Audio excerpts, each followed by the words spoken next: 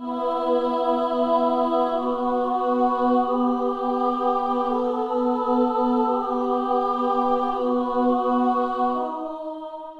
is this foolishness? How many dreams can you shape in a minute, an hour? The kind of clean you like best. Lost 3 of my teeth, too. All right, so you lost. Next time you'll win. Steamy, hot, hearty, delicious, invigorating.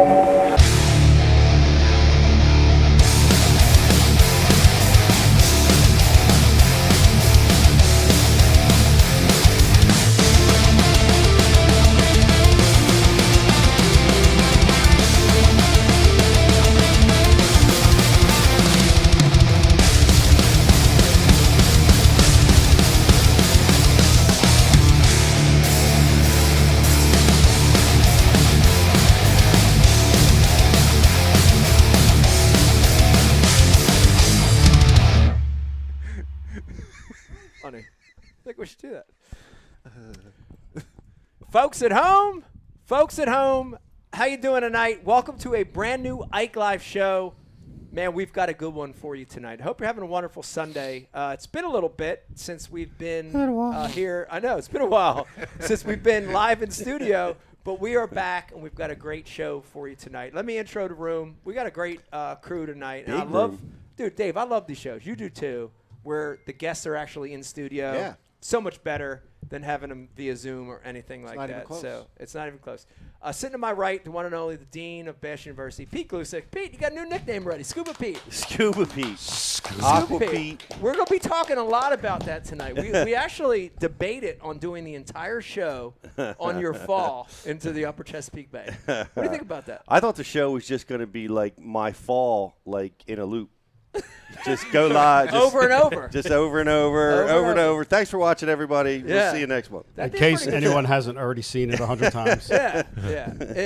I'm going to say this real quick, and we'll get back to it, but it was literally the best part of the live broadcast on Saturday. It was. And it may have been the longest fall in the history of all falls. Oh, yeah. Like What do you mean by that? feathers fall out of seagulls and they land in the water quicker than you did. It took forever for you to have a drink, dude. It was forever. It was graceful.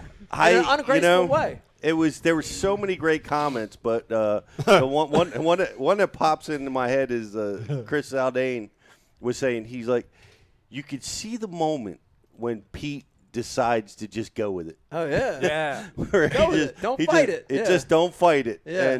And I think that saved me, honestly. I think it did. It's not kind of fighting like it. It's kind of like when you're drunk and you have to throw up and you're like fighting it because you don't want to throw up, but then you get to the point where like I'm just fucking throwing up. Just gonna make. I'm the just morning gonna worse. get rid of it. I'm gonna feel better after I Yeah. throw up. It's that same moment. And that was the deal. I had to go with it. Well, it was awesome. It was. We loved it. It was a great moment. I'm glad I could provide that. Hey, You're Pete, welcome. did you know, like, so when, like, on my YouTube feed, if I bring up my the Bassmaster channel, the kid that won it, like, when I looked before I came, had like 1,500 views.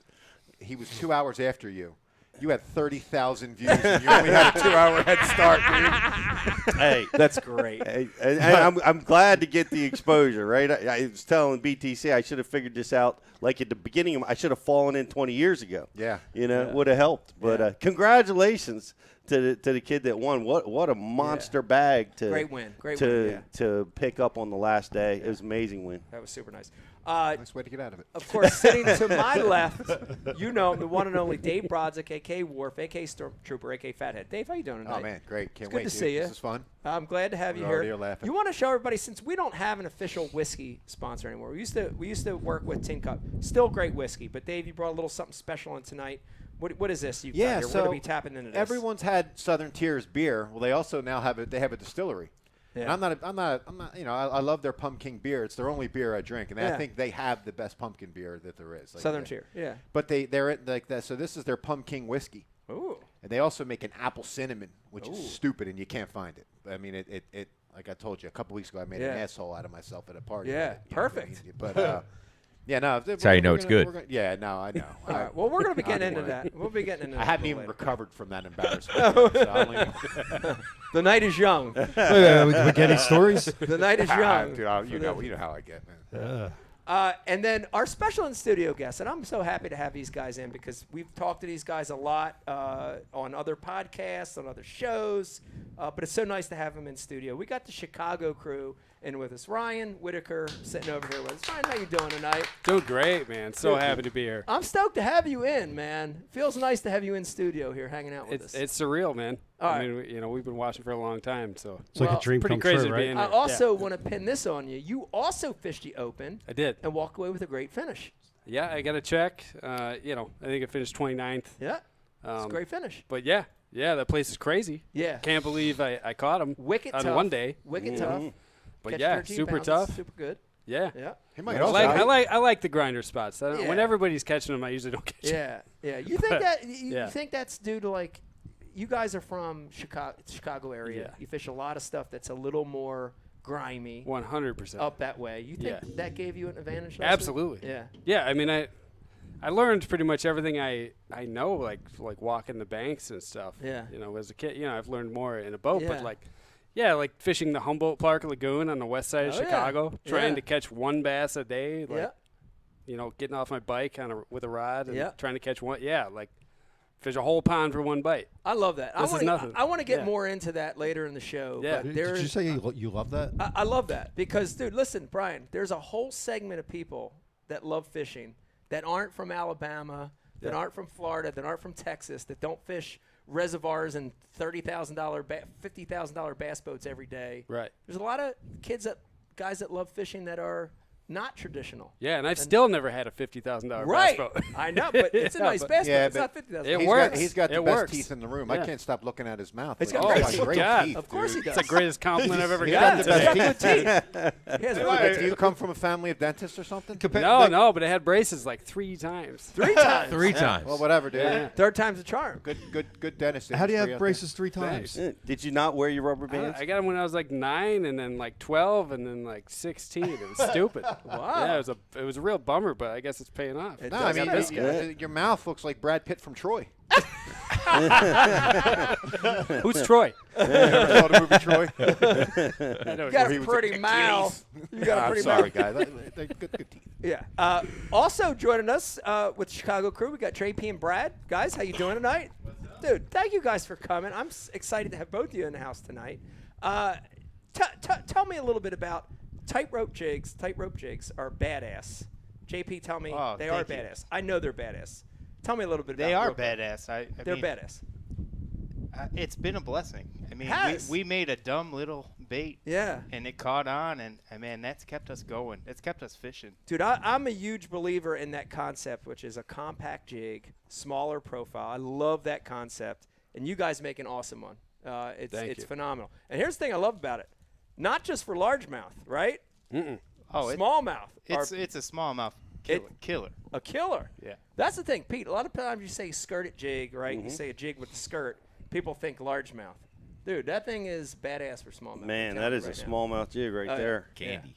Yeah, so we originally made it for smallmouth on Lake Michigan. Yeah. JayPee and I actually met like fishing the shore Yeah. downtown Chicago. Did And, you like, really? Yeah, Actually we were fishing. We met at Humboldt Park. Yeah, fishing. And At like the same like pond, Humboldt, you get Humboldt one Park bite. is like you only hear about it on Gangland, right? Yeah. That show Gangland. Yeah. That's when you hear about Humboldt Park. Right. It's gotten better now, but it's Yeah. it's a rough area. Little sketch. Yeah, and there's this lagoon there, and I was always the only bass fisherman there. Yeah. Like for 5-6 years, like Right. I'd go there, nobody would even have a casting reel. Yeah. And then this guy's got like 3 casting. He's got some old like Daiwa green rods. Yeah. And yeah, he's throwing a crankbait, and I'm like, well, we're friends. That's for awesome. sure. Yeah, instant connection. So, but yeah, like he was throwing big jigs with like a straight tail trailer downtown, catching smallies on Yeah. it, but hanging up like 20 a day and losing them. I'm like, we got to figure something out Did here you guys 'cause that's get, like- working. So that's how we made that. Did you Yeah. get coffee But it was mugs for made, smallmouth. made Dude, in Vegas, like on Blue Lagoon with both your faces? Oh yeah, yeah. We hit the photo booth that night. Yeah, Dude, it's funny because my connection to a small jig in Chicago is when I filmed an episode of City Limits Fishing. we watched it years hundreds and of years times. and years Yeah. ago, Yeah, and we I remember. basically fished a version of that. Yeah, I fished a compact jig. It was black. It was black. Back then, it was a little jig I picked up in the Ozarks. That was a small. It was similar to that. Yeah. You know? No and kidding. It Okay. was the deal, and it's what got most of my bigger smallmouth bites that day. Yeah. So Yeah. very interesting. Very interesting. JP, are you Yeah. airbrushing those heads or? No. I don't have skills. No, You got they're painting they're skills. powdered. Just They're spray powder paint. painted. Yeah. Yeah. It's badass. All right, we're I gonna like talk. the hook choice. Hook Yeah. choice in Dave, those Dave, because it's- a oh, lot thank of you. times they're too light wire. Bingo. It's just And spray That was our paint. problem. And that's not too heavy. It's like a It's a a perfect 2X gauge. It's a 2X Mustad. Yeah, Yeah. it's a really good, really awesome hook. Yeah. I mean the tips don't roll on those. Too things. light's bad. Too heavy's bad. Right. It's nice to Yeah, have that. but that we like middle to of the throw road. it on like man tackle, like Yeah. you know, like Swing heavy that heavy smallmouth. gauge. Man yeah, I tackle. mean you can bow flip a 4-pounder, no problem with Yeah. that thing. And we throw it on like 15-pound with a 7-foot medium heavy casting rod. Wow. You can that's just awesome. jack them. All right, let me finish intro in the room here. We've got handling IMs with us tonight. We've got the one and only Riz. Rizzo, how you doing tonight? Doing great, man. It's Great- good to be great- back in the studio. Great to have you in studio for Ike Live. Yeah. Everybody knows you now as the Bash U guy, but you're originally an Ike Live guy. Yeah, You yeah. got stolen by Bash U. They stole you from us. So. Yeah, no, it's good to be back in here. I don't know which camera I'm supposed to be looking at. I don't so either. I'm double eyeing it right now. All right. But yeah, no, it's great to be back in. Awesome to have the Chicago crew. Yes. The Chicago's Love it. with us tonight. And Brad, where are you from? Actually, I live in Wisconsin now. And the Wisconsin. Wiscos. So He's it's- originally from the Wisconsin. Chicago area. Yeah, we're counting you as a Chicago guy. Plus the mustache and the hair just make it perfect. So He's got the attitude. yeah, it's perfect. And pushing buttons tonight, producing the show, Brian Carpenter. How you doing tonight? Nice to see you. Great. Good to see you. Brian, on a scale from 1 to 10, how tired are you tonight? Fished a derb today. I'm pretty tired. Pretty tired. Would you call it a 7, 8, 9? What would you call it? It's called delirious. Like, Call it Are we delirious. even here? Is this happening? It is happening. Yeah. It Eddie is Murphy. happening. I feel like my vision's blurry. All right.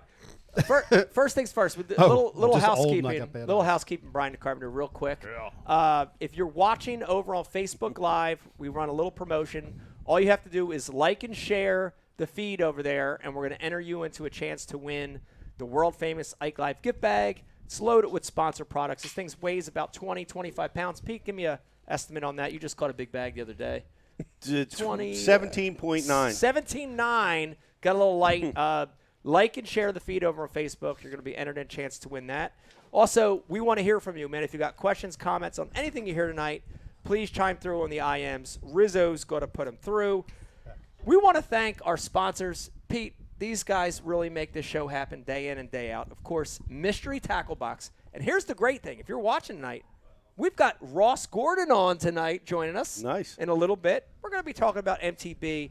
It's a great product. Let me tell you something. You want to bring fishing to your door, to your doorstep? Get MTB. It's a great product. If you use the promo code Ike Live, you're going to get 30% off your first Elite box and 50% off your first Pro box. So go check them out. They're awesome. I think we may have to step up to the Elite box at my house. We have the Pro box. Yeah, that thing's and badass, dude. I know. Well, Jake is now graduated. He's starting to advance. He's the Whopper Plopper guy. Right. He wants to get to the next level. Yeah, I think we got to step up. You have to step it up. Also brought to you by Founders Beer. It's an amazing brew. Dave, tonight we're drinking a new one. This is the all-day chill day, which is a little All-day little spill spin day. Sorry. on the all-day. Yeah, and we've got a spill right here. An all-day spill day going on. But it's a smooth, very, very smooth beer. I had about 10 of them last night. Yes, very, very smooth beer. I got a couple updates for you. This is now available. If you're local here in the South Jersey area, they've got it at Bootleggers in Glassboro, New Jersey. You can go over and get some of the all-day chill day. Also, if you go to the Founders app or founders.com, you can find out what store has Founders local to you. So just go to founders.com, type in your zip code, and you can get some Founders beer. It's good stuff, guys. Yes, really, really, really, really Especially good. with football season, you're going to be eating food, watching the games. It doesn't sit in you too heavy. It's Super good. Also brought to you by Bash University. Pete, this is the time of the year when people are slowing down. They're not fishing as much. It's a great time to learn. It's a great time to get in education mode. What do you guys got going on? What do you guys got happening? People want to find it. How do they do it? It's just go to bashu.tv and get subscribed, and you're going to learn. It's going to help you become a better angler. And we did some adjusting to conditions, or we had Kevin Short. We featured on last week's Bash U Live, and because he's so good. What was the title of his video, Riz? Frankenstein? It was fishing tough conditions. Fishing under tough conditions. Because I thought it was adjusting the conditions. Fishing tough conditions because we were facing it on the Chesapeake. Oh yeah. And we knew we were going to be dealing with that, and Kevin does a great job. But I'm most excited. Here's the deal: COVID has shut Bash U down live in class. You're talking about our seminars. Our seminars in class for the last couple of years. Right. We tried to do it this year, but we ran into some problems again. And next year we are going to be live in the classroom, January, February, March. Super excited. Back in the classroom. Yes. You're going to be able to come, get face-to-face with all the teachers, instructors. We're so excited. So look for the ticket window to be open at thebashuniversity.com real soon. And we're going to be in Alabama. We're going to be in South Carolina, possibly Oklahoma, Texas, Minnesota. We're going to be announcing all of our classes real soon. A lot of great locations. Last but not least, brought to you by Ike Foundation. And we got a couple updates coming up to you in a second here. Beck just came in the room. Beck's going to help us with some of the updates. Ike Foundation kayak tournament coming up in a few weeks, and Ike Foundation youth event coming up this Sunday on Union Lake. We'll talk a little bit more about that in a second. That's all good stuff. Dave, before we get the show started, we always do this thing where we talk about, we want to send a shout out and a thank you to our military, our police, our firemen, or EMT. Today is the memorial of 9/11, September 11th. And here's the crazy thing Becky and I talked about earlier. 21 years ago. How crazy is that, dude? That's wild. 21 years ago. Doesn't feel like it. It doesn't feel like it, right? It feels like it happened a second ago. But it changed the world. And, I think everyone has a memory or knows someone that was affected by it. So if you're watching tonight, our thoughts and prayers. I mean, we're never going to forget. Every year we want to remember this day, and it's important. We want to thank all our policemen and firemen. I mean, that whole thing was just incredible. The sacrifices that they made were, just amazing. I sat with Jake on this topic. We drove home from the Chesapeake this morning. Yeah. And of course he's TikToking on the ride home, but he's looking at videos and. They're showing the impact the planes and stuff. Yeah. So we had a serious discussion about what took place. And, the kids know about it, but it's like when we learned something when we were young. If you're in 6th grade, 7th grade, 8th grade, and you learn about World War II, you look at it from a historical perspective. That's what Vegas and Stella, we learned about that, but when you live through it. It's different, even though we weren't in New York. I mean, we all have a memory of it actually happening, So I saw something recently, and I don't know if this is old or not. I'm not sure if it was on Netflix or Prime, but there was like a ghost person, not a ghost in the sense that we're saying, but there was a man who had a bandana on his face, and that's the name of the red bandana guy. Yeah, saved Boston. Countless people. He found a stairwell that wasn't compacted yet or collapsed. No one ever saw him. No one knew who he was, and he was just an angel on the 96th floor or whatever floor he was on, getting people out. Wow. It's a documentary. I just saw it. I don't know if it's an old one or not, but I just watched it the other day. Wow. Yep. Wow. Oh, they know who he is? Yeah, because they found his body perfectly intact. Talking to the mic, Beck. Beck. Sorry, I just heard the story too. They found his body years later, or I guess when they recovered bodies, they found his body completely intact with the red bandana, with an entire fire department. And when the news came out about the red bandana, I guess his parents heard and they knew exactly who it was. It was their son, because he received the red bandana when he was like 6 years old from his grandfather. And he carried it every day, so they knew who he was. It's a good one to watch, because we always, and with due respect, we always watch, hear about the police officers and the firefighters, but here was a guy that could have got out on his own. He didn't have to be there. Yeah. He would have been out there on the ground watching the towers come down. Yeah, on that same topic, man, what you guys are saying, like it really makes me remember something. There was a guy that lived one block down from me. His last name was DeMartini, and he worked in the trade centers, and he made it out before the towers came down and went back in to save people. And he ultimately didn't make it out. He's not here with us anymore. But same example, man. Like he got out with his initial like crew of people, and then just took it upon himself to go back in. And now there's gymnasiums and memorials, after him all over Haddon town. Heights guy? Yeah, well, his brother was a Heights guy, and he, had moved around a little bit, but they were, Haddon Heights at their roots. And so I can't remember his first name, but yeah, it was, man, it's heavy stuff. But super heavy. I tell you this, Becky and I were at the memorial a few years ago, and man, it's impactful. Oh my God, dude, it's hard It's hard to not well up. Yeah. When you're in right. You know what I mean? I'm Puts not a things in crier at all, perspective. and it was hard to not get emotional. Really, like like we all have stuff going on in life, and like hard tournaments, like whatever. But then we step back and start thinking about like 9/11 and what really went down that day, and it's like, it makes you appreciate what we all have, what we're doing right here today. So. Yeah.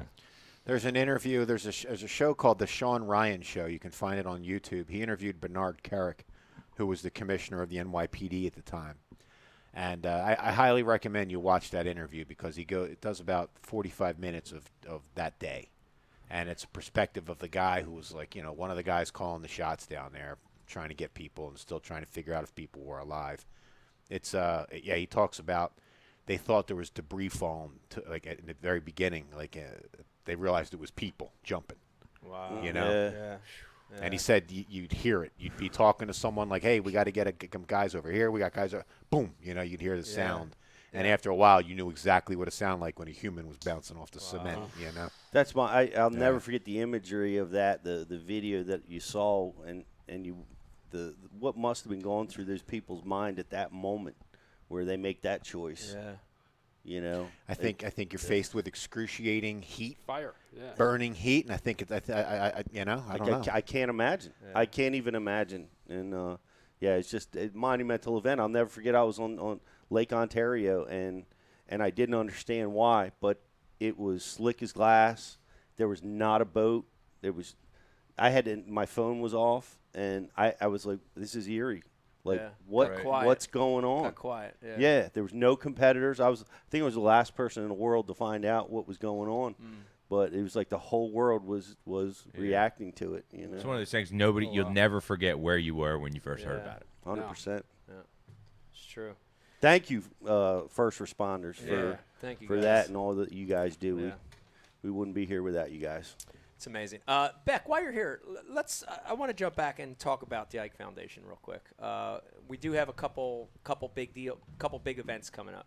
So this coming Sunday is our last kids tournament, and I think timing this is pretty good, right? Like sports are kicking in, the fall's coming in, the cold weather's coming in. So this is the last chance to get kids out. We still got slots open.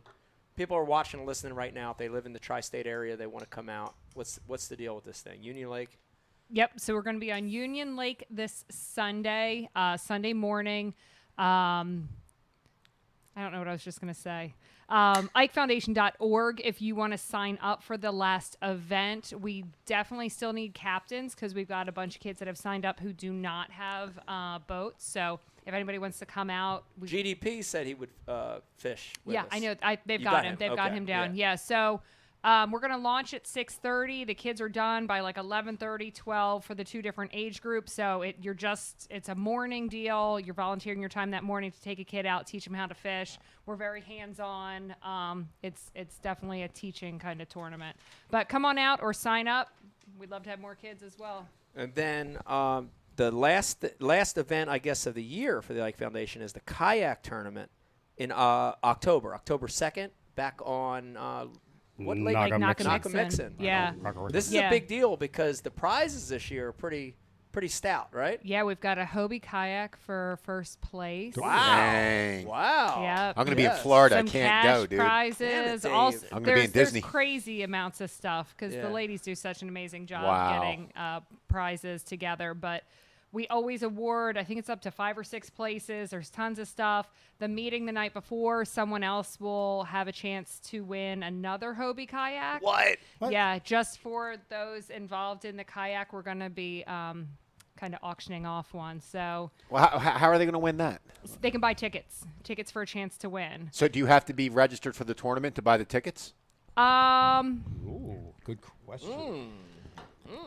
I mean, I don't actually know the answer to that question. can you If get me you a don't can know, you get no me a one ruling does. on that so I can have I guess I should make a decision on that. Yeah, I need now. a ruling and I need a Dave proxy. needs a ruling. The ladies are probably all watching right now, texting, go, God, she's such an idiot. Why doesn't she know the answer to that? Yeah, I definitely will have a proxy in They're place. not watching. Yeah. No, they probably are watching. Oh yeah. I'll get. Oh, they got the signal Beck's on. Yeah. Yeah, what's Big Becky's? B in the sky. Yeah. Big giant Batman. big giant B with a $sign slash like a slash. Yeah, but this symbol, instead of the bat wings, Yeah. it's Becky's ass. An outline of Becky's ass in the sky, and it's a giant. It's just the big. Well, if you take a B and turn it to the right, Oh, we know why You're married right. me. You know? It wasn't for the upper half. It's great. It's great. It's great. What if we could get that? Can We were actually talking get about that the made? foundation, and we somehow turned this into a. she probably has like a shock collar on butt their wrist. conversation. You know what I mean? She just goes on an app on her phone. She's like, zzz, and they're like, you got to like turn YouTube on. Whip them into shape. Like on their ankle or something. You know what I mean? It's incredible. On another note, the ticket window is open for the scholarship dinner. We are back. Oh, It is yes. happening. Wow. Yes. We Thank are God. going to have a casino night this year, Yes. so we're going to have some extra fun. But God. the ticket window's open. Get your tables. I'm 'cause so sick of the COVID thing where you couldn't hang out. And, you know what I mean? When's it going to be? Do you know? I'm so glad it's going to it's, be back to it's normal. that last Friday in January. Nice. Yeah. Good time. That is good. It's time. I don't remember winner. the exact It's date, a but it always falls that Country last club Classic over here. event. It is Yep, good. It's good. We'll be back at the Centerton or Nice. the Grove at Centerton. Now Okay. that's where we might put Pete falling in on loop during that, like where everybody's walking through to get their food. Instead of a keynote yeah. speaker, Right. We don't want any keynote speakers. just that. Just that. We can't do keynote speakers because all you people just don't want to listen to anyone talk. So That's a fact. we'll just put a video in the background. You guys can just keep gambling. Have like drowning fake pool. Let the bodies gambling. hit the floor, Pete. Going over the gunnel. The fall that lives on. It's going to be on for eternity, I think. It's you know? great. It's great. At though. least for another couple hours. Because it was just so special the way you fell. I mean, it wasn't like a normal fall. It was like It wasn't? No, It was was just, la. no. I told Becky. No, it because I was on a boat with a guy who did the exact same thing. What was it? Howard Hammond. Howard Hammond. That one time I was a co-anchor, Yeah, he I pulled the remember. cord and he just rolled right into the bottom of the boat. That's what I was telling Becky, Pete. It was like watching a spotted lanternfly land. You know, it takes forever to like, and you're just They like, what are you hover. doing? Are you going to land? Like, you know. Wow. I don't. But you I don't did know. never even try to catch yourself. You just gracefully went. It was like a drunk owned it. person going. Well, I you know, know there was like we- no. I just feel like we should watch it. Yeah, for everybody watching at Yeah, let's home, go. we were talking about this fall, and let's take a look at this thing. Do you have the slow-mo version? That's what I said. There's too, no back need then. for no slow-mo. reach It for the seat or happened. anything. All right, Slow here, enough. here it goes. Gotta get it. Pete's thinking, I gotta get out of this spot. I can't believe I didn't get a bite there. Yeah, I had enough of this. I gotta get out You of said too. You said let's get out of here. Oh my lord. here. Wow, perfect. I'm cool. You sure? Yeah, I'm cool. Favorite thing. Camera guy came down. He didn't even try to compensate. He's like, I had this ladder. Was that live? Ladder works Yeah. I didn't remember. No, it was very good that he smiled. I watched it whip the water. I was It hoping. was graceful. No, I Staying went straight calm. to Bruder film. Now, Dave, I think you're correct. Yeah, on this, Bass though. Cat This has is a great built-in ladder. combo for Very Bass nice Cat. feature. Oh my God. It really is. How many Bass Cats have you sold because of this? Come A lot of people were talking about it as, wow, look at how effective Welcome that to the ladder was. Chesapeake. No, but let me tell you something. You fall in Yes. 42, 43 degree water. Yeah. Gotta get out of there. You need to get out. That ladder's key. That ladder's a nice ladder. It's a good one. He broke his cord. Broke his cord. That's Outstanding work. Yeah, we loved it. We loved it. Round of Did you hurt your left hip? I didn't hurt anything. Honestly, Becky, Nice. like you said, Becky, I didn't contort myself. I didn't contort myself on purpose. Like I've learned over the years that when you're going down, Just go. you gotta go. You stop, drop, and roll. You know, Right. And you Just go. the harder you try to fight it, it's where bad stuff starts happening. Because ribs start cracking. Yeah. Arms break. Popcorn. See, I instantly went. You know about how to fall. I know you know how to fall, bro, because you Have can't you skate had some scared. falls? You know how to fall. I grew up skateboarding. Yeah. So, yeah. You fall. That is the way. You don't fight it. You don't put your arms out. That's This how you is break the your way. wrist. Yeah. See, it immediately. You want to go down like a drunk guy. Right? Yeah. Don't fight. Drunk guys fall down all the time. They never. JP, get hurt. do you get agree with scrapes. this? You used to skate too. Do you agree with this? I mean, he really didn't try to fight it. Like, he did. it was like, I think I need a little product in my hair. And he just went with it. One of the first texts we got was it Caleb or Lee? Said, "Did Pete do that on purpose for Bass U? Is that a bet? Did Ike pay him to do a Bass U? Do you guys remember in the '80s, like Monday Night Football intro, when Mark Duper caught the pass and like spun in the air when he got hit in the end zone? Yes. That's what it looked like. That. Like, imagine if if you had the skills to put like. Pete, Monday Night Football. So like Pete's a tornado. Pete's trolling motor cable is actually on the message board. And he said, "Brosnick's right. Sometimes you do have to just give up. Sorry, Pete." Man. Oh man, that might be a prize for that comment, Brian Carpenter. That's pretty solid. I didn't hit the boat or nothing, man. I think my backside just rubbed the rub rail. No bones impacted the boat. Wow. No, the water was a flood tide, so I didn't hit the bottom.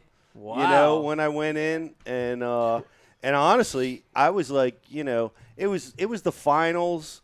That was my best spot. I weighed in 3 fish on day 1 off of that spot. Good to know. And I'm like, the tide's just right. I'm gonna jack them right. I was so bummed. Let's stir this place up a little bit. And so I'm like, I didn't sleep. I never sleep the night before finals. Yeah. I had like 2 hours of sleep, and I'm just, I'm mad. I'm like, it's just, I get in the water, and it's just like, it was nice. But that was about a $230 bath because you lost your glasses and your favorite hat. I lost my glasses. You didn't even try to. Dude, dive you did for him. you kept it cool as a cucumber though. Like I know. You, like whip the hair around. You know what I mean? And when the camera guy says, "Do you need help?" It's not. Nah, no thanks. She said, "I'm cool, man. I'm cool." Nah, dude. Yeah, you just clumb along the rail, got to your ladder. I was like, is that Pete talking? You're like, nah, G, I'm good. I got this, dog. I'm straight, homie. We good. Dude, it was a great fall. But he's done it. Done this before. Embarrassed for so many years here, Pete, that like you're just not even phased. Nah, that on the order of it being embarrassed, that's not even at the top. That's toward the bottom. Oh, I got a lot of worse stuff. That's than what I'm that, saying. Man. I Remember we dressed you up as mashed potatoes? Yeah, we dressed you up as mashed potatoes. I mean, that's probably higher than that. No, there was never a mashed potato. I know, but I want it to It happen. might have been a something or Brian's willing this I'm to still happen. plugging. Somehow when we do our Ghostbuster one, Pete's the marshmallow monster. How'd that happen? Some of the comments were embarrassing. Some dude called me Butterbean going into the river. Butterbean's tough. Well, he's a Butterbean killer, man. had He was bricks. a knockout master. Yeah, bricks for It's hands. almost a compliment. Yeah, but it didn't feel like a compliment. Pete's Thanks Dunkin'. for trying to save it, man. Pete's Dunkin' Donuts on the message board also wants to know, Pete, was that your impression of the fall transition? That's a good comment. That's a great comment. The camera guy was he was. Yeah, shout out to him for keeping the shots. Yeah, he faked the funk Pete because he's like, "Do you need help?" And somehow like the camera's still on your face. Yeah, you know what I mean? Like, it was the most disingenuous "can I help you" shit I've ever seen, dude. Like, oh, you got a gunshot wound. Dude, he kept saying the same thing. I'm so sorry, like it was his fault or something. Camera never left dead center pan. He kept trying to help, man. He was like trying to grab onto me and shoot at the same time, trying to work it out. Oh man, he was legitimately upset, like something bad had happened, and I'm like, dude, you're a tournament angler, man. Things go south all the time. Oh yeah, your trolling motor breaks. Yeah. Your outboard blows up. Your batteries die. You your pop a sonar hole in your doesn't lower work. unit. Yeah. You pop a hole in and have to run 40 miles. Blast the trim seal on the way in. Do you regret the pedestal seat? Like, because you're gonna take that out? No, I keep the pedestal seat, especially. I mean, I don't like to fish with it normally, But because on the weekends, especially, you got the confused seas with all the boat traffic, and Chesapeake gets nuts. Yeah, you're right. And you got waves coming at you all different directions all the time. So that's why I keep it in. Yeah, cool. You say, but and probably having it there caused me to go in the water. Yeah, for sure. Which might have been better. Might have been better. That's why I said it was kind of like if you put like ping pong ball graphics, like ding ding ding ding ding, like you bounced off it, like but you would have went straight back and probably cracked your head on the. Could have very well down in the done well. that. There's gonna be so many. It worked so many out. names for like the reenactment video, like the Chesapeake Bay baptism. Like there's gonna be just so many. Yeah. The junkyard dog falls astray. The triple Lindy. The triple Lindy. Remember that with Rodney Dangerfield? Yeah. So Pete, I think we were before the show. We were saying this is your 4th time falling in. I've fallen in. I've fallen in 4 times while fishing. While fishing a tournament. Well, I remember the one on the Red River years ago. That was an elite I want to event. challenge back. I want to challenge Ronnie Moore to go get that footage because it never aired, and it was 2003. That's something like that. It was a long time ago. That's when you had a blonde coif back then, dude. Yeah, I was pretty hot. But I'm Pete tight back then. I was Pete tight back then. I was standing so tight that I was standing on the trolling motor bracket, like balancing myself, throwing over top all this tree brush to get to a beaver dam. Dang. And I was just balanced up there, and once again I got flustered because I didn't catch fish on that pass that I had caught them on the previous days. Yeah. And I turned around and I big timed the camera, and I looked at the camera and I said, I'm going to turn this boat around and I'm going to work right down this pass, and I'm going to catch a limit by the other side. And I walked right into the Red River. I stepped off that bracket like I meant business right up to my neck in the Red River. And it was 50 degrees then. It was cold. And it was like, and I'll never forget that camera guy too, because I was like, that they like sucked the wind out of my lungs, and I see an image, and I think he's probably trying to help me. It's Jesus. I reach up, and the image is the camera lens that is pointed right deadpan. I mean, those dudes don't play, man. Dude, that guy didn't want to help at all. They are heartless. Man. But I didn't have a ladder then. But then it was easy for me to get in and out of the boat then. But that footage exists. It never made the show on TNN, but it exists. It's somewhere in the raw footage on the final day of the Red River. McInnes Ronnie Moore goes, yeah. Got to go back to JM and get that. Well, I'm kind of blaming Hank Weldon for this because he was talking about, Pete, is this your first time on live TV after day 2? And then your first time on live TV? He did. He jinxed it. Took a spill. Did we even mention yet that you got 3rd? What's that doesn't matter. Mention you got 3rd place. He's got a lot of top 5. That doesn't matter. That's commonplace. Also, he did have a good derby. He had a good derby, yeah. Was there a tournament going on? I can't remember. There was. Well, some other stuff happened too, though, Brian, that I feel like we should address at least a couple of the things that went down. And the one is Trey Swindle had a DQ. Yeah. He didn't even get to fish the last day. Do you want to explain that, Brian Carpenter or Rizzo? You want to explain to everybody if they're listening and they wonder? Kid. And by the way, who is Trey Swindle? Is Gerald Swindle's nephew? Yeah, correct. I don't know exactly what happened. I just know he got DQ'd. He got DQ'd. Well, it's the same thing that Pete happened to Pete on the James. You want to explain this, Pete? That they make the top 2 guys show proof of insurance. You got to. And so he was it's random. It's actually random. Oh, well, it's random. They did say in the pre-tournament briefing and in the rules that the first 2 guys each day would have to provide documentation randomly. Yeah, that's the stupid. They've always said it's a random check, but they always usually check the first couple guys. Okay. And so he was in sense. second going into the last day. And he got checked, and his insurance. And I don't know the status of insurance, whether he didn't have the documentation. I was under the impression when he was on stage at the weigh-in, it kind of alluded to the fact that he had insurance, but not the proper amount. Like Not I think the you need $300,000 to have $300,000 in liability or something, and he didn't have that amount of coverage or proof of it or a combination thereof. But he said that on stage, so he actually came up to. He didn't say that. Hank. Hank. Hank alluded to that in a. that's kind of the gist of what he was saying. So Okay. but I want to challenge Bass again on this thing, man, because I was so spun out when it happened to me that I had to wait. God bless Shelley for being able to find valid proof in the office at like 6 o'clock in the morning, and got it to me. So I lost 15 minutes. But mentally, I'm like, oh my God, because I had the insurance. I just didn't put the latest document in my folder, which I always keep in the boat. It happens. And a I'm $55 like, ticket why would am have I been fine, right? Why am I getting checked in the morning? Like, why can this process please be moved to registration or to earlier in the tournament? Because a lot of times it just it's administrative.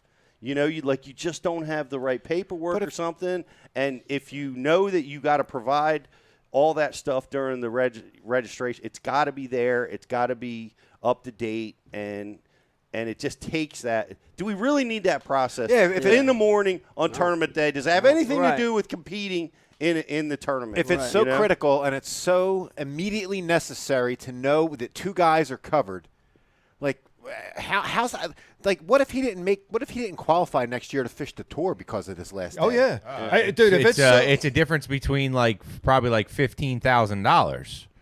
He got straight DQ'd from the tournament. You either make everyone show you, or you don't ask any of it, man.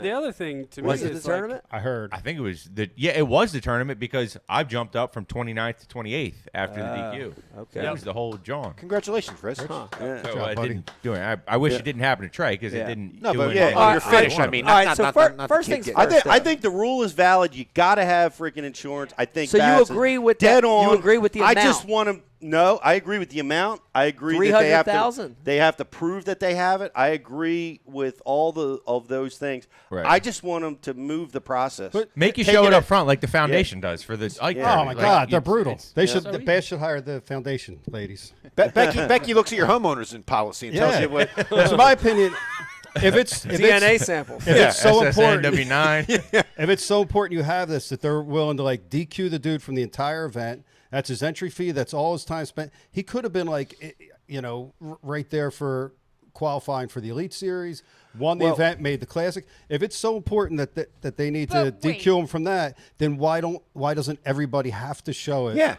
ahead of time? I don't disagree. Because I want to play devil's advocate, though. You still know you have to have this. There may be. You know what I mean? I don't know. And You're I right. have nothing against Trey. I don't know him, and I feel awful that this happened to him. But at the same time, he, like everyone else, has to read all that paperwork. He knows what he has to have. Now, I don't think that Bass handles it correctly. I do agree with you guys on that. But at the same time, I'm not going to sit here and be like, oh, this poor kid. You had to read it like everybody else. Yeah, but that's easy to forget. That's easy to forget because you get caught up in the tournament process, the practicing. Like, I'll give you an example. Like, you're supposed to change your Yamaha oil every 20 hours, 100 hours, 200 hours. I forgot. I changed it after 20. I got 180 hours on my motor to have it changed oil.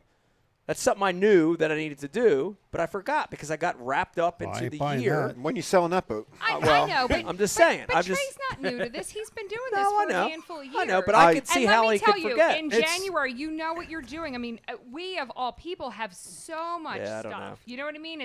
It's a new boat. Is the Yamaha warranted? I think that's easy to mess up. Is this done? I just feel like, and it doesn't change. So once you have your insurance set up, you just renew it every year. Bass hasn't changed these rules. Yeah, I'm with Becky on this. You're 100%. It clearly says 300. No one asks for anything less than 300. Everyone's 300. Yeah, it's uniform. that's what I was saying. That's the minimum. Yeah. Every time I've gotten it's uniform. And I say I have to have at least 300, they always tell me, well, that's like the lowest thing you can get. It's just the perfunctory process of checking it. Perfunctory? How about that? Dave wins a prize. JayPee, is that an actual word? I don't think so. I don't think so either.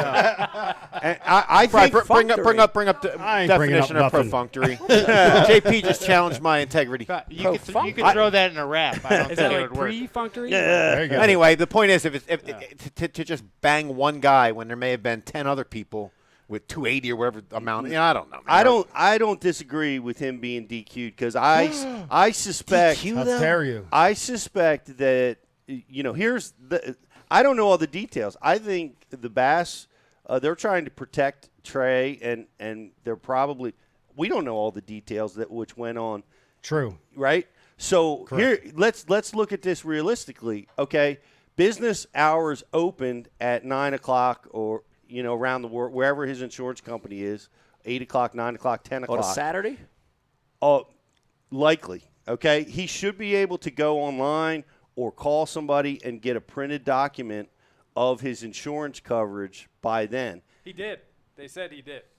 They said he did get documentation of his policy. They did say that, yeah. No, so what was the issue? It wasn't. They said that it didn't meet the requirement. Yeah. So there's whatever he had didn't meet the $300,000 liability or whatever. Right. That's what they said. Well, Beck, do you want to Right. do you want to give the suggestion that everyone should get what's the policy that you got on me? The Lloyd's of London. You have my hands That's not your insured. boat. That's not your boat policy. Oh. That's just on you. But you did insure my hands. Is this a true story? I From insured Lloyd's of your London. whole body. My whole body. Yeah. From Lloyd's of London. Lloyd's of London. That's why you They keep. were the That's only why you. people that would insure him. That's why you There you keep have it. getting skydiving gift certificates every birthday. I mean, can you believe they insured those hands? Look at that. I mean, what And, the fuck are the JP, what are they thinking?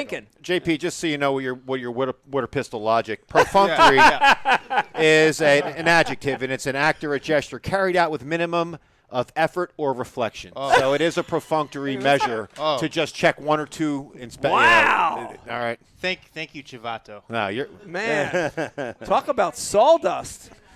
Jeez, this is the dean. Louise. Chivato means traitor or rat in Spanish.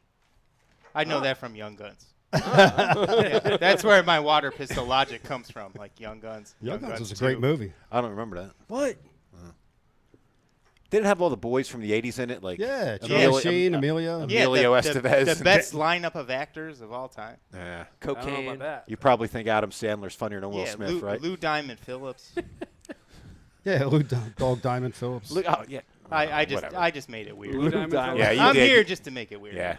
Hold on, let me play this video.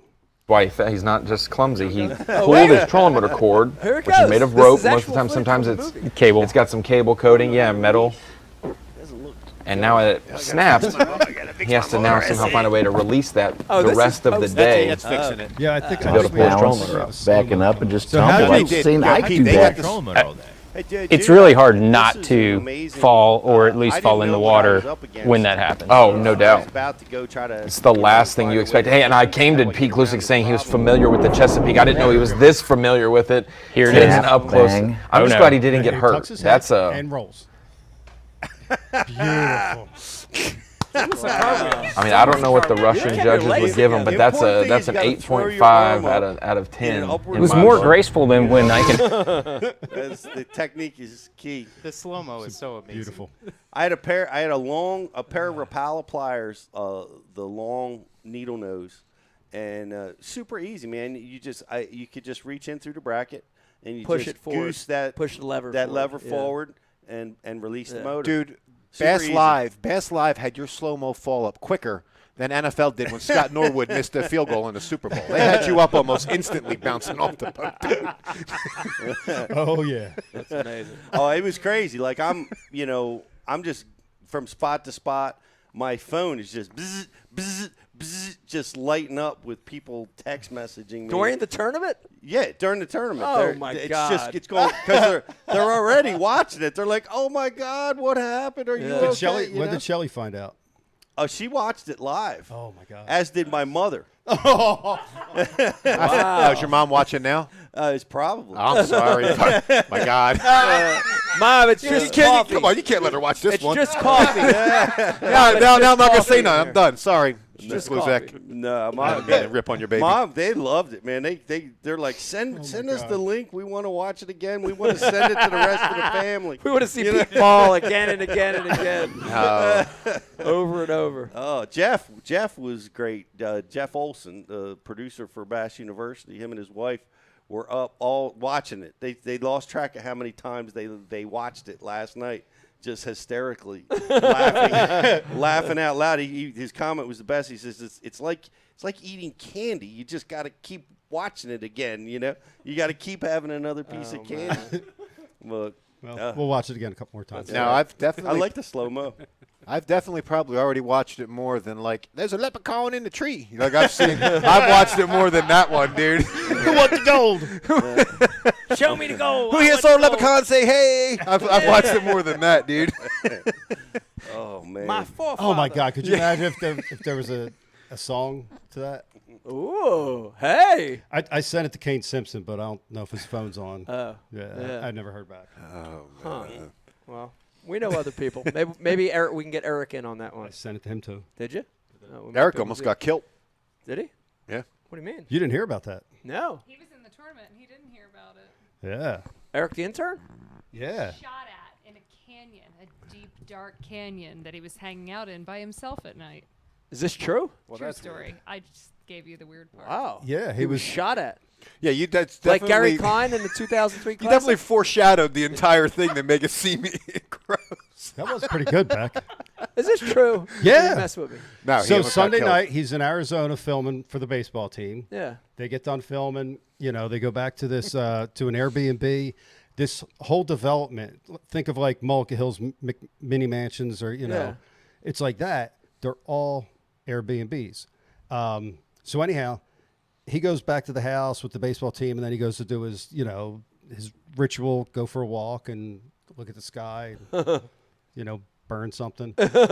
and he sees these two kids, or guys, on bikes go past him, backpacks, baseball hat, and they got bandanas over their face. It's like 120 out there. Yeah. It was brutal. But he still kept going to the canyon. Yeah, and I think the canyon might have been like a drainage ditch for the development. Okay. But anyhow, he was in a field, pitch black, by himself, doing his thing, looking up, and he's got his big, headphones on, Beats by Dre or some shit like that. And he just got this like feeling, right? And looks, and like 20 feet away, he sees these two silhouettes against the sky. And one's got their hands up. He's like, pop! Big flash, here's a sound, and he just takes off running, falling, tripping. Shot at him like 2-3 more times, and then he was like back in the house. Oh my God. Whoa. Yeah, dude, somebody tried to snuff him. Either like, he was assuming, it kind of seems likely, like either like gang initiation type stuff. Yeah. Or just some, demented scumbags trying to take a life for no reason. Wow. Crazy. Yeah. Huh. Glad he's okay. Yeah, that's scary. Yeah. Wow.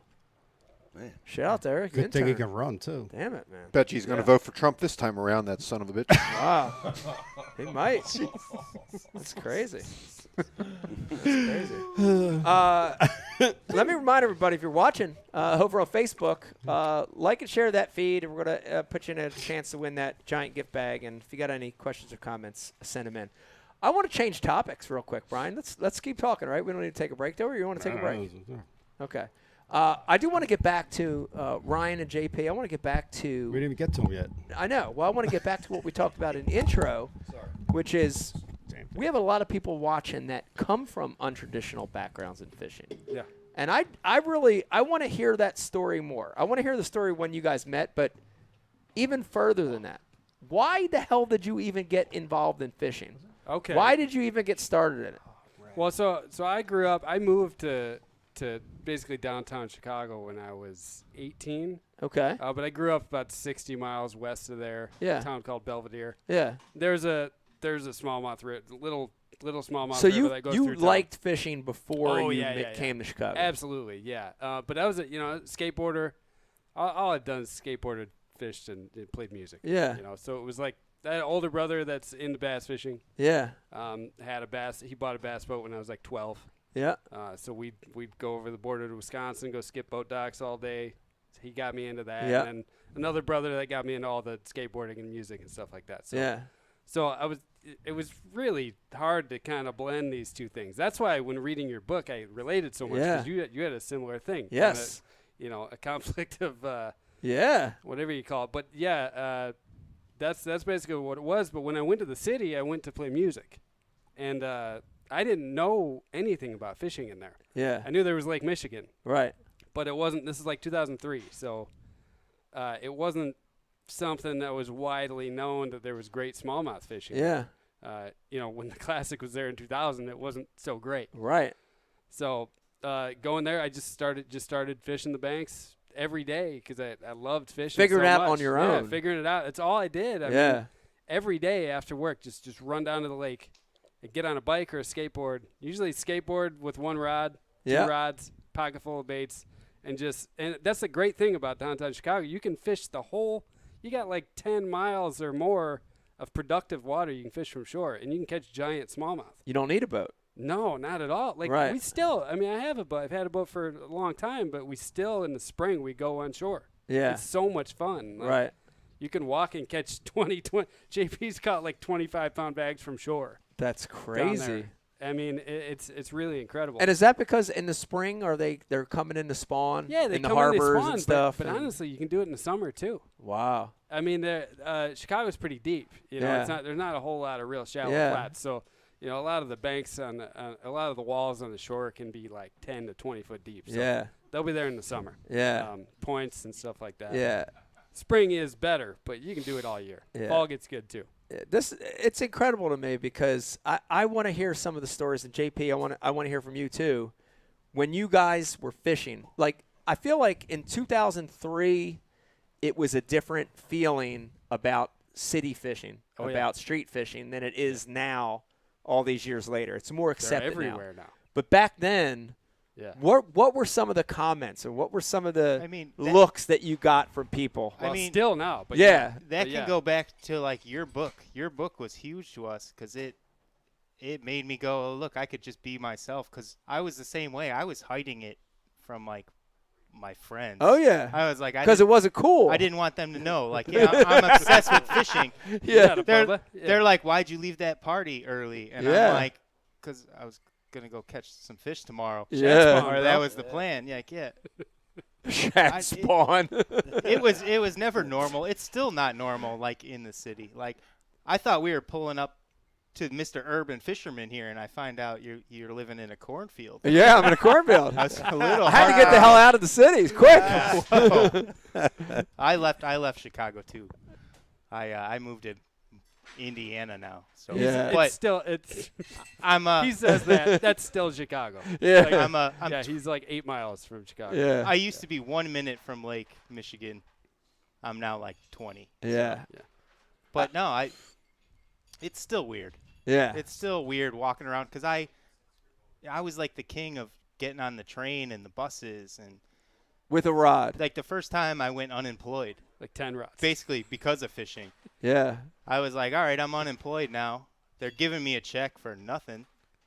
And I think for 60 days, every day I went like 4 miles of shoreline.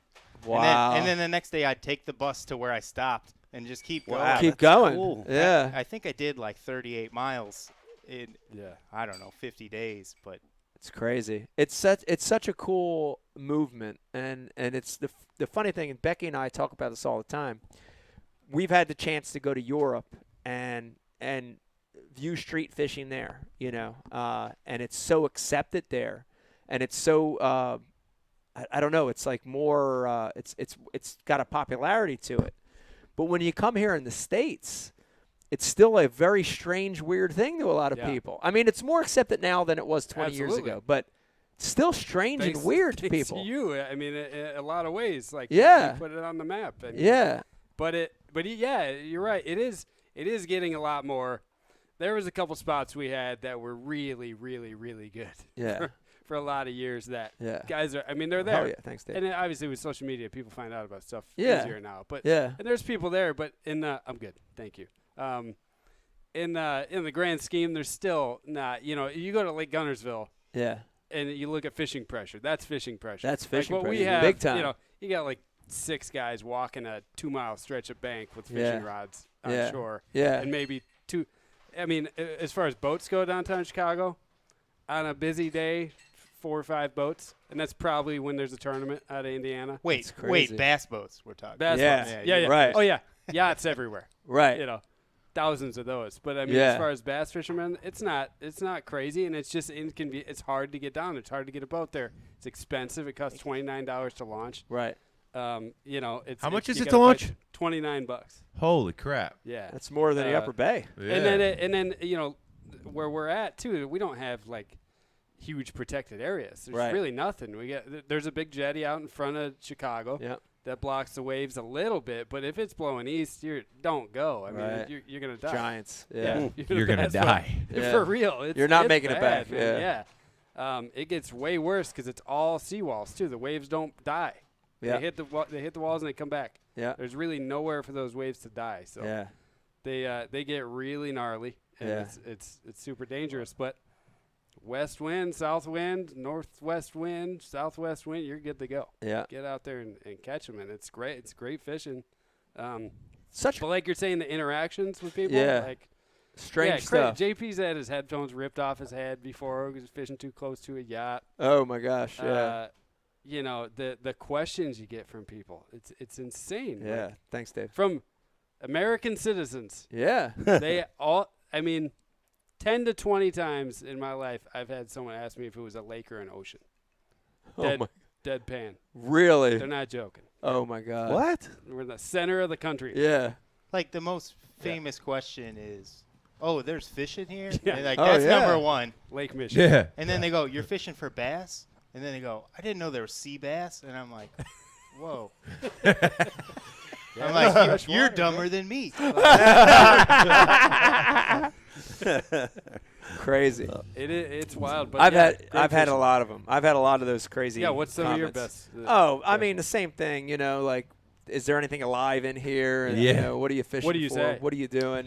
I mean, I always try to answer it intelligently at first. Yeah. But then as the conversation goes on, you get to a point sometimes where you throw your hands up and you're like, I gotta move on with this. I can't even address this anymore. What are you fishing for? Blu-ray. Yeah. Yeah. Yeah. Stingray. Blu-ray. Blu-ray.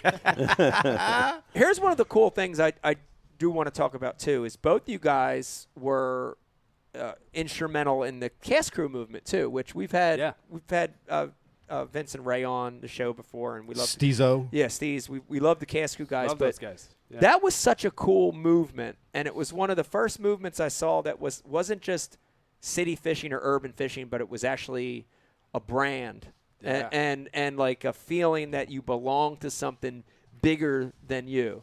And I loved it. You want to talk about the cast crew a little bit? Absolutely, man. I mean, yeah, like exactly what you just said. It was like I remember seeing, this is kind of the early days of YouTube. I mean, it was going, but Yeah.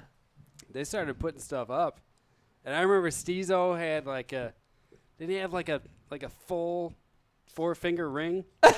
That said Steezo. Yes! Gold blinged out ring. Yes. And they're at ponds and just like doing all. I mean, I grew up. I'm still a skateboarder, but Yeah. you know, skate videos are everything to me. Skate videos and fishing videos I'm watching because I love fishing, but the artistic quality of it not the best all the time. And these guys, it seemed like they were mixing that because they were hip hop guys. And Yeah. a couple of them skated too. And just these clips of them just looking gangster and. You know, with their bling and holding up bass, I'm like, oh my God, these guys are in Chicago. Like, I had to find them. And then again, Humboldt Park, I ended up meeting Johnny over there, and he gave some stickers, threw them all over my truck. Johnny, and, and then met JP shortly after that, and then it all kind of came together. But yeah, they really captured that and kind of brought the whole Chicago fishing scene together. Yeah, like everyone that was actually urban fishing. Yeah. Came together through them. A common bond. Yeah. Cool. Yeah. When he met me at that city lagoon, I had a cast crew shirt on, and he was like, "What? You've heard of this?" And I was like, "You know Steezo?" Steezo was a pretty big DJ back in the day. Yeah. In Chicago. Yeah. I don't know if you know this, Dave. He was known for wearing the Stormtrooper helmet while DJing. Whoa! It was a thing. He was in a pretty well-known band. Yeah. Yeah, he was pretty big in the hip hop scene. That's pretty cool. I didn't know that. And then I found out he fished, and I was like, "Well, I do too." Yeah. And then it was like, "Hey, let's start the Wu-Tang Clan of fishing right here." Can I be your Eminem? It just kind of be a little gang. But yeah, it was great. And JP's not gonna say this, but when Cast Crew started, like they had just kind of gotten into fishing, and they were hip hop guys, and they were like, "Man, let's do something cool. We love fishing, you know." But when JP was the hip hop fisherman. Yeah. Like he had a website called Hip Hop Fishing, and this is awesome. before all that stuff. And this was just him being a weirdo. and JayPee was on, Brandmeier, the radio host. Yeah. Huge show in Chicago. WGN Radio. He was on Brandmeier. Because they were like, what the hell is hip-hop fishing? Yeah. Whoa. They had him on. I mean, that was the best, the top-rated morning show in Chicago. Yeah. Do you think that, but do you think the forward thinkers that the cast crew guys were, they maybe were just trying to get some guys in that had driver's licenses, maybe? Wasn't me. Oh, all right. I didn't fit that criteria. But when they started, they immediately started looking on the internet, and they found him. And then, when that came together, like, JayPee really was able to plug them into the bass fishing world and stuff like that a little better. And, how about that, JayPee? And it kind of went from there. And they're still doing it, and they still put out some cool stuff. And love those guys. Yeah, we do too. Such a cool movement. Remember we had them in studio? We did. That was amazing. We did. Didn't you have like a mom bust challenge? Yeah, we had a mom bust challenge. We just mom busted. Yeah. Is that what it was? Yeah. What is a mom bust? Come on. It's like your mama jokes. I'm Mama from jokes. Chicago. Mama's so fat. Mama's so fat. Your mama jokes. That sounds bad. Yo, mama got hit by 418 wheels. It's a mom bust. Your mom was so fast she can eat the internet? I mean, it couldn't be any more confusing than hip-hop bass fishermen. Like, what you get, like 10 views a day? Yeah. Oh. Less than that, bro. Here we go. Hold on. He ambushed me. I'm minding my business, dude, twice. I had sweet stickers out. That's about it. They were good No, stuff. in the time I grew up, like, I lived with all hip-hop artists. Like, Yeah. Right. There was a time Chance the Rapper recorded his first, they called it a mixtape. He was sleeping on my couch. And it was weird. No shit. It was a weird hip-hop vibe, and I did Are you not. kidding me? Wow. I did not fit in. All right, I was the white guy that Totally fished. white guy. Yeah, and they were like, "Oh, he's cool. Just don't touch the rods." They're like, "He's cool." Just don't touch his rods. and I don't know. I love that scene too, but I was like, I just gotta go fishing. You get addicted. This to is bass. amazing. Right. Hold on, this is amazing because every time I think I'm done with you, you open up a new door for. Yeah. Chance the Rapper slept on your couch. That's all true. That's yeah. kind of cool. That is rad, dude. Then you were on a podcast for years, and I never never ever learned it from there. Yeah, He didn't get to talk much. They wouldn't let me talk on that thing. Yeah. So are you still like? How did that relationship start? That he's on your couch? I lived with 2 DJs and another rapper. Okay. And it was like, hey, we got recording stuff. So at the beginning of his story, he was kicked out of high school. And it was like, he comes from a really good family. Like, I don't think people know that. I probably shouldn't say that. But it was a good family, and they're like, you're not quitting high school.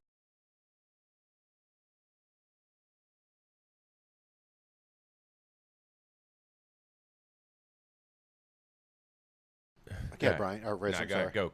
Are you still in contact with him? Was it a relationship or just like a passing? It was I have his phone number. Will he respond? No. Okay. I get it. Does Mike respond when you always call? Not No, because you guys are pros. He accused me of not sending him some videos. I know. I did. I went back though. I apologize. They were there. After you. Yeah, there's a lot of like tie between like underground hip hop, skate culture, and like urban fishing culture. There's a lot of similarities to all those, and I know that both of you guys kind of had that. You were obviously in the hip hop scene. I assume you Punk rock, were rock and involved roll. in it. Yeah, but you're both skaters as well. Like talk a little bit about that. Like, why are they so similar? I think just living in like the city, it was just a great thing. Right. To like keep my ass out of trouble. Sure. Yeah. So like I fished, so I didn't spray paint walls and smoke pounds of grass or whatever. Just ounces. No. Yeah. No. But I think the South, like what you're saying, why do they tie together? It's like they're solitary things. It's a culture. Great thing. way to describe that. Solitary. It's a solitary hobbies. I don't want to say sport. Hobbies? I mean, it's a sport, I guess. Passion. Both of them are Solitary sports, but they're- passion. Yeah, they're activities that you. I mean, you feel connected to. Almost, Right. almost say addictions. I mean, it's addiction for sure. The connection to me is the freestyling aspect of it, right? Like when you're skating or you're on a bike or you're DJing or breakdancing. there's this element of in the moment you do what you can do to Can we make put that gardening thing in there? happen, Right. right? And that's what I love about street fishing for me is that it's very uncontrolled and that you're freestyling as you fish. Absolutely. Yep. Right? And there's like casts that you make and angles that you hit and all these things that are very unconventional. And I love that. It's all kind I of love problem that. solving, right? I mean, It like, is. Working around culvert I need to pipes and catch a fences. fish. Yes. I want to catch a fish here. One day How do I there's a make that trash cast? mat, and the next day there's not. Yeah. Or on a skateboard, I really need to slide on my tail on this ledge. Yeah. By the way, How am I that's gonna one do of it? Pete's You know? favorite things. Pete, you're an urban fisherman as well. You do most of it in a boat, but one of Pete's favorite things is fishing condom mats on the Schuylkill River. I know you've told me that before. You love looking at those condoms. Jersey whitefish. Do you guys get the massive ones? Yeah. Like giant condom Dude, mats? there's ones. I've seen some like Brian the Carpenter. We get them. There's Brian ones- the Carpenter. There's ones that condom look like them mats. balloons that clowns make dogs out of. I'm like, how's that even possible, dude? Like, You know what's going on? I haven't seen one of those for a lot of years, man. I haven't either. Condom? no one's afraid of AIDS anymore. Well, no, because no one's afraid of AIDS anymore, so they don't use them. Yeah, Is Magic that what it Johnson's is? cured. Either they're not using them, they're not flushing them, COVID. or Yeah, they went away or with they COVID. figured a way out to filter them out before they get know. discharged. I don't know. Condom filter. Yeah.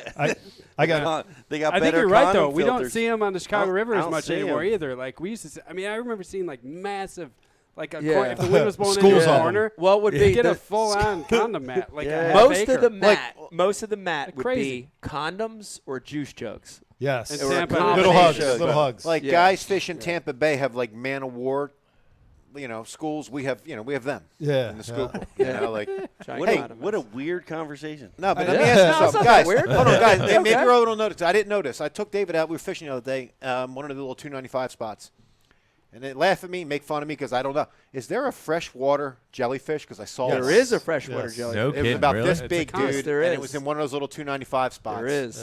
I never Well, saw one in I all just- these years. I'm not. I've never seen I'm one. not sure that was a freshwater one though. Oh. Well, this connects to you're right. Rapalpo Creek. The drought is bringing jellies up, and the saltwater lines coming up in the bay. People are talking about seeing So, jellyfish. Pete, this is that all little over the deep place. hole in Rapalpo Creek that's right off 295. So, I mean, Whoa. you're talking about a far run, man, for a saltwater jelly. Yeah. Giving But there away are spots. I fresh don't know. Dude, jellyfish. I don't know if jellies are running the Yamaha up and down the lake that far. That's Yeah, pretty I'm just far. saying. It was, I couldn't believe it, dude. But How far is it to the ocean from like The salt line's northeast? basically like the Delaware Memorial Bridge is where it really starts. You can start getting saline. Okay. Oh, you're talking about northeast. Yeah, I mean, Chesapeake. from like northeast Oh, to north. the, Yeah, I thought you were talking about Delaware River. Yeah, to the real salt. Dude, they were talking. One of the guys was fishing in the mouth of the gunpowder, and that made the cut. Uh-huh. And he tasted the water. That was his test on. Am I fishing in fresh water? But he was catching bass. He was tasting the water. He's like, it's pure salt. It's like tasting the ocean. Right, Really? Right there. That's Didn't what- you catch that's a what he was saying. bluefish in the sassafras? yeah, little snapper blues. Oh yeah. Yeah. Yeah. That was crazy. years I've caught ago. them in. I mean, the I've caught 'em in needlefish are all the Bush way River. up there. The The needlefish are needlefish are saltwater up in- fish. They're Yeah, way everywhere. up. Yeah, but a bluefish, man, I never No, that's expected wild. that. Yeah. So I got a question. Yeah, those needlefish can go F off somewhere. We'll dive into that. This is for me and Pete. Who's Chance the Rapper? He's a rapper. There's a song. I would say he's on the he's like not like Not that I would know it. Like he's huge. He's huge, man. Like That's it's How do you really, know about him, you Dave? because being a guy that pays attention to everything, I'm dialed into pop culture. Yeah. All right. All right. Yeah. Yes, you are. What else you you want? shut your eyes You to ask me pop about. You culture. want to ask me about Young Jeezy? You've shut your eyes to pop culture. You have. You've closed your doors to anything.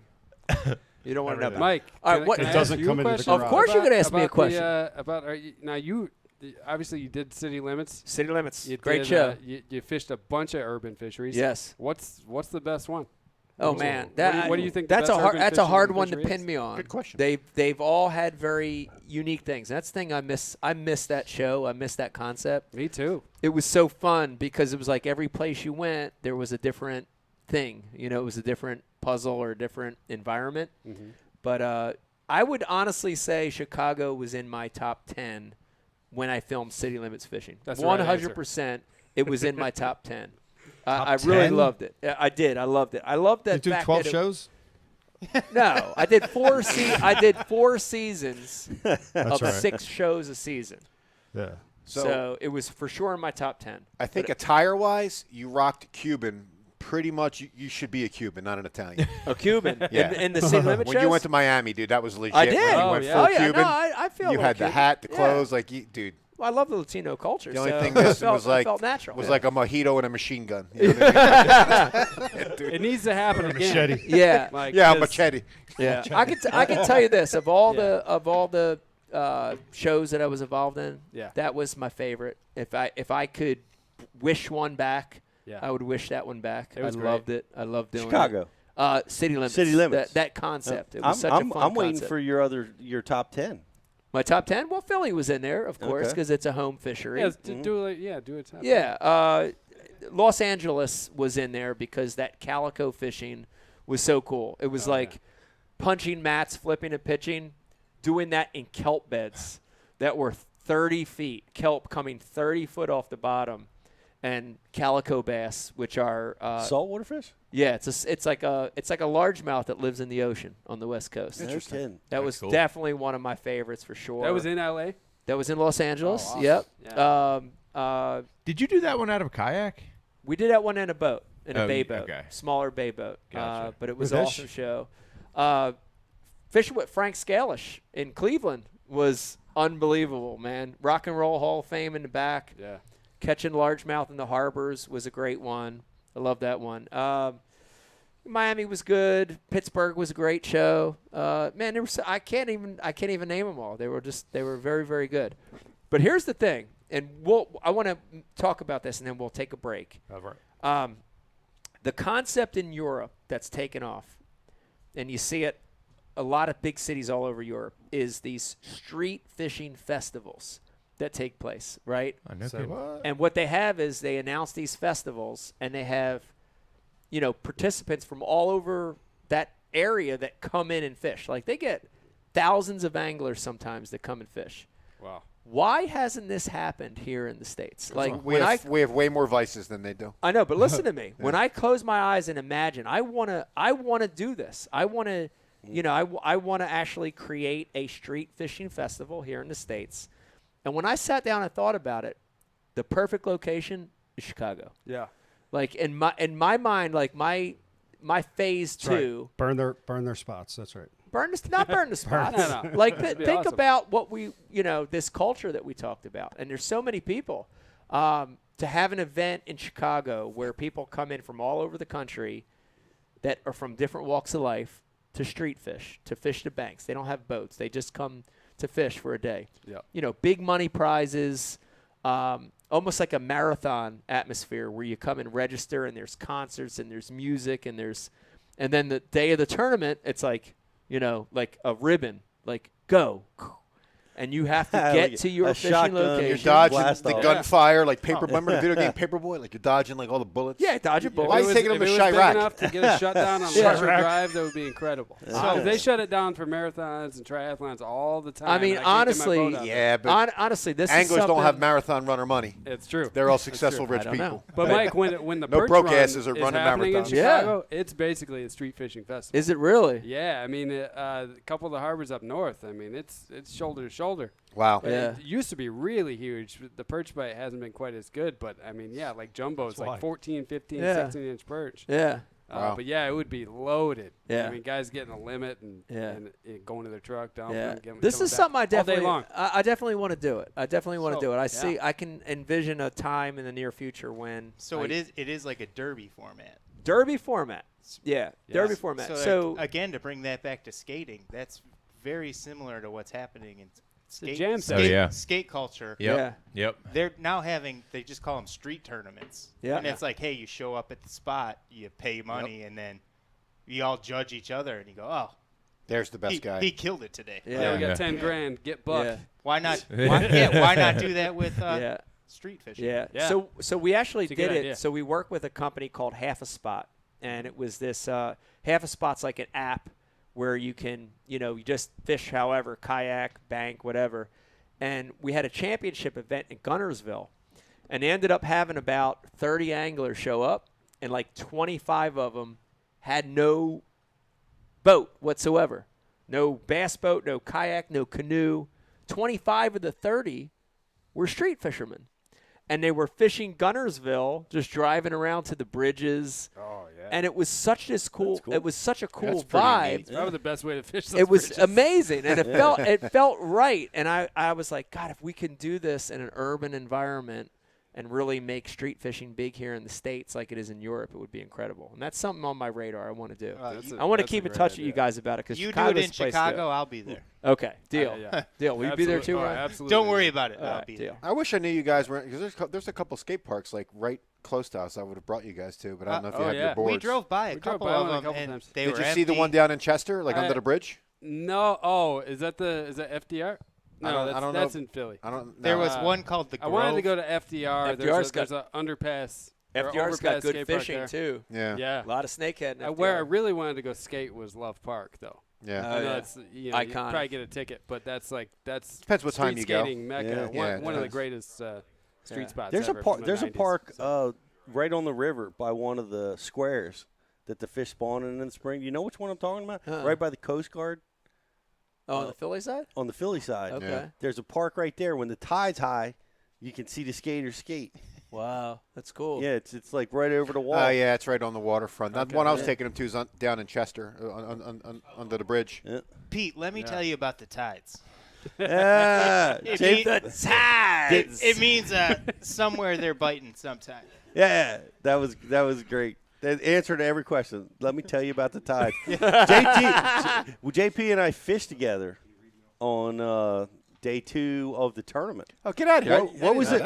What was it like fishing with me? I broke a bunch of stuff. You were pissed. I wasn't looking out for logs. It was great, dude. Like you broke the running light. Yeah.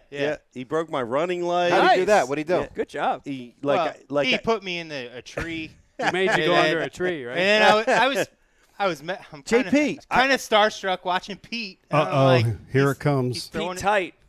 And then I just hear snap, and I'm like, oh shit, the raptor fell off. How many times did Pete Your fart? equipment, your responsibility. Oh man. I don't know. I didn't fart. Pete, you didn't fart. I'm clean. We were fishing underneath a big wasp nest or something. Wasps. Oh no, that was the televised. That was day 3. But we went in there too.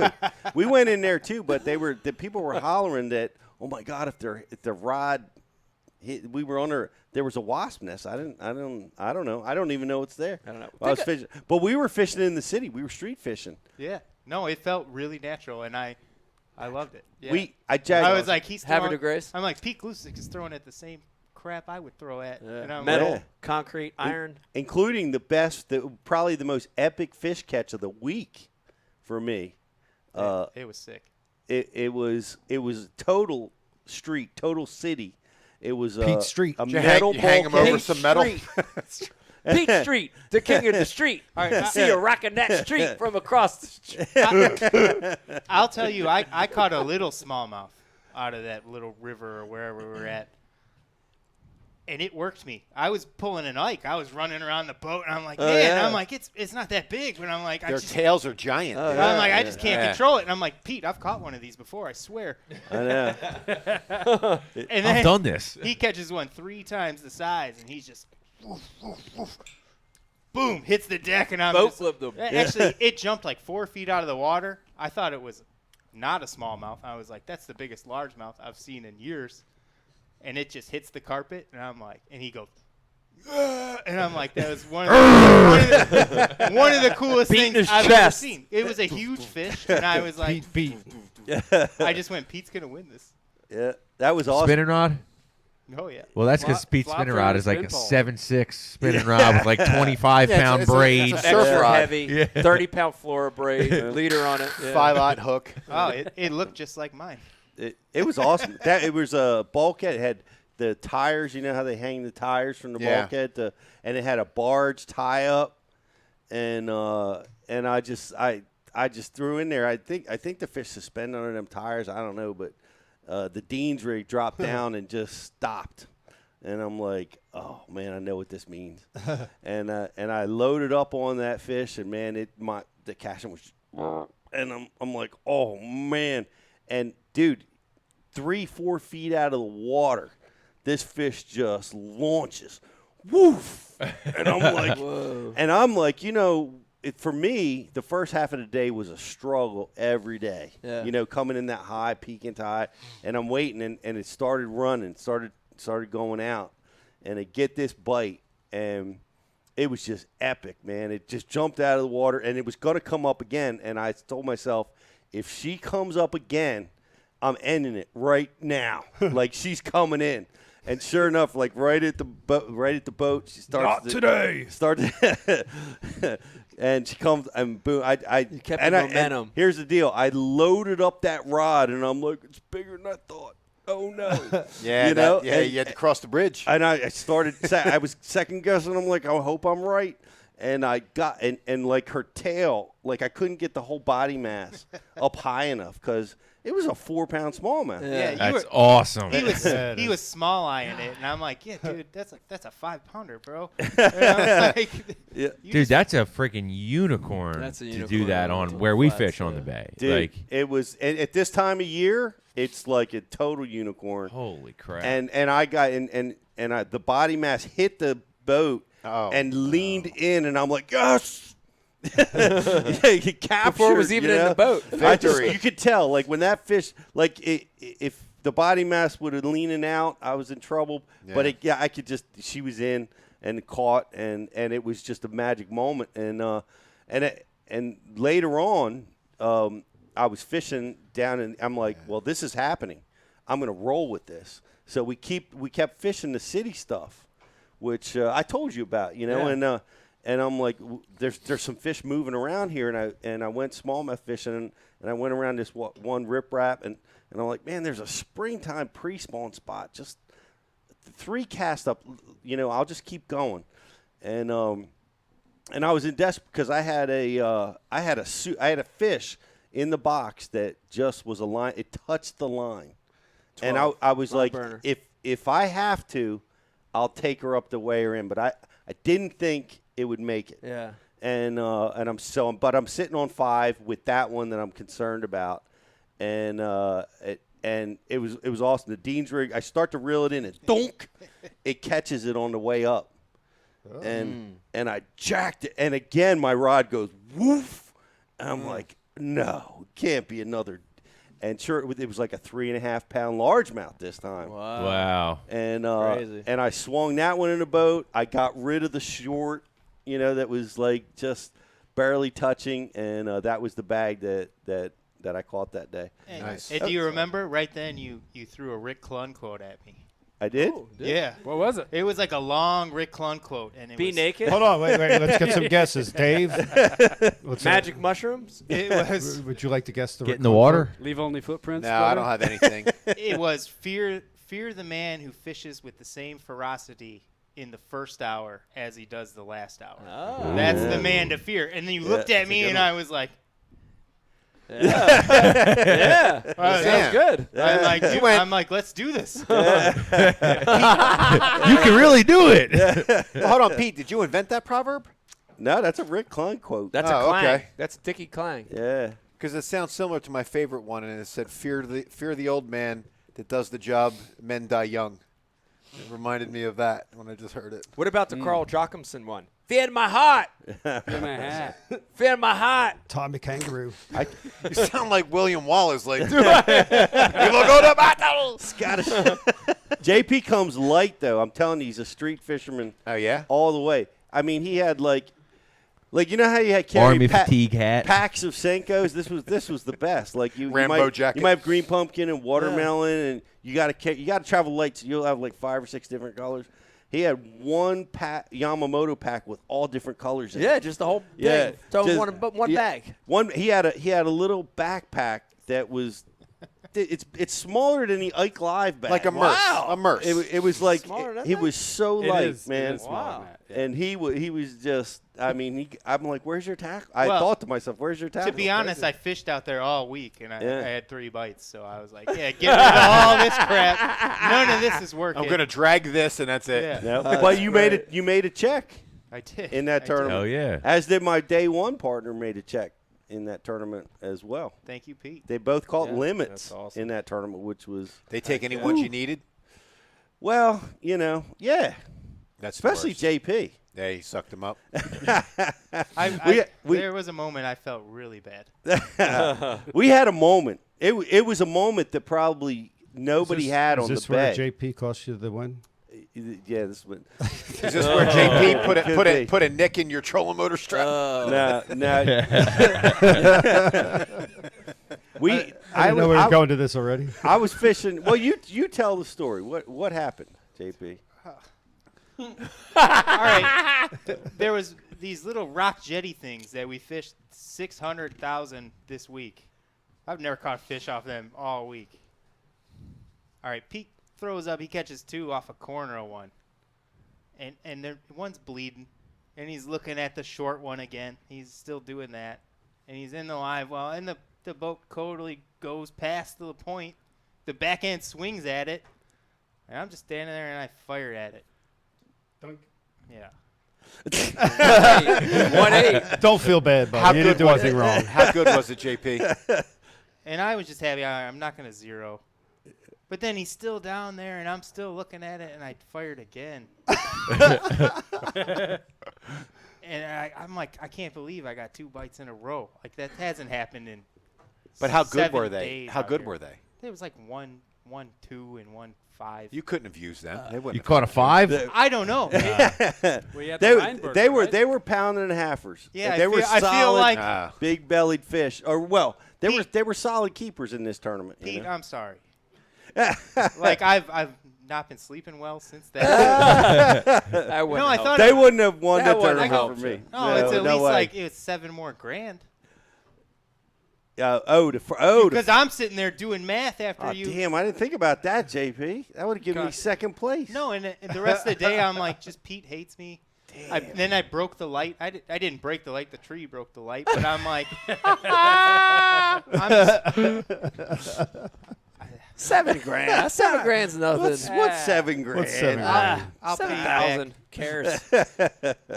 It's no problem. No, and then I was like, all right, I'm not then? throwing at anything. Even if it's in my zone in the back of the boat, I'm like, I'm not throwing anything he throws at ever. I'm like, this is important. Whiskey's good. Nah, it was fun fishing with you. You did nothing wrong. You have nothing to feel bad about. That was unusual, though, that rock. I mean, we caught 4 keepers in 10 minutes. Yeah, I had 2 while you were still sitting in the live well. I was like, I know. That doesn't happen. Havre de Grace condos, is that what that was? No, that was in Northeast. It was a rock corner in the Northeast, and yeah, they were just like they were there for a moment. You know, I fished that on day 3 and I fished it twice on day 3, and they never showed up in that spot again. JayPee had already caught him. I have so many ideas right now of where you might have been. Ideas. I have an idea we should take a break. That's a right great now. idea. Man, I hope you're enjoying the show. I hope you're having a wonderful Sunday. Hang in there with us. We got Ross Gordon from MTB joining us, and we're going to be doing a live unboxing. Plus, we got more stuff going on. So hang in there with us. Yes, we do. Hang in there with us. When we come back, more Ike Live.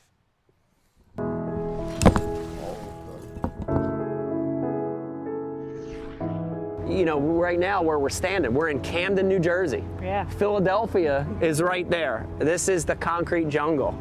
And, you know, a lot of those kids, as they grow up, they don't fish. It's interesting because they're surrounded by water. You know, the Delaware River, the Schuylkill, ponds, city park lakes. But they don't have the influence to cast, to fish, to have a rod and reel. And that became our focus, you know, is to target kids in what we call non-traditional areas, you know, urban areas, city centers, where the population's high, and let these kids have an experience. You know, it's amazing. I mean, some of the experiences we've had, whether it's Central Park in New York City, here in Camden, other parts of the country, even just casting. Yeah. It's unbelievable to see it, isn't it? Yes. It's unbelievable. Yes. And you know, you see these kids have this experience they've never had, and they light up, you know? The big thing, I think, for the Ike Foundation is we're not saying we want all these kids to become professional anglers. No. Be great if some of them did, but we want them to have that fishing experience because it ties them to so many other positive things. The outdoors, nature, conservation, ecology, You know, all these amazing things in life that maybe they wouldn't have been exposed to any other way. We're trying to help with that. So it's important. It's important for us. We're proud of it.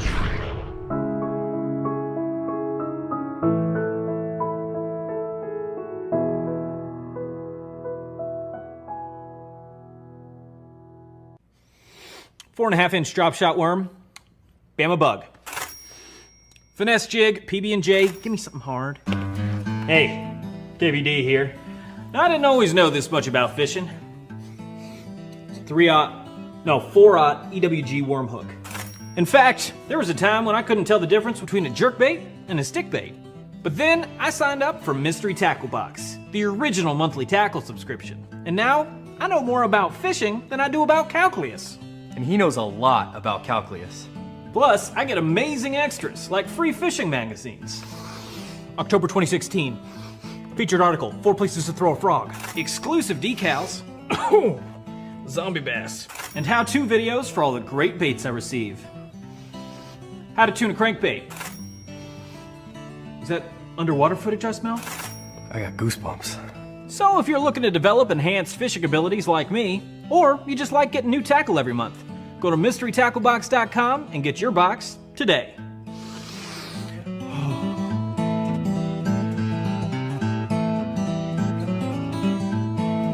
Ooh, live minnows. Is it lunchtime already? Nature's candy. Oh.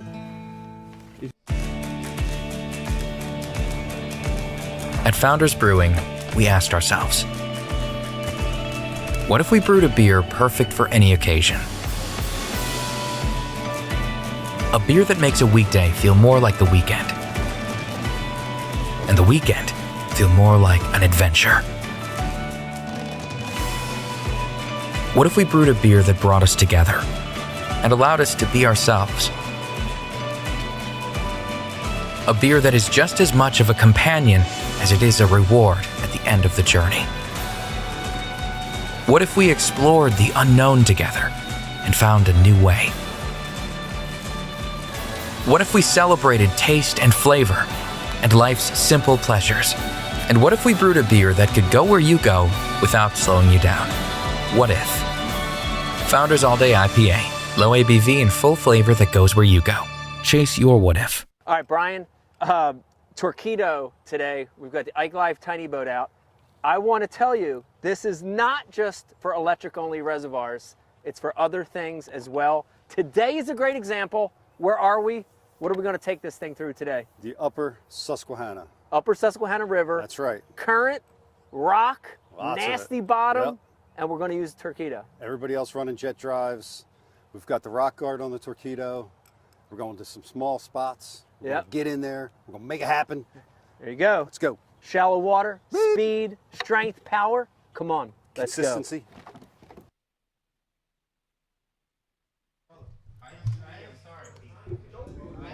All right, Rich. And here we are. Take it away. We're back on another brand new Ike Live show. Just wrapping things up here from the quick intermission. All the amazing sponsors we have on the show help keep the bills paid. I was going to talk about the long line at the bathroom. Oh, and there's a really long line at the bathroom. And we're just all day some Founders, all day chill day is all day delicious. chill day Founders. Delightful. It is delicious. Mm-hmm. And here we go. Dave, the floor is yours. Welcome It's not back on. to a new Ike Live. What do you want to talk about? I don't know. Yeah, we can talk about anything we want right now. We're on a live podcast. Hey, Mike. Hey, Mike, what should we talk about? Mike, we're live. What should we talk about? Before I get us in trouble. Done been live. I know. Folks at home, welcome back. I hope you're having a wonderful Sunday. I know we are. Brian, what's going on? Has football started? Eagles played tonight, I guess. They won. You're asking the wrong person, dude. All I'm right. trying Eagles hard. won My as son hell watched to it. know Yeah, any my of it. son and his buddy watched it. So football started. All that stuff's going on. At the end of the day, we just have the show when we have it. So I hope you're having a wonderful Sunday. So excited to have the Chicago crew with us tonight. It's great to have these guys. And Pete, man, the stories of the Open have made this show. It's awesome. I love that. I love that, your 3-day experience has really converted to a lot of great talk tonight. Well, we all did good. You know, It's Chance the Fisherman for me, dude. Yeah. Well, I was excited. Everybody, Riz got a check. You got a check. I was happy tournament. with it. GDP, another one of our boys. Yeah. Locally, it was good. It was fun. It was good. Couple quick housekeeping things. Shout out to Brandon Polnick for winning AOY this year at BASS. Yeah. That's awesome. Awesome. Because he don't win enough. Nah, but he's on that baby pattern. He had a baby, and good things happen. You know what I mean? So that was awesome. Is that his second AOY? Second AOY. Dude, that's very, very hard to do. That's amazing. That's very, very hard to do. He's you know? good, man. High consistency. He's going to win a classic, too. I got to tell you that he will. You know what I mean? He's one of those dudes where I look at, it's hard because everything's got to line up. But I can almost bet money that he'll win a classic. For sure. I feel like that. He wins too often to not. He's very, very, very, very good. It was the Mississippi River, which is the last tournament. Yeah. Where it happened for him, and it was, I remember Mercer, who by the way just does such an amazing job at the weigh-ins. Yeah, he's good. Yeah. Anyway, he was talking about the mental toughness because Brandon was a wrestler, and the story that he told about his second state championship where he got injured with a bad broken arm in the match. He was ahead on points, and the bone was protruding. Ooh. And this is the story, and Brandon had to coordinate with the official and his coaches to be able to continue the match. He had to ride out the last 30 seconds. He was ahead on points. Yeah. But they wanted to close it down because of his injury, and he would have lost. He would have lost. Right. Default, but his mental toughness shown there, to be able to continue to compete in the face of that. He faced that on, I believe it was the second day of the Mississippi River tournament. Yeah, he did. When the wheels were off the bus, man. Nothing was happening. Yeah.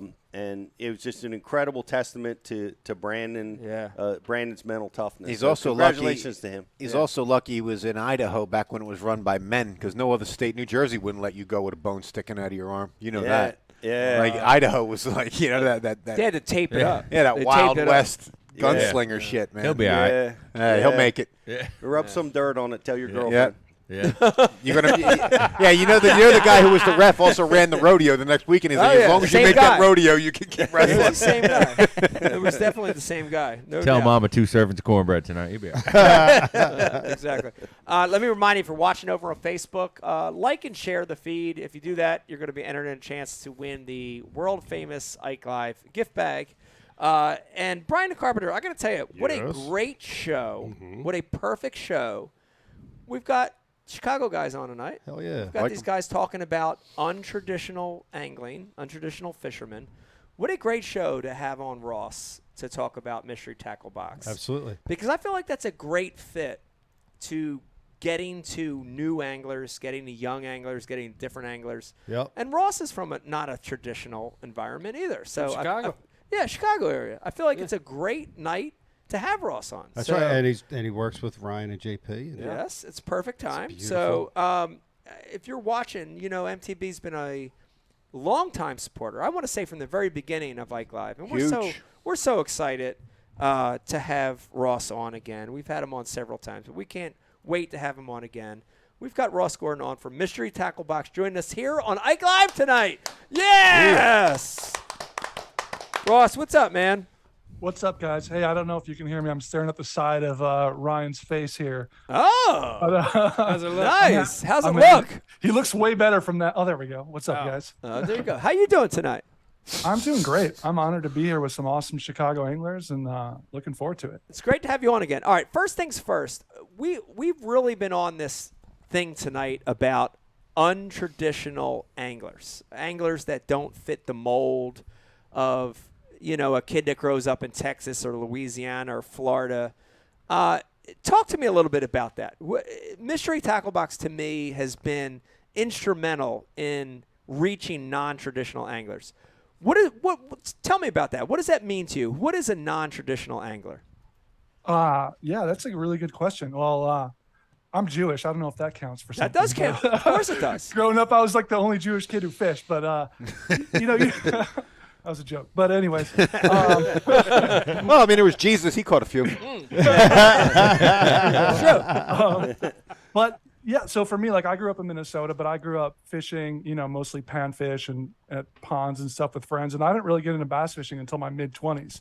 Early 20s or something like that. From watching YouTube, actually starting to hit up the perch runs in Chicago. You guys were just talking a little bit before about the perch runs. So I'd go to like Montrose Harbor, fish for perch with friends, but I didn't really pick up my first baitcaster until I was probably like 22 or 23. And then once I got into bass fishing, I sort of went off the deep end.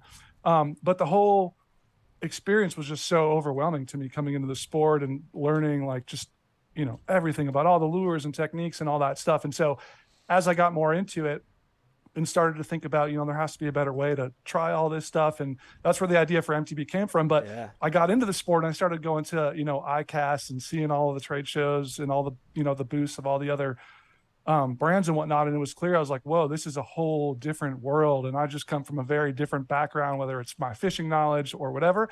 And everyone in the beginning was like, this is a terrible idea. Mystery tackle box is not going to succeed. Nobody wants random tackle. Like, you should just quit now. But for me, it was awesome, the whole experience, and it's what I needed, and just kind of kept pushing through. But I think part of MTB sort of stands from coming from that non-traditional background. Had I grown up, really in the sport, I don't think I would have had the idea or the passion to push it forward. So I think that's an interesting connection. I love that. I think everyone here, we've got all the Chicago guys here tonight, and of course we've got the Philly guys here tonight.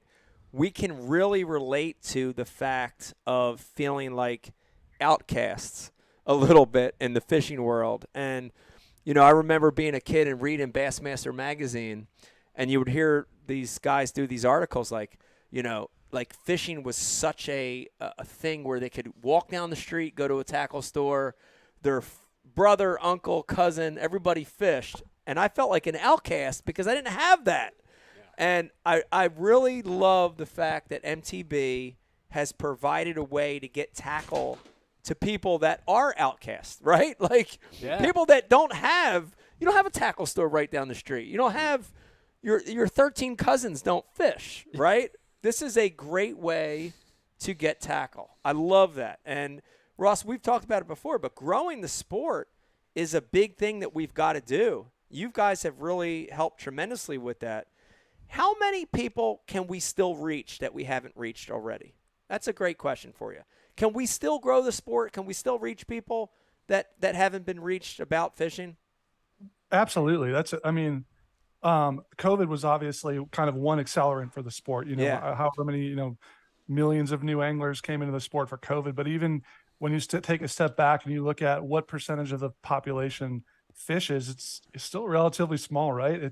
There's millions and hundreds of millions of people who've never picked up a fishing rod. And I think that's what makes, what Ryan and JayPee are doing so cool. You guys talk about Cast Crew. Like, these are ways that the sport is going to connect with different groups of people from different cultures, different backgrounds, and it makes fishing cool. And like, that's how we have to grow the sport. Fishing has to look cool. If fishing doesn't look cool to people who haven't tried it, whatever cool means to those groups, like, it's going to be super hard to get them to give it a shot. I don't think I did a good job at making fishing look cool when I fell in this. I may have set us back a few. I disagree, Pete. You made it an action sport. You did. You made it an action sport. That's entertainment. Yeah. Ross Pete wants to request a scuba gear put in the next MTB. Either a snorkel or a mask or the little nose things. If you could put those in. Goggles. Earplugs. Easy snorkel. Pete, for what it's worth, the first tournament I ever fished, it was an MTB tournament on Lake Geneva. It was actually with some of the Cast Crew guys. I actually fell in the lake in the middle of October in Lake Geneva trying to get off the boat, and I mistimed the dock jump, and it was a bad scene. So I feel your pain, man. I appreciate it. See, Pete, I need the support. You're changing the world, and you don't even know it. You are. You're doing a good job, Pete. I just fall in every time, I guess. I still think Ronnie Moore might have, for ratings, he might have, shaved the cables. He might have had some henchmen come in and work on the boat. He may have. He may have.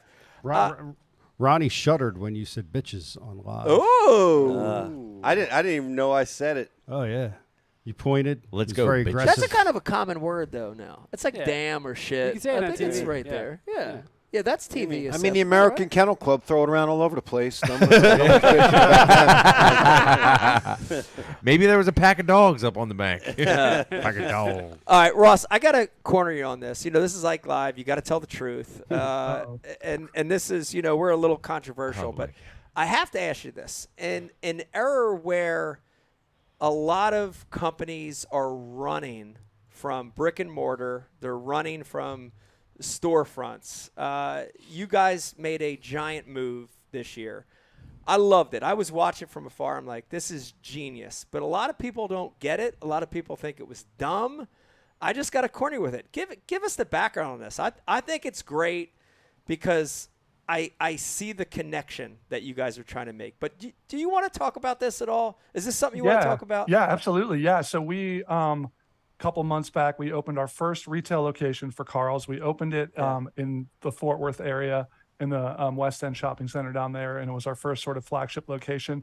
And we're opening our second store in the Mall of America next month. And the whole idea behind the store was we sort of looked at the market. We looked at, how all the different players are selling today. You have the small kind of tackle shops that are near lakes, sort of near fishing access points, and you have the big box stores that are kind of these destinations outside of the city. And we said nobody's really building fishing experiential stores sort of like in densely populated malls where there's already foot traffic. And you talked before about bringing new people into fishing. We thought, like, what better way to kind of grab some eyeballs and find these highly populated shopping centers and build a really cool, like, experiential kind of fishing format store that's, smaller footprint, curated, but like uses technology. We have some really cool technological stuff we do in the store. Really fun, inviting experience. So that's what we're trying to do. It's still an experiment. It's been a couple months, TBD on how it all turns out, but we get bored when we don't try new stuff. And this was sort of the next thing on the docket. Man, I love it. I love it. When I saw that, I just couldn't help but to laugh in happiness, because it reminded me a lot of, I took a trip about 6-7 years ago to Japan, and in Japan, fishing is giant. It's like this subculture of Japanese anglers that just love this sport, and it's like they put their soul into it.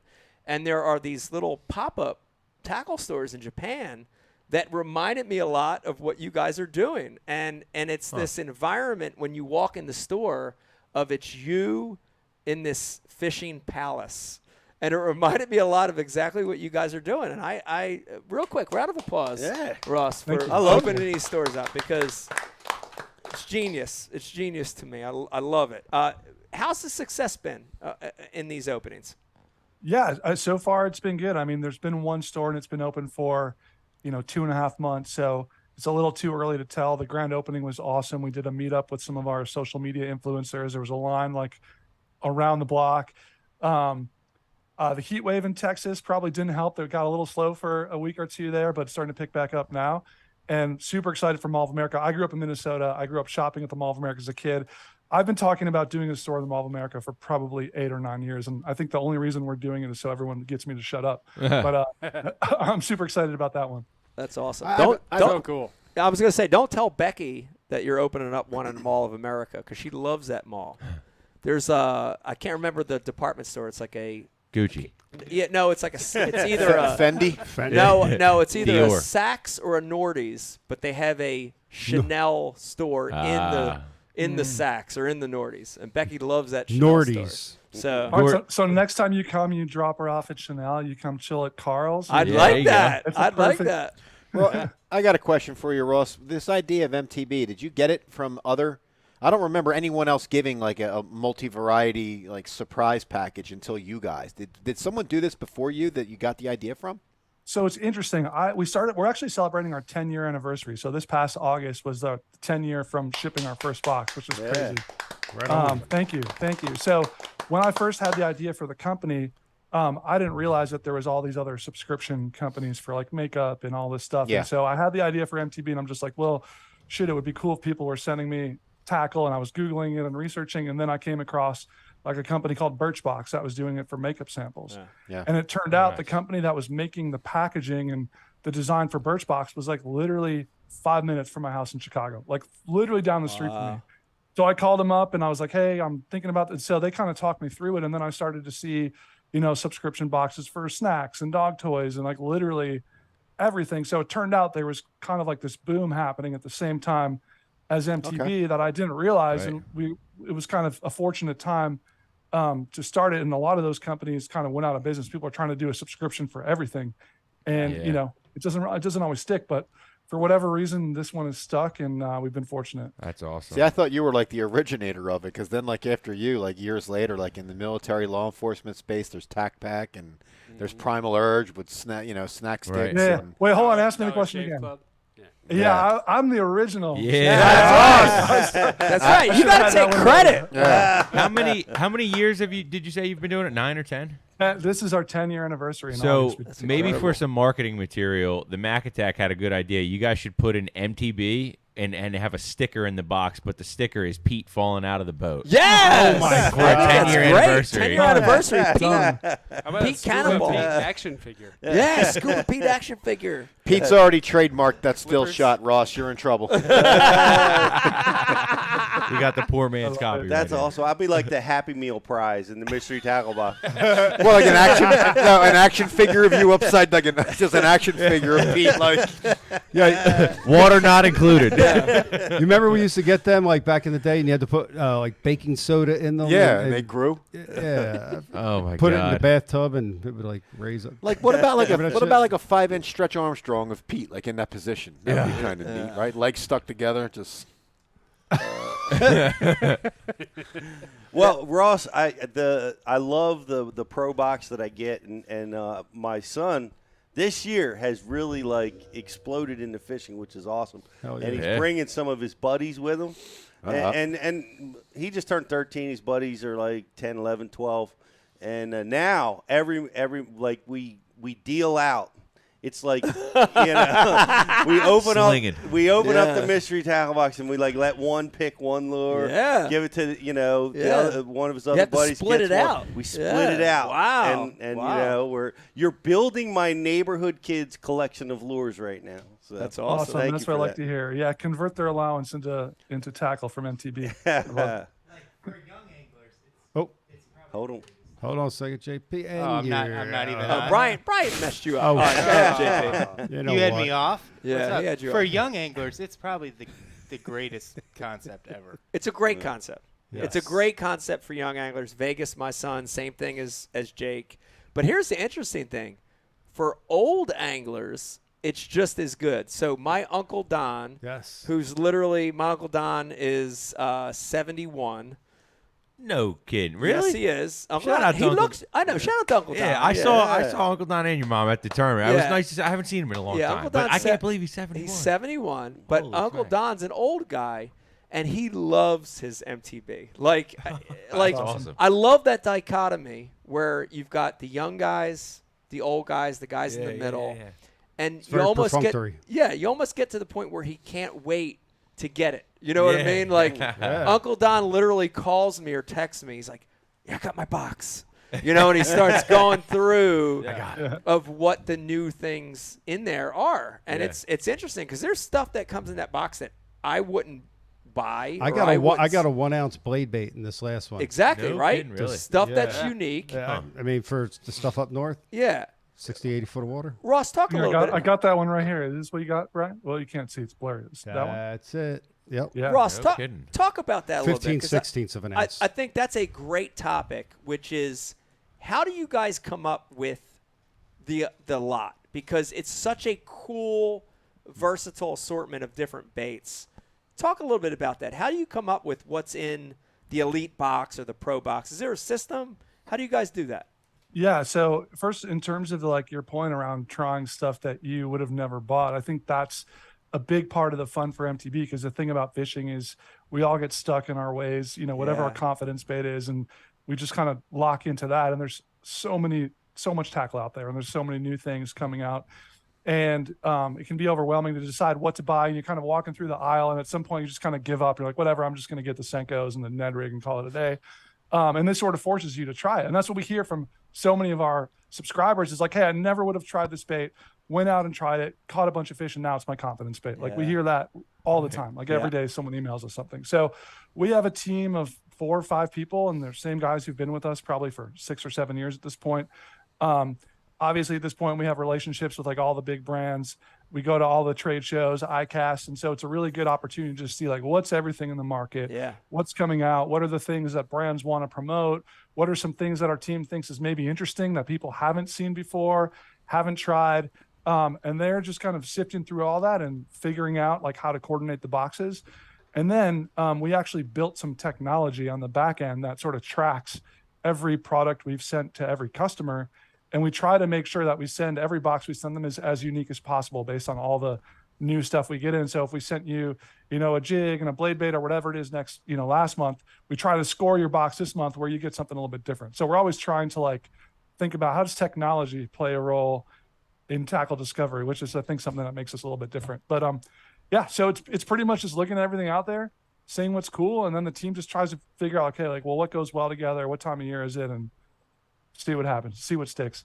Very cool. Tackle discovery. Tackle discovery. What a cool term. That's what I was thinking. Yeah. Pretty incredible vocabulary. Yeah. What was that word you used earlier, Dave? Perfunctory. And Brian used it incorrectly, making fun of me. Perfunctory? The only way an MTB would be perfunctory would be if you expected and knew everything you were going to get and had absolutely zero use for it. Then it would become a perfunctory item. Right. So That's it's the only not. way. It's the opposite of perfunctory. So you used it. It's anti-perfunctory.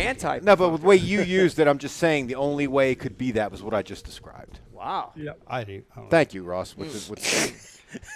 Brian's been up for 3 days. Thank you, Webster. It's amazing because my house, the roles have flipped. Everything's upside down. fucking Dave's schooling me on everything. When we were at school, it was different. But here we are. It was opposite. Cheers. This is a weird world, right? Oh, shit. Yeah. It's a weird world. It freaks me out. All right, Ross, last Love it. question that I'm going to corner you on with these Ike Live questions.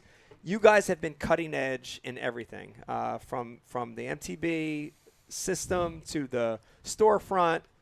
What's next? I think I ask you this every time. What's next? Yeah. Will you give us a sneak peek? Yeah, honestly, the store is kind of where we're focusing right now. We just did our first. We're launching our second. We know there's a lot at stake to get it right and figure out like how it grows and evolves. So we don't have any like major new things on the horizon aside from kind of like launching the store, getting that right. Yeah. And then just continuing to refine like what we've built. We have a lot right now. We've kind of hit that point. Honestly, this year at 10 years, we've taken a step back and it's like, wow, we got a lot going on. We have a lot of things to focus on. Where do we focus our attention to make sure we keep doing things right with the stuff that we have, which I think is an important part of success too. It's not just about launching new stuff. So I think right now it's really thinking about that, but there's always new one-off stuff we're looking to do. Like obviously we've done some cool collaborations. We did the tightrope stuff with JayPee. Yes. It's been awesome. Yes. Awesome. Yeah. My favorite piece of content we've ever done so far is the documentary we did on those guys. So if you haven't seen it yet, you should check that out. So we're working on working on a new product with Ryan, which we're excited about. Wait. Do we get to see it tonight? Hold on a second. Any sneak peeks? Hold on a second. Ryan, you got something in your pocket? I might have a couple bags. I'm ready. Wait Look, a I got minute. it right here. Whoa! Wow, how coincidental. Yeah. Wait a minute. Now, Brian the Carpenter, we love breaking stories here at Ike Live. We love and being stealing the new first baits. at breaking stuff.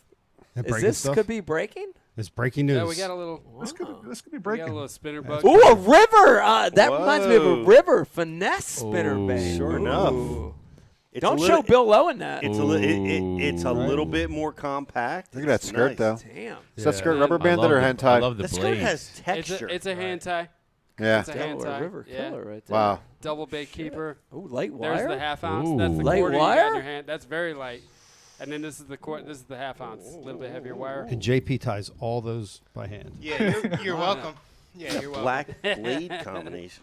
I stay up at Great hook. late nights. He crochets them. This is this is like a real sneak peek here. I don't know. This was at ICAST, I think, but besides that, I don't Yeah, they think had a we've really- couple. Yeah. This is amazing. Oh my god. Yeah, so Ryan, this is all Ryan. He's been putting in work helping us Look at the collaborate short and put arm. this together. How? But it's a Short super arm. nice How did I looking not know color any of combination. this? Wow. You ever seen a green Slick. pumpkin kicker blade on a spinnerbait? No, I have not. All right. I've been asking everybody. That I like a 'cause little hadn't seen purple. it, I but like the little bit of purple in there too. Little orange Right. in the throat. Ooh. JayPee Gill. Yeah. That's a green pumpkin blade? Wow. Yep. That's green cool. pumpkin blade. Wow. I mean, it's been really great. I've been fishing the prototypes for over a year, and that green pumpkin blade with that gold, the green pumpkin kicker blade with the gold, Yeah. has just been incredible and like super clear water. Yeah. Surprisingly, like it's very unique. I thought it would be Yeah. more of a stained water kind of Yeah. deal, but in like gin clear water. Yeah. Even like Slick Calm Yeah. got some really big fish. in Wow. it. The- And I lots of like that a bites, lot. too, The, yeah. the prototype of that one Yeah. kicked butt. That's Wow. what JP's Kicked been butt, raving that's the about that safe color. version. We got 12. I think we're doing 12 colors. With this of, thin two gauge, different this sizes. thing must jackhammer through the water with this thin good. gauge. A lot of good wire. vibes. It's, A it's, lot of vibes. because God. of copyright. It's John Hammer. What'd I say? You said Jack. Yeah.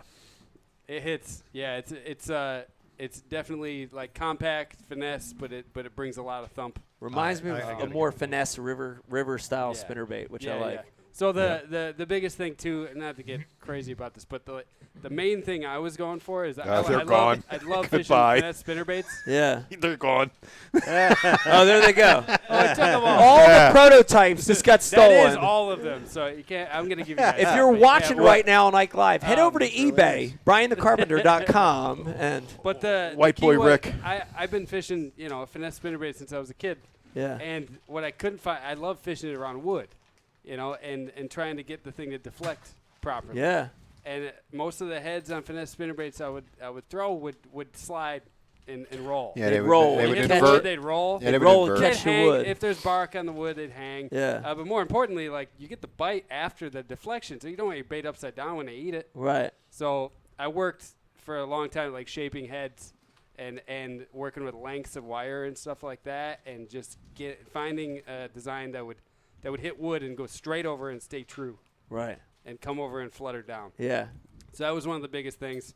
And then a slightly longer hook, not a massively longer hook. Yeah. I don't like trailer hooks. Yeah. Not a fan. I Right. mean, I'll use it if I have to on a buzz. Pete, bait or we something talked like about that but- the other day. But I just Yeah. made it slightly longer Yeah. than your average hook. Right. And I haven't once put a trailer hook on it. I haven't really no short strikes. Should call whatever. it. Yeah. But should- that was nice kind bait. of the idea. That's behind cool. it. Light Right. wire too. Right. Yeah. You should call it the longer shank. The longer shank. Yeah. Yeah. Ross, This is amazing. did you ever think that it would get to a point where you'd be co-designing baits with people? Like, Oh yeah, no, I had no idea. that's crazy. Like, that's crazy. I'm just thinking about it in my mind. Like, the whole MTB concept is one thing, but to then get to the point where you're designing baits and launching baits that are new and unique and different, that's crazy. Yeah, it's super fun because when you're, obviously with MTB, you're around tackle all day long. Yeah. We see everything in the industry, and it's just tackle all the time. And when you fish, tackle is like crack, and that's what makes MTB so fun. So to be involved in a product development process, working with guys like Ryan and JayPee, seeing the nuance, like the detail that Ryan was just explaining about, like all these little things, you get such a stronger appreciation for. It helps us curate better products. It helps us think about things differently, and it's just super fun. Like, it's just another way to come up with ideas that we think are different, and just see what happens. So it's awesome. Yeah, and Ross, like we can't thank you enough for the opportunity to do the collaborations too. Like, I mean, I remember you hit me up probably 8 years ago, something like that. Like right when Tightrope started, right when JayPee. I mean, we were just making some jigs, Yeah. sling them to make gas money to get the tournaments. Yeah. that was it. Yeah. And he hits us, can you get me 10,000 jigs? And we're like, yeah, in 5 years. Yeah. Yeah. My hand tying these things, they weren't easy to tie. The Yeah. way we were doing them was not simple. And then, you fast forward, to 2 years ago. Yeah. And they had the whole collaboration process set up. And that gave us the opportunity to mass produce the thing and Yes. get it out to. Because our JayPee and I's biggest problem was keeping them in stock. Right. Man, you put that thing in a mystery tackle box, and it was That's we exist. Like, Yeah. all of a sudden. Exactly. Yeah. Yeah, that's where Mystery Tackle Box came in when we got these done when we did the collab and they went out in that. That Yeah. was like, I mean that immediately. If we ever, if there was ever any question if that thing worked, for the companies using it, and to get it to people to catch fish, I mean, it was right there. Well, it's very cool to me that that should be the main staple of fishing should be its effectiveness and its use, right? The problem in the fishing world is sometimes the big companies overshadow. You get these giant mother companies that say, this is what you should use. Right. But I love the fact that, the actual practicality of the bait should be number one. Yeah. Over it's a multi-million-dollar company. So I love that. Yeah. That's the greatest success story to me in fishing is exactly that. Yeah. What you guys did. So I agree. Kudos to you guys for doing that and Pete stealing the thunder from that kid that won that tournament. Right. Pete falling in and stealing the thunder from the winner. I learned it from watching you. Thank you. Thank you, Pete. Appreciate that. Yeah. Appreciate But that. just to build on that, though, like the collaborations that we've done, I don't remember what it was. Oh, it was Bassmaster. Jake Kumar he interviewed me, asked me a couple of questions last month. And he's like, what's the thing you guys have done that you're most proud of? And I was like, well, the obvious answer would be MTB because it's like the biggest success and it's kind of where we started. But I was like, honestly, the collaborations that we do with the smaller creators, to me, is the most rewarding because we find, amazing partners like Ryan JayPee, like we've done with Buka. We did one with Chris Grout, a painter. We did one with Jen Cravasi. People who are doing stuff in their garage, just for their kind of small audience, and to bring it into our platform, to blow it out and to help them find the success that they've had with those products that they wouldn't have had access to without the partnership. It's just that to me, it's just awesome. It doesn't get better than that. And they're awesome products. Cool. It's super cool. Yeah. Ross, your next partner's right in front of you here. It's Pete, and it's a black stick bait. Black Senko.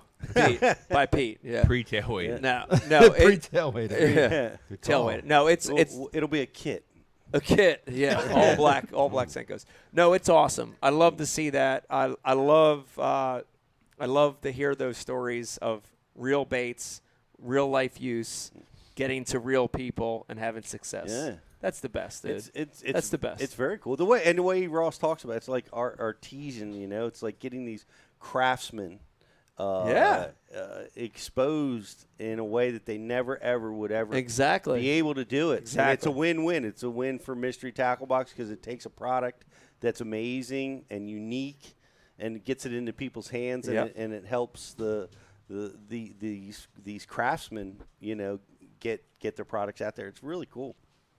Thanks. And the content to me, the YouTube videos or the little documentaries that we do is like just as important to tell the story. Like, who are the people who made this? It's not just about product, but like, with Ryan and JayPee, their background in skateboarding and hip hop. JayPee, I don't think we got the part about Chance the Rapper sleeping on your couch. So I feel like you kind of held out on us for that one. But that's world famous. There's more to it. It's probably better we didn't go there. Then, yeah, that might be the third segment tonight. That might be after hours. Yeah, I'm going for the book deal. Let's go for the book deal. Ross, we can't thank you enough. First of all, for helping to grow the sport. I know I talk about that a lot, but getting new people fishing is the most important thing in the sport. Getting new people fishing. You guys are doing that. Thank you for that.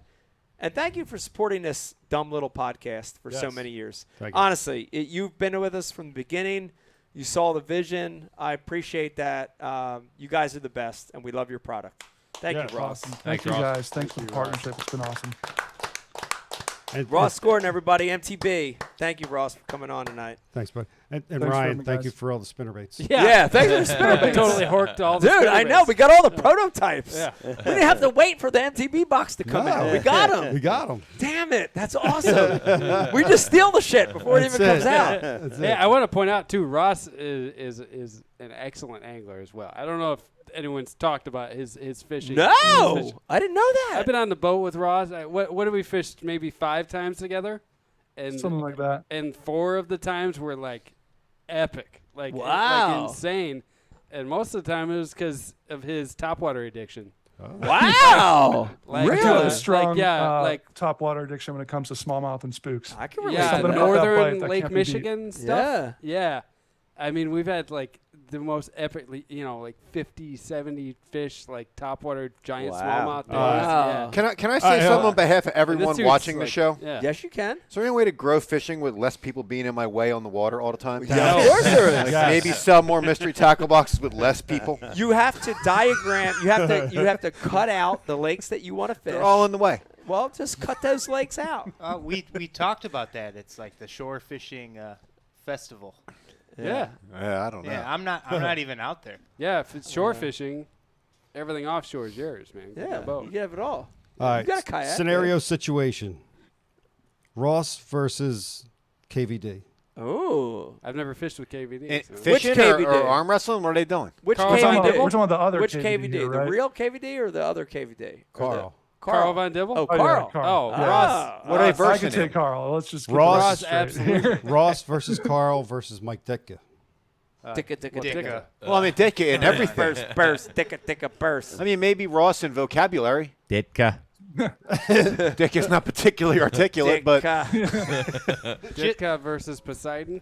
Just so all the Ike Ditka. Live fans know, the Bears did win in a flood tide today. Oh, flood tide. Yeah, the field was. Let me was tell on you flood. something about tides. Stop. It means like the water moves. It moves up and down. Yeah, it goes up sometimes. And you just throw it. And Becky, you had breakfast at Dicka's, so it all comes full circle. Did you know? Did Yes. you get steak and eggs? She had steak and eggs at Dicka's. Yes, Well, she you did. didn't have I got breakfast the, at I got Dicka's the then. frosted flake French toast. At Dicka's. Oh, that's okay. that sounds It's amazing. amazing. Dicka. Bloody Mary. He's got a Bloody Mary mix. yeah. That's pretty good. Oh, yeah, Dave totally Brodzik had Bloody Marys. may have been the biggest Bears fan of everyone here at one point. back in the day when I cared about football, when the Bears always had a linebacker and they always ran the football. Still and I got a linebacker. Dicka. But I gravitated Roquan to that Smith. when I cared about the sport. And then, like, as the Ravens came along in 2000, they kind of became what the Bears used to be with defensive line. Dicka. Dave, you kind of remind me of Brian Urlacher. Ah, It's the haircut. A little bit. Yeah. it's the haircut. It's the haircut. All right. This is Chicago stuff. Okay. We taking another We're in New commercial Jersey. break? We were Let's getting, take we were another getting break. loud in that Eagles Yeah, bar. we'll this take another afternoon. break. Another quick break. Yeah, let's take a It's break. dangerous. Thank you, everybody, for watching. It's a wonderful Sunday. You're watching a brand new Ike Live. We just had Ross Gordon off from MTB. Hang in there with us because we have one more segment left when we come back on a brand new Ike Live.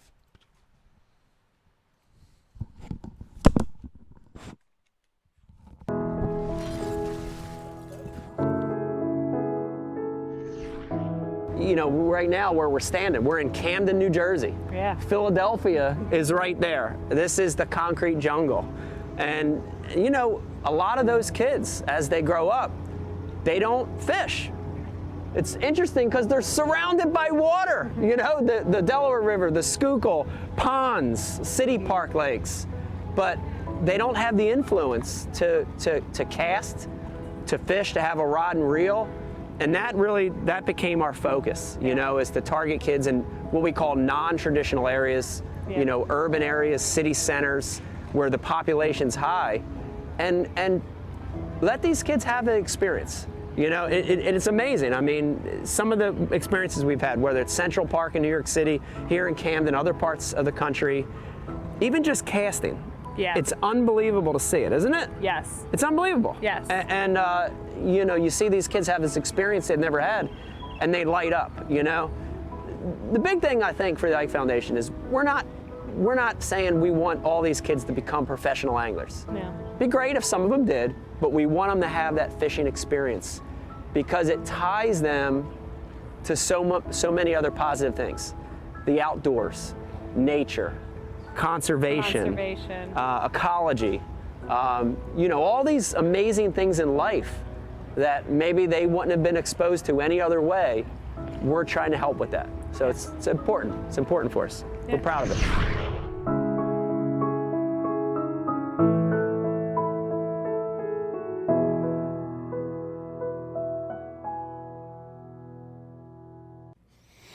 Four and a half inch drop shot worm, Bama bug.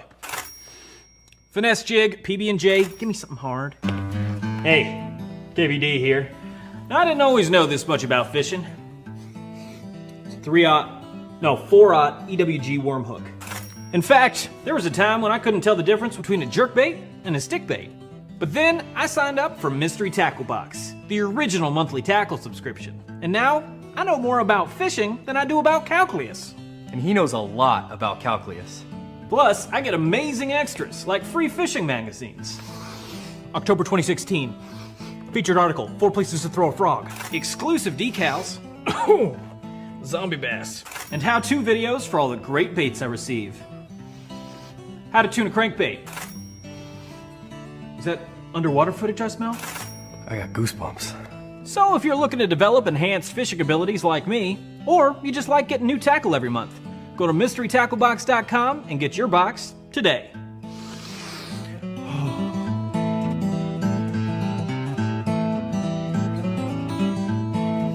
Ooh, live minnows. Is it lunchtime already? Nature's candy. Oh.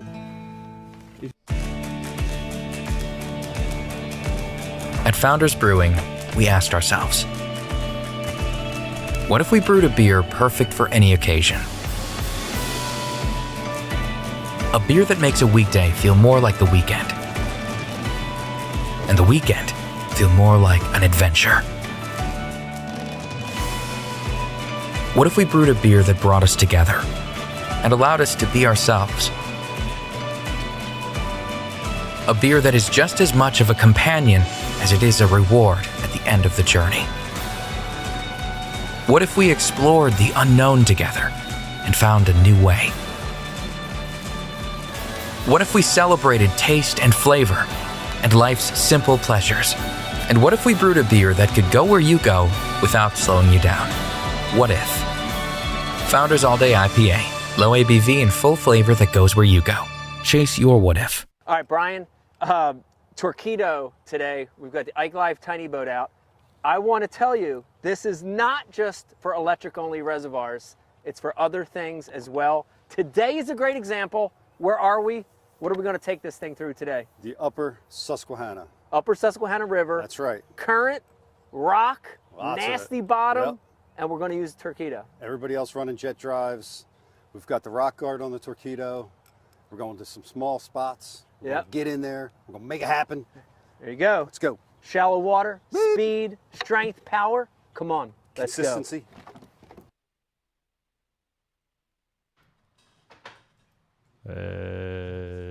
Welcome back to Ike Live, everybody.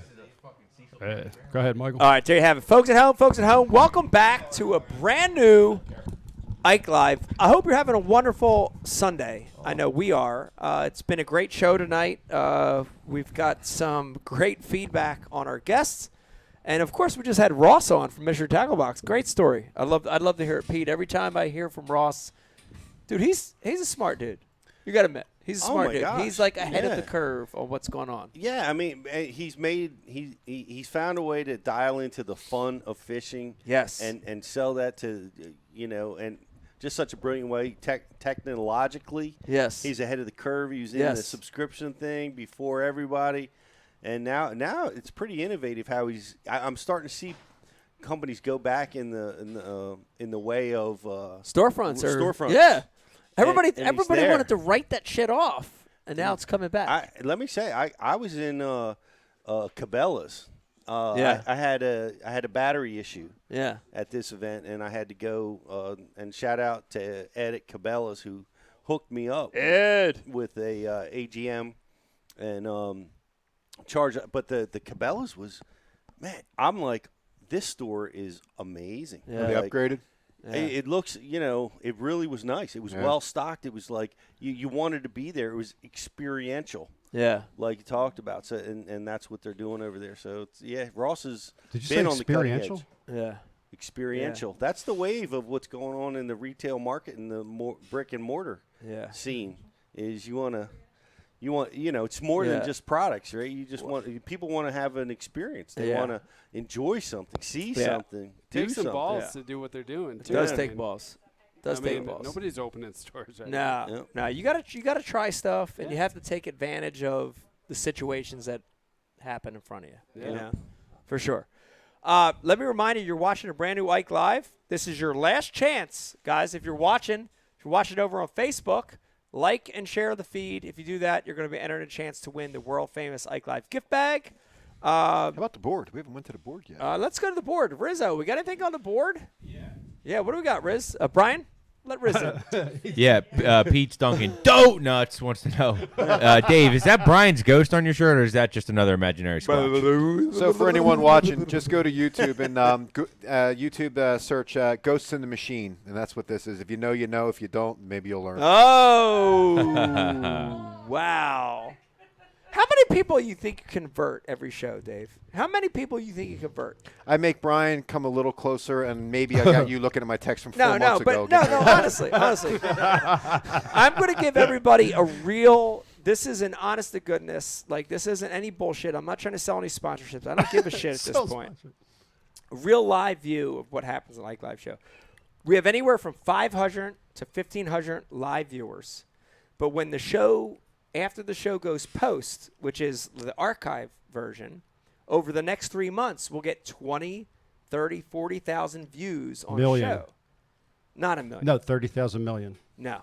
20, 30,000 views on a show. Okay. How many people do you think you convert to just waking up to what's going on in the world? Not many, because I don't, we don't, the show isn't about that. So not many at all. I know, but I get what you're saying. Like, we don't try to shove it down people's throat, but you are trying to, you do throw little things in, like, I know. Like, wake up. Like, this is what's going on in the world. Maybe 1 out of the 30,000. You think 1?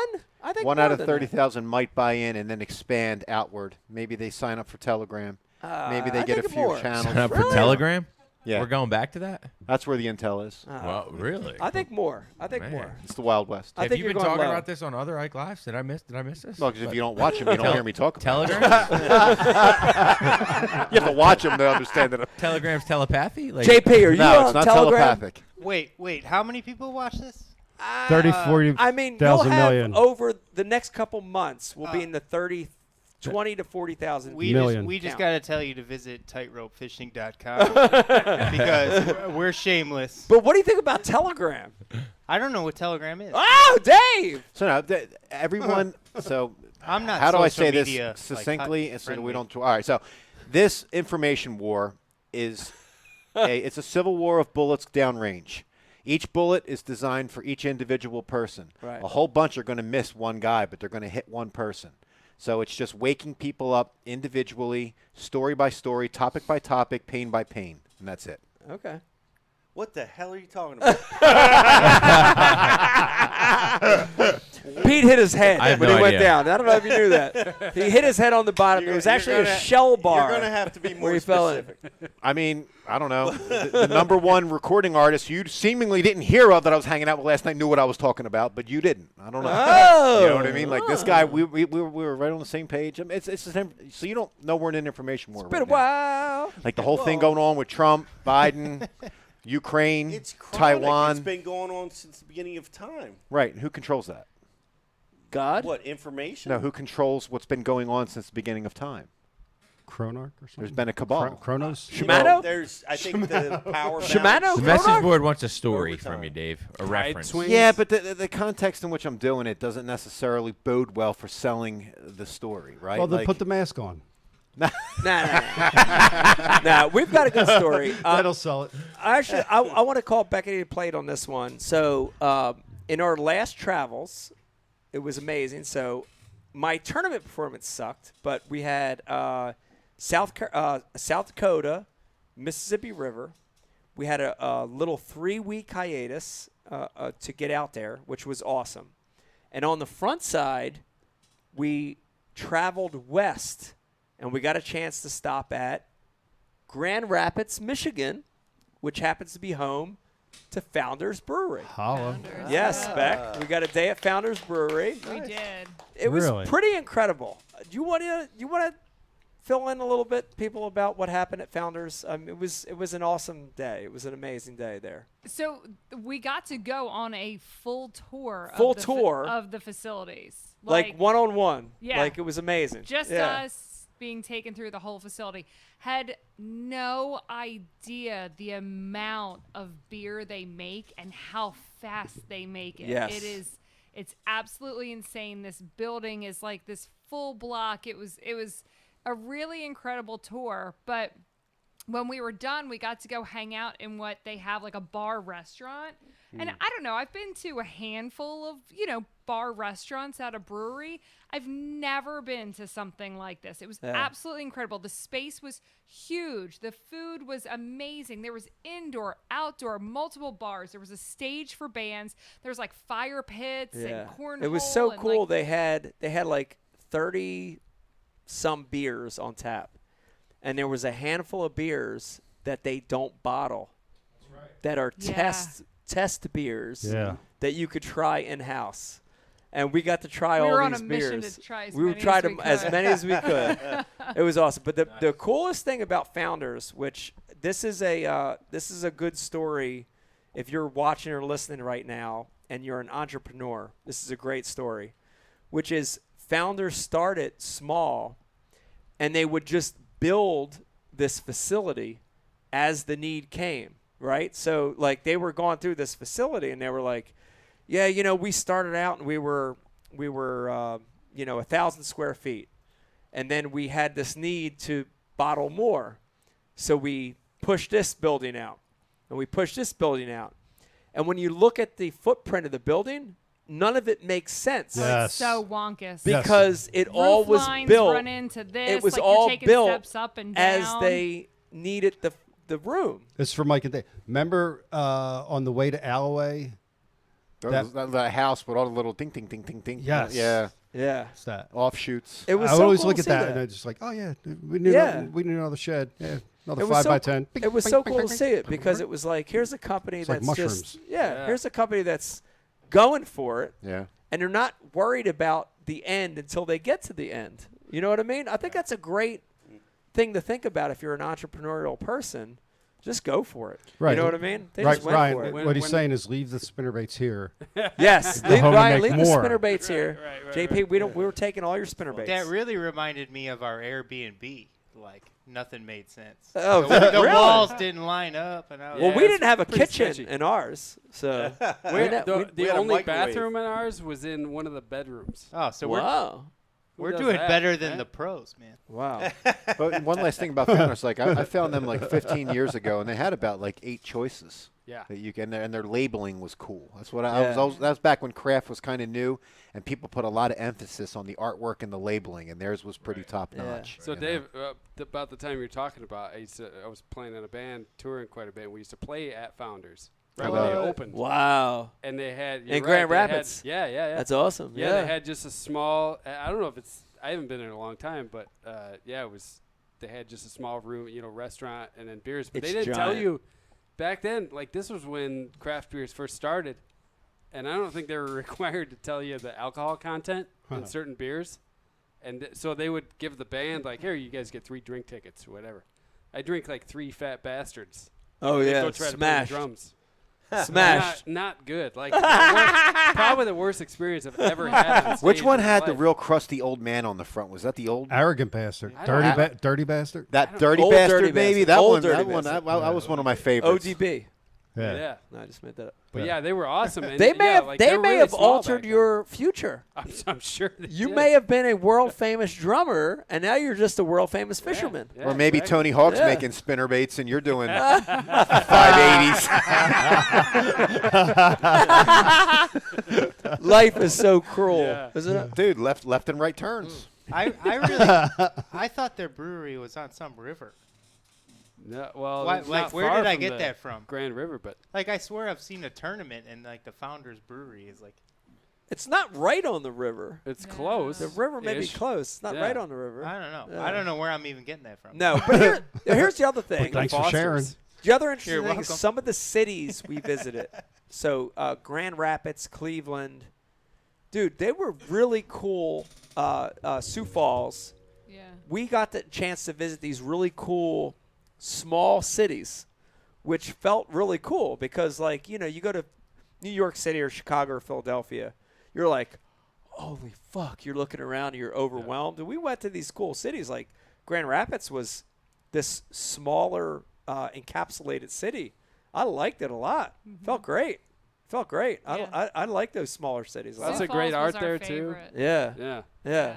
They do a huge art festival every year in Grand Rapids, like huge art contests where they do like all murals and they all stay. So like every year there's like 20, 30 new murals in that city. So it's just like very you cool. don't see an empty wall. Yeah. For the most part. Yeah. I don't know. I like seeing that. I like New York City with all the graffiti too. Yeah. You know, they have a harder time getting it down. In Chicago, they go out and put white over all the graffiti. Yeah. And now you got a big white square on every That wall. was one of the cool things about when we went to South Dakota. So we were in No graffiti? No graffiti. What? So listen to this shit. So what's the name of the town we're in Sioux Falls? The tournament. Mobridge. Mobridge. So we're in Mobridge, South Dakota, which has a population of, let's say, like 3,000 people, which is unbelievably nothing. It's desolate. There's nothing. The biggest restaurant is like a small bar. It's like nothing. But the rail system is still the rail system. And, dude, it's amazing at how graffiti It's on the rail cars? is on the rail cars. We're in Mobridge, South Dakota, and I'm looking at this graffiti that is, I don't know the artist, but it's amazing graffiti that is in South Dakota. It's so cool to see. Like, for me, I love that shit. You know what I mean? It's like so cool to see it. But it's always hard to tell though with train rails because they It go could become- across country. I mean, that could have Right. been done in San Francisco. Could have been done in San Francisco or New York or That anywhere in vandalism between. could have happened anywhere. We love vandalism. I mean, yes. But that's the whole. But it needs to be that's good the vandalism. genius of it is that It's genius. Yeah, I'm gonna paint it and it's gonna go back and forth Right. a couple times. Right. It's very genius. So when I throw an egg at a car and he drives like the other side of town, Yes. that's the genius That's of your it. genius abstract art. No, that's just you vandalizing. Oh, okay. 'Cause That's not art. you're right. Damn it. Speaking of genius, Brian the Carpenter, we got a little recap. You did fish today. I with did. The genius of Lake Nakamixon. Yeah. How'd it go? How'd it go? It went good, dude. Got to fish with Keith? Yeah, got to fish with Keith. So we he's got live scope now, so we did a lot of fishing offshore, caught Yeah. a couple deep early, but not good ones. And that bite was actually kind of a tough day. A few people caught them, but we went back to a section. You know, he says, you know, there's fish back here. There, you know, my buddy caught him on a frog last week. You know, I want to hit that later in the day. We're 3-4 hours into the day, not really catching them, but we weren't going there yet. You know, Yeah. so we go back there. His buddy had been there all morning, and we get back there, and you can see fish moving in the pads. So water's down a couple feet, and so it's kind of pulling the fish out. Right. And then pads, you know, out towards the front. Yeah. And the pads are thick. They're really thick. They're overlaying each other. They're not easy to fish. But we had them moving. They wouldn't move for anything but a frog, right? Like they're moving in there. You could flip them. Nothing. You wouldn't get any attention. But they would like move for a frog, but they weren't eating it. And this went on for a while. And then all of a sudden this window opened up and boom, boom, boom. For about 20 minutes, caught them. Yeah. 4 or 5 bites. And then that was it. It was over. Wow. You know, it was like, so it was raining all morning. I don't know if you guys had the same weather we had Yeah, here. drizzling. Yeah. Yep. Yeah, and like rained hard. Yeah, and the rain was like pounding and then tapered off right there at the peak of it before it kind of tapered off. And I felt, you know, I don't know if the barometric pressure changed or what it was, but I could feel everything got different. Yeah. But the rain petered off. No offense, Pete. Easy. No, sorry about that. Yeah. And but that was it, dude. That bite shut down. Yeah. It's interesting. So how'd man. you do? We got third. Awesome. Yeah. We had 17.5, It is 4 fish limit. It is 4 for interesting. 17.3. Wow. That's a bag. dude. Anybody They're all brutes. That's They're a all bag. brutes, man. But here's the interesting thing. Couple It is fives. interesting the windows. Yeah. We call them windows, but they open up and they close throughout the day. They open and they Yeah. close. Right and left turns. Yes. But here's the thing. MLF, I think, is pretty much good for nothing, except Marty except it showcases is fun to watch those windows Right. in MLF. Like, and I still watch them live, even though the coverage isn't great. I still watch them live. And you will see these windows open and close where the vast majority of those 40 guys in Yep. that round start smashing them.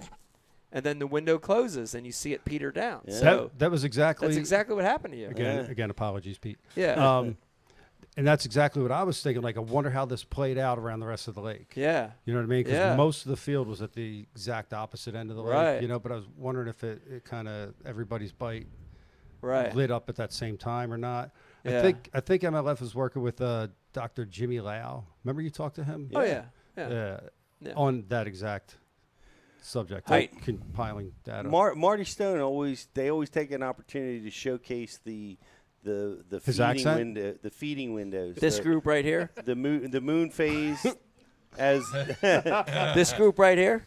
They showcase this group? His accent? Whoever catches the most today and the biggest. This group right here. They got like a 3 or 4, like it's based on the moon phase. You know what I'm talking about, the lunar feeding pole windows, the lunar Yeah. deal. They go out of their way to address it. But does it coincide with what actually happens? I want to see the stats, man. We need to get Ross from Mystery Tackle Box and get the technology on to see if what the moon, if what they're predicting is actually what they're seeing. Pull the data. Dave? Maybe it is. Pull the Dave, data. I don't know. Was it perfunctory or Left not? and right. I don't know. Perfunctory.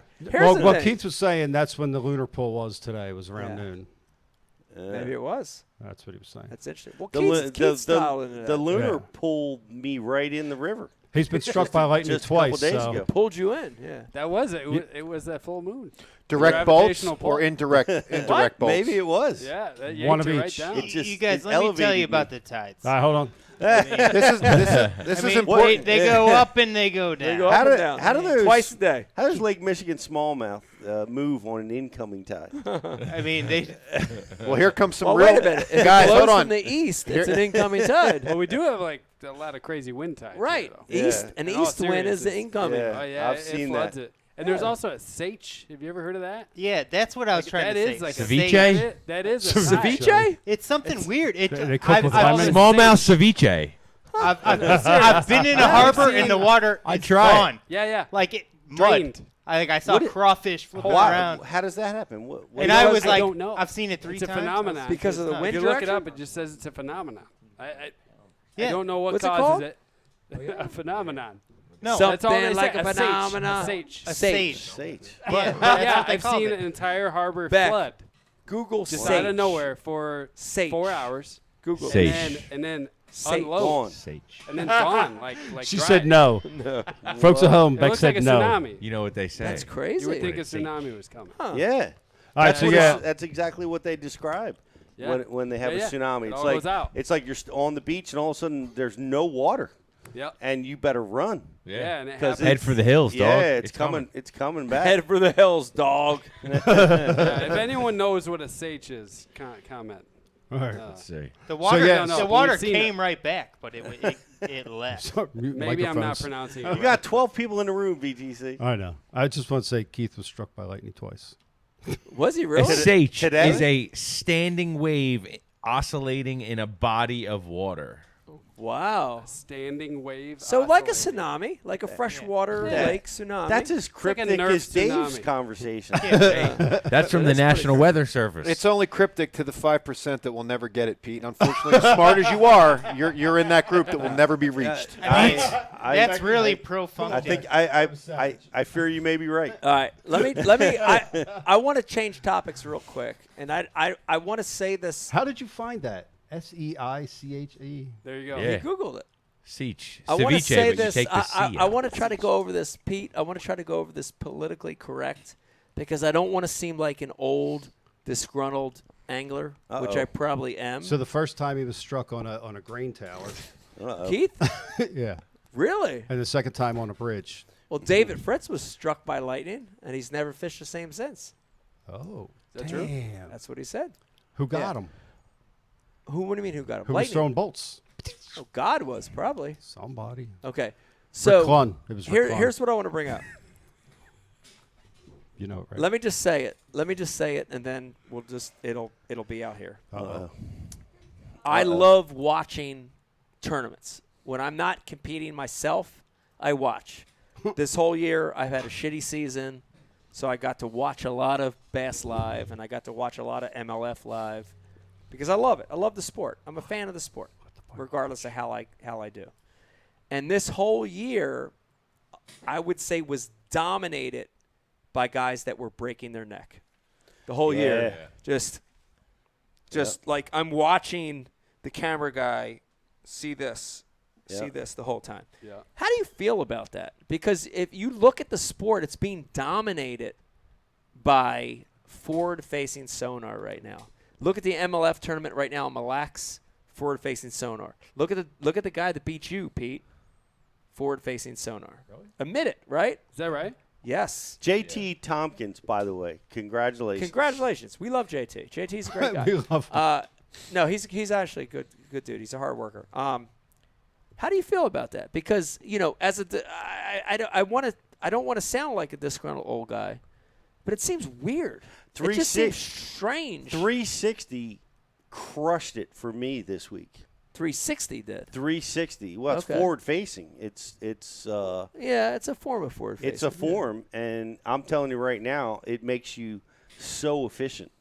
Like being able to get on the habitat, hit your marks, stick and move in the shallow water. Yeah. The Humminbird Mega 360 is absolutely priceless. I mean, it's just. So you don't mind the fact that all these tournaments are being dominated by guys that are watching? Here's what I don't mind, dude. It's new technology. Embrace it. Get good at it. You gotta develop that skill set, and it takes work. And my neck hurts from staring at it because it's such a powerful tool, but it's so fun and interesting. It's not fun for the guy watching. That's what I was gonna say. Watching pretty boring. Watching a wahi was like watching grass grow. Yeah, it was very difficult to watching watch. Mille Lacs today was like watching grass grow. Then the elites went to the Mississippi River, and I'm like, oh, this is cool. That was man. awesome. It's like mats, no frogs, forward facing. Oh yeah. But no, I mean Schmidt's using it to win. Nah. He's fishing an edge. He's identifying. I mean, they're using it even in that. But it was fun to watch. I don't know. I like watching it that way too. Okay, but let me say this. Let me say this, and we'll get on to a different topic. Thank God, thank you God, that I was not involved in the sport when that shit was going down, because that shit ain't fishing to me. Thank you God. Thank you God. Thank you God that I could fish in an error when you could just go fish against the fish. Thank you God. That's all I got to say about it. All right, you're on Randy Blaukett. No, you're joining Randy Blaukett's. Nah, I'm not joining Randy Blaukett. I'm washed up. Don't listen to me. I'm washed up. I don't know. It's an interesting topic. Okay. Now, you guys both got good perspectives, but like, here's the thing: is that everything's always going to come full circle in fishing, right? Like, there's going to be the tournaments where it's Oahe and everybody's staring at the graphs, and then there's going to be a tournament where the forward-facing sonar almost doesn't play, and the guys who don't have the ability to just get down the bank and get dirty and go flip and fish shallow, they're going to be left in the dust. Yeah, but it's like 80-20. Yeah, it is. It definitely is right now, right? But for how long did the trend of being able to get over top of fish and drop on them video game style last? And I'm asking from an honest perspective. That was a decade. I honestly don't know how long it lasted. But like what I'm saying is will the forward-facing sonar game get to the point where it's like you get out there over a school of fish, or you get behind a school of fish in suspended water, where you hit them with the forward-facing sonar beam and they just become uncatchable just like that? We just filmed. Like, when is the transition going to come back around? Gray Buck up on Lake Ontario for Bass U. We're filming with him. He's already starting to see the effects of fish moving away from the forward-facing sonar beam. I'll say Keith was talking about that today. Like, he says when he's out there scanning on it, sees them and then turns it away. Because he feels like especially the bigger ones, if he leaves that on them. Here's what I think is the challenge for the production companies, like it is for us, as we're trying to teach. And Gray is using forward facing, and I'm watching. Like, I had him, because his sonar's linked, and I had the screen here, and I'm watching what he's watching up front. Yeah. And I'm fascinated. I'm watching the fish. I see him move. I see what he sees. I see his bait drop, and I see the fish bite. I see the fish get, so from a from a perspective of producing an exciting tournament, I think things have to change where you have to bring the viewer into that world. Like, you just can't stare at his back. Right. You got to show that screen. You got to watch his baits. You got to bring the video game to life on the screen, and it's challenging. Yeah. It's challenging for us because the technology isn't that readily available to do that. So we've had to come up with ways to do it. I want to see more excitement, more real energy. Yeah. Like I said, looking at somebody's back doesn't make any sense. I got to watch tennis this week. Now listen to me. I know it sounds ridiculous, but I stayed with Pete. I stayed with Pete on the Upper Bay. Brian, stop laughing for a second. I watched tennis. Brian, don't laugh. I watched tennis over the awesome. course of practice and the tournament, and I fucking loved it. What? I loved it. I loved it because it was one person against one person, real shit. There's no sonar to hide behind. It was two guys fighting each other, being real, and I loved a lot of the athletes were being emotional. I love that shit. We need more of that in fishing. We don't need the backs of people. All right, well, I hear you. It's hard to watch. What about this concept? What about, like, all right, we have a derby where it's off, like a season where you're not allowed to use it in this tournament, but you're allowed to use it in this tournament. You know, where we can't even get guys to have their insurance cards right. Not look down at their screen at the right time. My guy. But you get to showcase guys. You let guys showcase their talents. Yeah. Let me tell you something. I think it's beautiful. You watch these kids, I call them. Oh my God! By the way, the top 10 in this tournament down the Chesapeake was like they looked like they were 20 years old. They all were. You know, it was crazy. JT is, isn't he? You know, 20? the winner. JT is 20. Yeah. He's a youngster. Wow. But they're super talented at it, and watch them swimming in their ability. You know, just doing it, man, and so easy, so fast. Being able to scan habitat, see fish, move. Yeah, see, that's you know, it's a beautiful thing to see that development. You know, I think. All But right. it's hard. You know, it's hard to watch. Yeah. You know? I don't know. I get that. I don't know. All right. Let's talk about this real quick. Hold on, Beck's got something. Oh, Beck, what do you got? It's just going to be whatever the next technological thing is. There's going to be like thermal scans. You're going to know that fish is in the grass because like you're going to have like little heat sensor things or like echolocation. Yeah. I don't know. It's whatever's next. But it's been that way since when they came out with the flasher. They said the same thing. Did they? Yeah, they were like, "This you is cheating. were there. This is cheating." You David know? Fritz is cheating. I remember hearing that about side scan. Yeah, they're like side scan came out. Nate Wellman won on the Chesapeake with side. He was the first one to embrace it, and he figured that out and won with it. Bad example. And they said, they said that was going to be that was bad. Now we're here again. So Found the cigarette butts on the stoop. Might have been something else that was But I bad. think this is how you see anglers aging because there's no like physical advantage to being young over old. I think this is where you see the advantages of being young versus old. Yeah. Because they got a like, mind Vegas that connects with computers. Yeah, Vegas plays video games, so he hops Dude, on a boat and he totally Vegas hopped on my boat understands with Lawrence's forward facing and used it better than I did in a instant. Yes. It was unbelievable to watch that, dude. Yeah. Like totally grasped it where I did. It's trying to watch grandma program the VCR. Yeah, it's okay. She couldn't do it. And at some point, what do you think? What would you like to see? Well, here's the thing. I'm just saying that it's a different style of fishing, and I'm complaining a little bit because I suck. I've had a horrible year. Me too. And I can't catch a fish right now. But here's the thing. Bass has just announced, Pete, the 2023 schedule. It's unbelievable. Except for the. Let me go over it real. It's not all forward facing. Let me go over it real quick. If you haven't already heard, if you're watching and listening tonight on Ike Live, here's the Bassmaster 2023 schedule: Lake Okeechobee, Lake Seminole, Lake Murray, Santee Cooper, Lay, Sabine, St. Clair, Champlain, St. Lawrence. Boo. That's a very radical schedule. It's a banger. And let me reiterate, Well, Pete, it sounds good for you. It's a great schedule, but let me iterate that I had a horrible season this year. I have to reanalyze what I did. I have to change my thing. But here's the thing. Have you heard of this remote viewing before? What? Remote viewing. Yeah. Where you can look into the future and you Dave can has. forecast. Dave, you know about remote viewing? I've heard of it. Okay.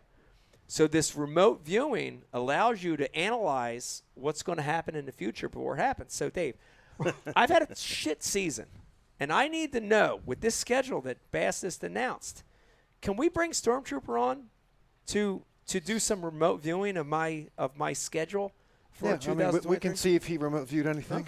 Okay. So here live on Ike Live, That was like a guys. 10-minute setup to tell Dave to put the helmet on. No, it's okay. Here live on Ike Live tonight, we have the one and only Stormtrooper that will analyze remote view how my season's going to go next year in 2023. Stormtrooper, how you doing? Good to see you back at Ike Live Studio. Stormtrooper, everybody. Yeah. Stormtrooper. All right, Stormtrooper, first of all, for people watching and listening, what the hell is remote viewing? I don't even get it. What is it? So you force me to discuss this to the sheep again. Oh, the sheep. All right, if you're a sheep, Sick listen. of the normies. I Okay. will explain. Damn normies, listen to this. Remote viewing was something that was taken from the Deutschland during Operation Paperclip. The Soviets took half of the Deutsch. America took the other half. Okay. The Soviets first figured out how to use ESP, extrasensory perception, right, to remote their consciousness into an environment to siphon information. About the future, about what's going to happen. Current, past, or future. Okay, gotcha. Yeah. Okay. Hollywood often projects that technology. Take season 1 of Stranger Things. Stranger Things, yes. She was in the room with the Soviet commanders, plotting and planning Yes. against stolen technology from the Deutsch. Right. I, through my ancestry, have the ability to remote view. You do? Yes. Oh, but I must first address something that Pete brought up that brought my friend Dave very angry. Oh, Pete? Incapable of articulating himself, so I will do it for him. Okay.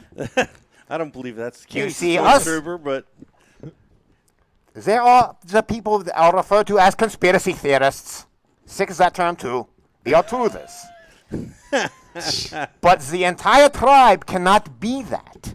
So within the community of people, there are people like you, and you that go out and hunt, fish, bring back the food. There are people like Brian and Liz that build, create the structures. People like Becky. Infrastructure people. Infrastructure, yeah. Becky bossing around the other squaws. Firing people. Sending people to the creek to wash the clothes, skins the Shocking them fish, on the wrist. shuck the oysters. Then there are people like me, lurking on the side, watching, observing. Yes. Enemy movement, enemy strategy. And while you're fishing, I'm the one who knows that while Brian is following the flower girls into the field instead of fixing the tent, that the enemy knew he was going to be there because I've watched their movements. I've tracked them. I told him in advance, don't do it. Right. He does it. Grand view. You have a grand view of things. He did, and I did. and Brian's it'll ghost or repeat Brian? itself. You followed the flower girls? Brian's Yes. ghost. I'm Brian's pretty sure I ghosted. did. Brian's If ghosted. I know me the way I think I know. The point is, conspiracy theorists have never been proven so quickly as they are now because of information. 1 year ago, we said they would track you with your shots and your passports. We were told we were crazy. Yeah. Read the news, goddammit. You're right. Having said that, You're all right. I have remote. He's right? He is right. Oh, I They do didn't track realize. us through the password. That's Okay. true. I have remote viewed your season for next year. Okay, well, I would need to know this. Beck, this is important. I'm Listen to me. interested. What's I am the interested season too, look 'cause like? I gotta have a better year. I like these All right, you want me to tournaments go for you. tournament by tournament? I have the list. Oh, you have the list. Oh, nice. I have the list. Okay. Tournament 1, Okeechobee, Florida. I envision you not being so happy at Big O. Big O, Florida. I hate Florida. You will finish 51st. 51st! Just Okay. out of the money. God damn it. That's a good finish. Gotta make though. a check though. That's 50. steady though. That's not money That's though. a good Florida finish. Well, I gotta pay for my expenses. Damn it. Well, you're gonna get it back in the next one. I All right. promise Well, I'm you. staying at the KOA. It can't be that bad. All right. Seminole. 13th. 13th. Top 20. I'll take that. You've got a win on Jack Seminole. Jack Wingate's. I stayed at Jack Yes, Wingate's sir. as a young man. Yeah. The Tennessee River. 24th. 20. Which lake? Back. Top 30 again. I like these top 30s. Tennessee River. What lake? That on would Tennessee? be. Tennessee. That would be. Hold on. That would be Murray. Murray. No. Murray, you're 5. Top 10. Oh, Murray up 5. Perhaps the Tennessee River was someone else's remote view. I'm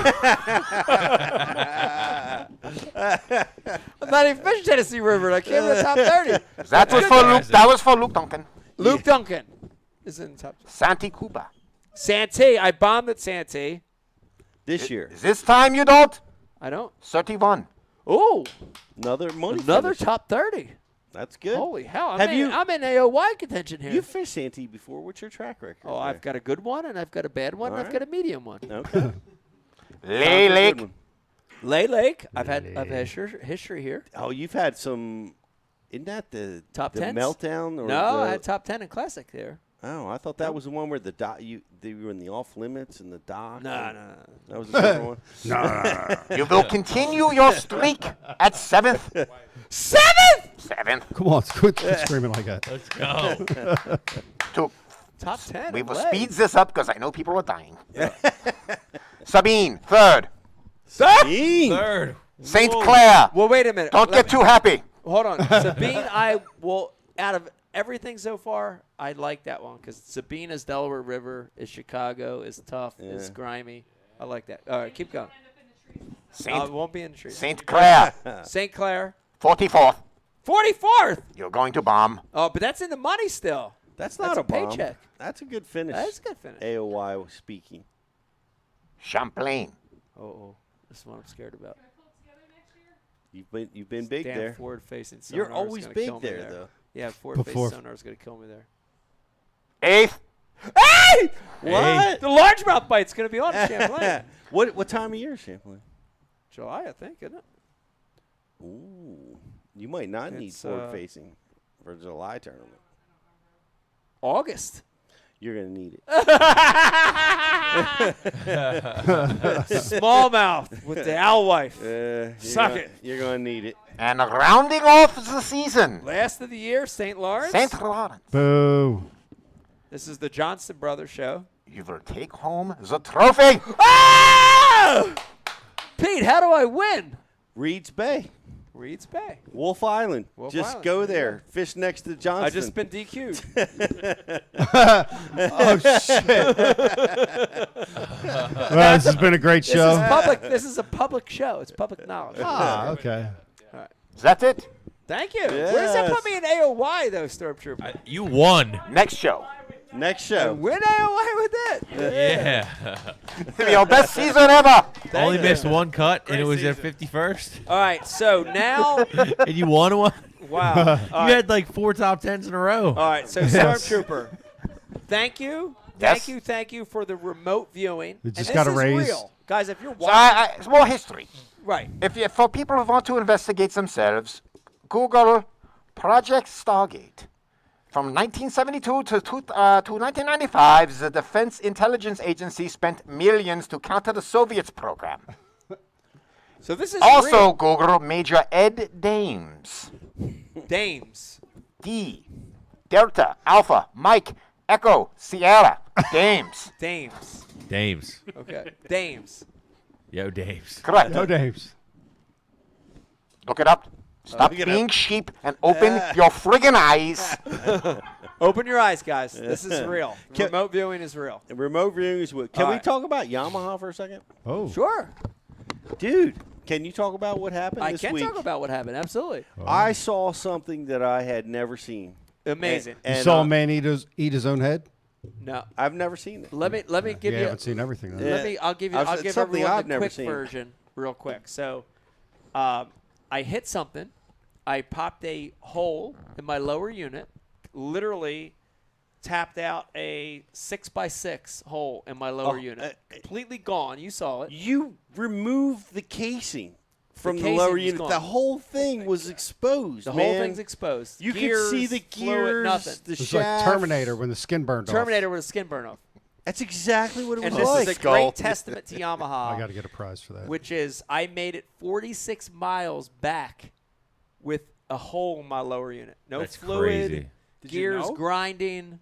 Did you know about it? I didn't know about it. I thought it was just a bent ear on the prop because I had trimmed up. My partner was like, it's a bent ear. I'm like, oh, cool. It's a bent ear. No problem. I can make it back. Hole in the lower unit, made it back. Shout out to Yamaha, dude. They make a great motor. Dude, that is impressive. Yamaha's a great motor. I mean, and then you weighed in, and you ran all the way back to the launch ramp. And I still made it another 3 miles. 3 back to the launch miles. ramp. I couldn't believe it, man. That's the just only problem absolutely is amazing. I didn't realize till I got back to weigh-in that I didn't have reverse because all the gears were gone out of reverse. So you almost crashed me? I did. I crashed Stan. Oh, what? Yeah, I crashed another one of our competitors, and I put a hole in his cowling.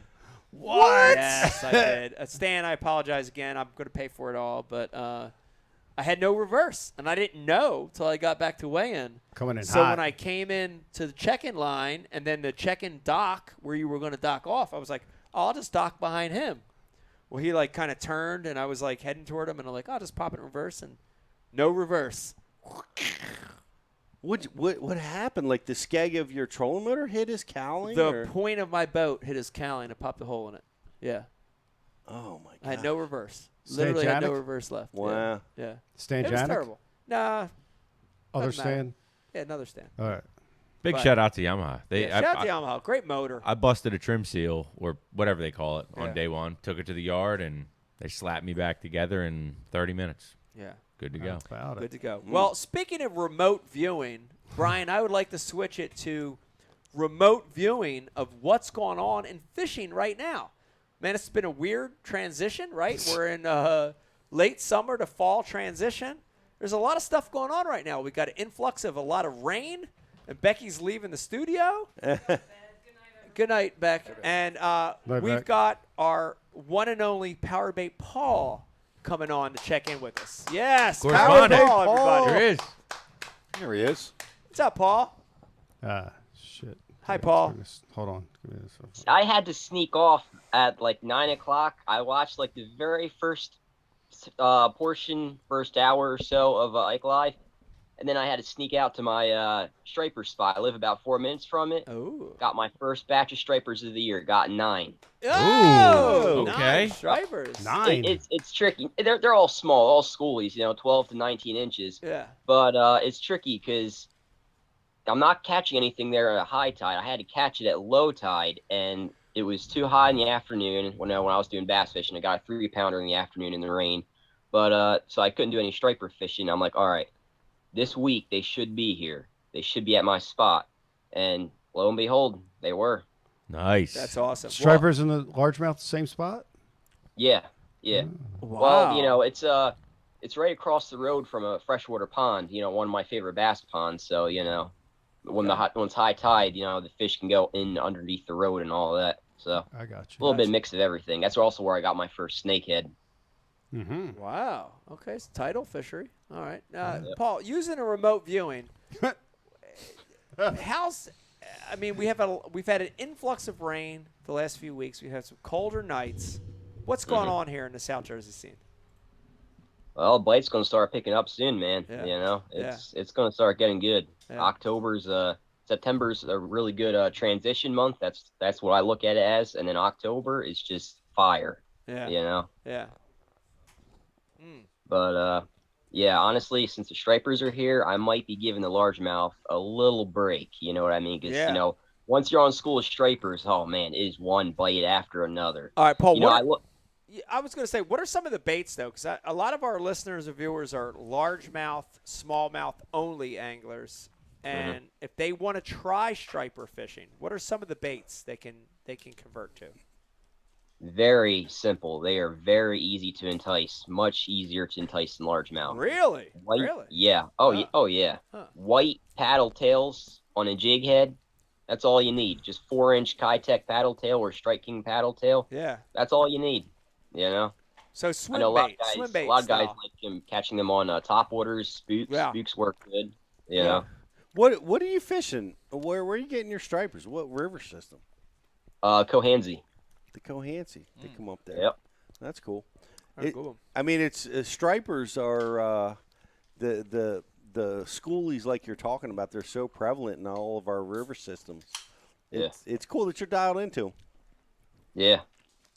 Is Cohansey the one that Alway Lake spills out into? And Cohansey's Is that right? Sunset. I'm asking. I don't know. No, I don't know either. Cohansey's a Sunset Bridgeton. Brian, what creek does Alloway Lake dump into? Alloway Creek. Alloway Creek. Okay.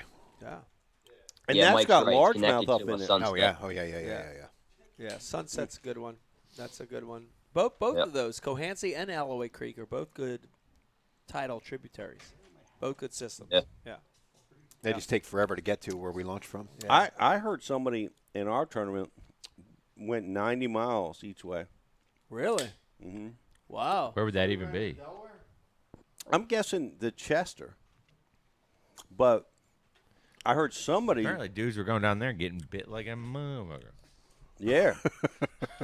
We got to talk Like to Matt easy. Pangrak because he was going to the Chester. He was? He was on his way. He got to the mouth of the Sassafras. Started spearing those And hitters. started spearing them and turned around. Huh. Right, but he was headed to the Chester. But the river that I was most interested in that is probably more like a 150-mile run, and I heard some guys might have made it or done it, is the and I can't remember the name of it. It's the river just north of the Potomac. Pocomoke. The Pocomoke, because it's cut off at Point Lookout, which is the mouth of the Potomac. But the Pocomoke Point Lookout. It's a big river system, and it's got good bass fishing in it. Wow. But it might be like 150 miles. Each way? Each I don't. way. I think what you learn That's if you were fucking far. watching Jesus. the Open this week, what you learned is don't go more than 10 miles from the ramp. Seriously. Dude. Paul, give us our listeners and viewers want a idea of some of the baits to be throwing this time of the year. Give us a little rundown. Give us your top one or two largemouth lures. We heard your striper lures. Give us your top one or two largemouth lures for early September. Well, I've gotten figured out down to two particular spots. One of them is another river system that I won't be naming, but it's got current, so of course current's a good summer spot. So I like throwing like a black and blue jig or a black and blue bandito bug. That's why I've been getting them on there.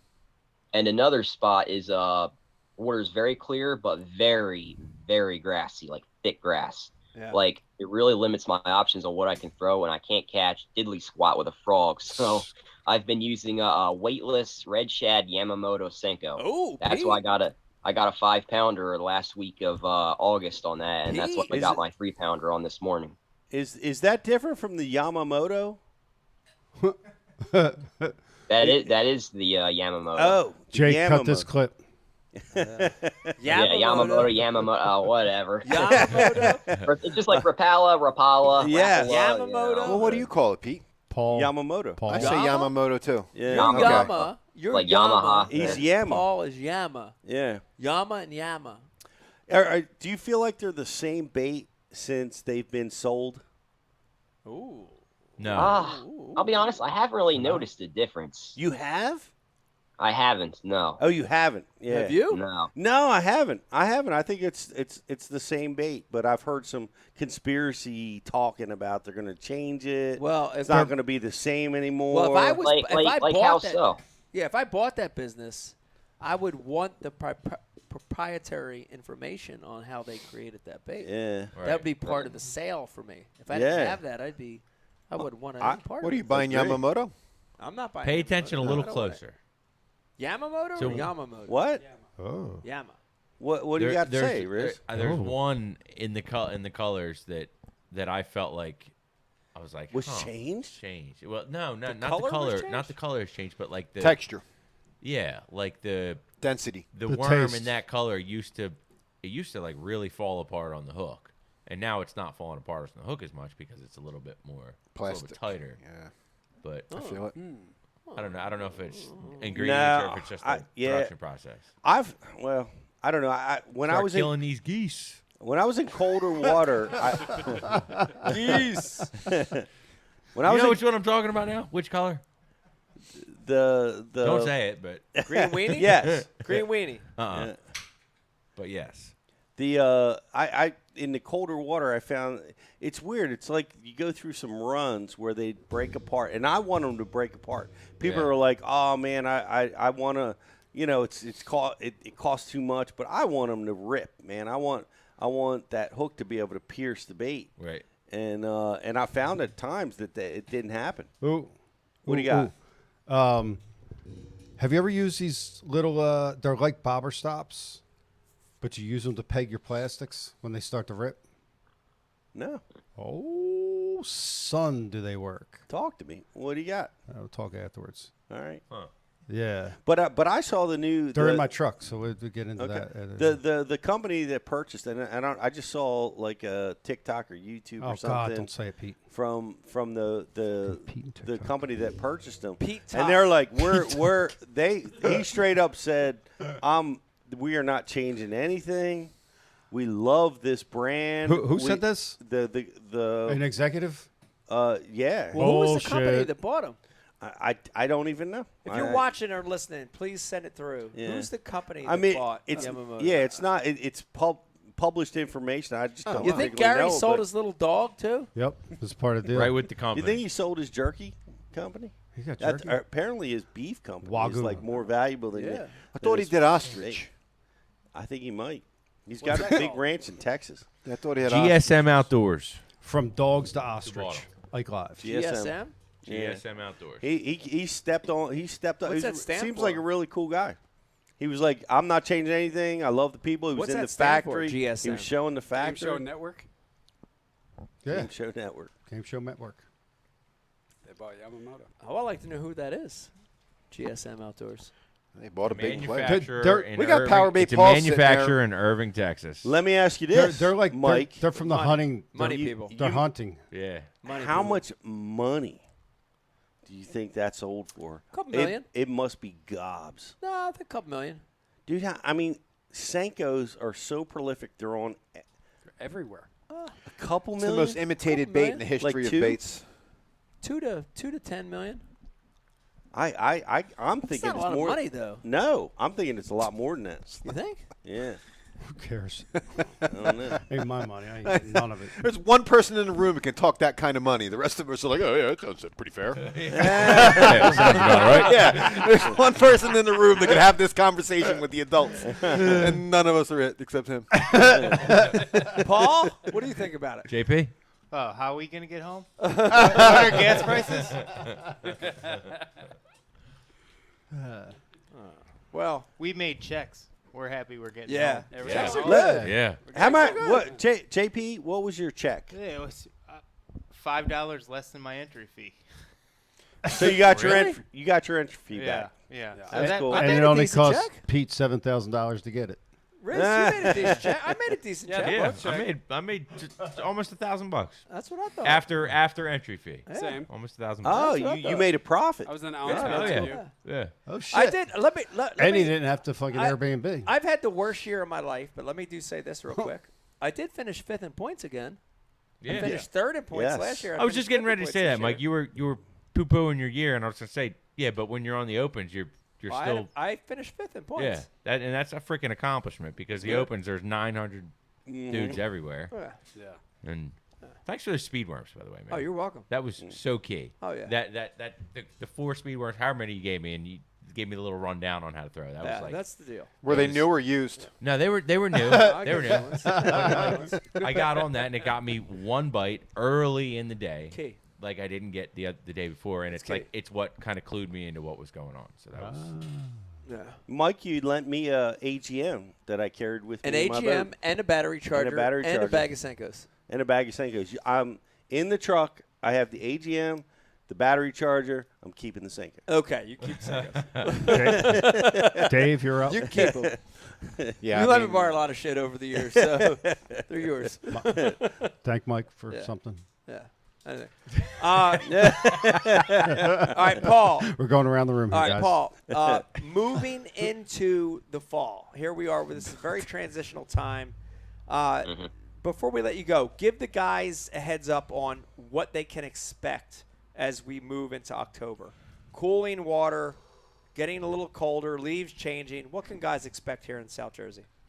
More aggressive feeders, more aggressive bites. A lot less summer fishing, like dead sticking, letting the soft plastic sit there and lazy bass come by and pick it up. Yeah. Moving baits, crankbaits, spinner baits, top waters will still be in play, but moving baits. Man, I like the sound of that, Pete. Yeah. I hate to sit. I love the fall. Once those leaves start changing, Hey, Mike. man, I love it. Yeah. Mike and Davis, for you. The last Thursday nighter of the year was like 2 weeks ago on Stella's. Stella's. I know. I know this. This is amazing. First and lunker was .93. What? Yes. So when you say South Jersey, I shut the F down. You guys have pummeled this fucking place. Dude. Let's grow the sport. That place used to have so many giants in it. Oh, dude. that's a shame. That's a Point shame. 93. There were 4 bass caught out that's of a shame, dude. 12 boats and 20-something That's a anglers. shame. Dude, over 3 hours. You're talking about 0.9 pounds, and that's .93. That's amazing. Did you hear that 30, was it 4-pound bag of smallmouth, 35-pound bag of smallmouth that was caught? Dang, where, Pete? I don't know. Like You Brian's just made it gonna up? crack on me, but it was a TikTok video that came Oh, on my God damn feed. it. They had 35 pounds. Yeah. For 5? I just picture you watching gymnasts doing cartwheels and those gymnast channels on TikTok. I just picture you looking at that. They slip in sometimes. Dude, the TikTok knows what you like, man. Yeah. They're smart, just like you're like you're preaching. Well, I can tell you but they dial in exactly what you're interested in. Well, I can tell you, they keep feeding it to you. Palatine's going to get an influx of smallmouth this fall. That's all I can tell you. Stop it. Why? Why not? You're murdering smallmouth. Have we ever caught one out of here? Has anyone ever caught one? Mike. Heck yeah. Mike did. Of course. Bro, I caught my first bass there this summer, 3-pounder. I'm ready for some smallmouth. Heck yeah. Nice. Yes, Paul. More than just Union Lake around here. You're fishing Palatine, Paul? First, you got to Do you eradicate have the black sticker? death. What's going on? I'm a bank angler. No, I don't need a sticker. What am I going to do? Put a sticker on my fishing pole? On your head. On the back of your head. On your beard. Okay, that'll Got work. him. On your beard. Yeah. It's a good place. Paul, thank you for the update. We love it, and we are very excited about this colder weather coming. Very excited about the bite picking up a little bit. Keep us in a loop. We're going to hopefully talk in about 2 or 3 weeks on the next show, Paul. All right, sounds good, Mike. Powerbait Paul, everybody. Yes. PvP. All right, if you're not following Paul over on Instagram, follow him at Powerbait Paul. Great site he's got over there on Instagram. Great site. He's We so love nice. Paul. He's such a nice dude. Yeah, He is he's a the good best. dude. He is the best. I get him off so I can talk about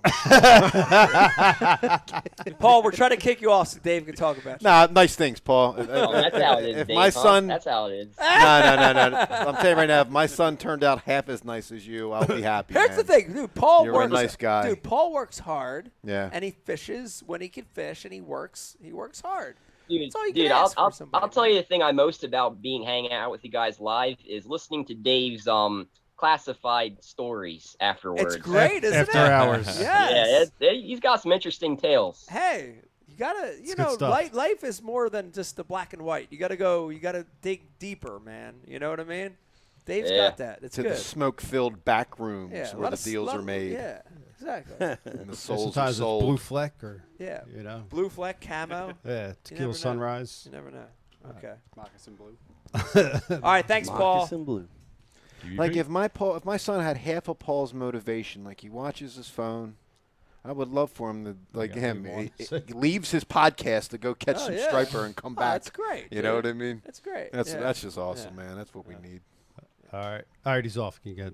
No, I'm kidding. I had Nah, Paul's good good things dude. to say about him. Dude, man. Paul's pretty. kidding. It's interesting how you meet people. You know, Ryan and JayPee, you guys are talking how you met, and it's interesting how we met Powerbait Paul. But it was out fishing, it was out doing the deal. Yeah. It was like common bonds that brought us together. So Yeah, it was yeah. cool. He's hardcore, man. You gotta love that. Yeah, it's awesome. Yeah, he's I hardcore. mean, some of the best conversations I've ever had in my life are just dudes I met on the bank. Oh, yeah. It's great, isn't One it? of my best friends I met, I walked up to a fishing spot, fell down the hill into the water. Yeah. First person I saw was this dude, Mike. Pete and, Glusick. Yeah. Great friends. That's Yeah. awesome. That's cool. You fall here too? Yeah, I fall in the water too. Falling. Great falling spot. Fall You here. fall in here too. That's awesome. Getting petered. Dude, I know we've been on forever. I really enjoyed getting to know these two guys a lot That was better. awesome. Yeah. I never knew. Yeah. Never knew they were to school. Yeah. The one regret I have about tonight's show, I wanted to put Ryan in like a really, really tiny chair. Just because Pat always would make him sit Like over in behind another him room somewhere? and below him or something. Yeah, you know? I would agree. What the though. fuck was that about? I would agree. Let me Seriously. because I think we talked about some of this like off camera in that second segment. But I would agree, Dave, with what you said. Pat underutilized these two guys. Yeah. Underutilized. Yes. Oh my God! I mean, Yeah. I Don't know bet- what you got. So we got, I bet you JayPee probably has another 50 stories that would be neat. Like these guys, they're out there in that grunge skate scene. Like they got some really good stories that I would have focused on, man. After hours, bro. We'll do it. Well, we're going. After I'm going hours. home in about 9 minutes. We drank through all the whiskey. Dave's ready to go home. What are you gonna I do? With admire the, your what are you discipline. gonna do with the other 6 minutes? Wrap the show up. Yeah. Well, it was a treat fishing with you, JP. Oh, Pete, I'm sorry if I damaged your. You owe me $7,000, dude. $7,000. You could pay it back at tightrope. Yeah, that's right. Just It's keep- coming. I want we're a on mi- Ike I want a Live, so it mystery. might I want a happen. mystery tightrope box every month. Oh, we're on Ike Live, so it might happen. Yeah, I might be able to pay you like Monday. Yeah. I'll pay you Monday. Check clears Monday. Let us get home. And You play basketball? Dude, Yeah, you we did. dribble We that did all the just, way to the bank. We did just actually hire our first person ever through tightrope. We've actually got an actual tire now. Really? Yeah, Josh Nice. Sokol, who's a local dude in Oh, Chicago. Josh. Yeah. Shout out to Local Josh. Sokol? Josh Sokol, yeah. He, Related to Brian Stokol? Paying him in skate trucks and Bitcoin. SOK. Skate trucks and Bitcoin. Take this new set of bearings, bro. Yeah, but that's Yo, I got this new. site- Yeah, you get 9 skid plates per 1,000 jigs. Here's a couple bars of wax. Skid plates. yeah, we got some wax for you. But no, yeah, that's been our biggest problem is keeping up with the demand, and we finally found It's this good kid. freaking We problem. found 'Cause the it's right a good kid. pro- it's a Like, good product. He's a Yeah. hardcore bastard. Like this kid's so motivated. That's awesome. He reminded me of ourselves, like fishing out of a total junk boat, just Yeah. like I did. I mean, my first boat was like $2,000, and I fished everywhere in this thing. He's doing the same thing. Yeah. He So works at a he's- tackle shop, and he's kicking ass. He's like, got the tiny 401. jigs, He's so. got the 401k and the health. And Yeah, oh yeah. We got him all taken. Riz, care of. did you see the It's a white? retirement plan. Did you see the white blade with the deuce tandems? Now he's crushing it though. No. That's With awesome. the skin, yeah, dude. So hopefully, anyone out there that checks our website and sees it sold out all the time, we're gonna try to keep that thing loaded. Well, dude, Nice. I If got they're to at tell Tech you, Warehouse. I got to but, tell you this. Besides the tightrope jigs, that spinner bait that I saw walking white around, one. Yeah, they're sweet. that Brian stole the whole bag of. Brian's. I like that a lot. Yeah. What? Compact, little. I look at it Short as a and river stout. spinner bait. yes. I mean, Very, very voluptuous. Very cool. Very cool. That spinner bait was inspired by the Cal Sag channel, which Yeah. is where you Oh, yeah. spent some time in Oh, there. I have spent some time there. I in know the about classic, it. yeah. Yes. And that's I live 5 minutes from the ramp. Yeah. Right there. So that river, and it's different from when you were there too. It's really good. Is it really? There's a lot Wow. of bites in it. Lots of bites. Takes crazy. 20 pounds. Takes Dude, 20 it's- pounds to win I that. remember that tournament like it was yesterday, dude. We're talking about the classic that Woo won. Yeah. Which Yeah. is Woo won. 2001? 2000. 2000. 2000. 2000. Woo. So I'll tell you a quick story real quick. So that practice, I found some fish that were offshore. And I really felt like these were the winning fish. Was it on a shoal? It was on a shoal. This was the Chicago. This classic. was, yes. Yes, this was the Chicago Classic, and I ain't that late. And I found some fish offshore, and I felt like this was the way that I was going to win the Bassmaster Classic.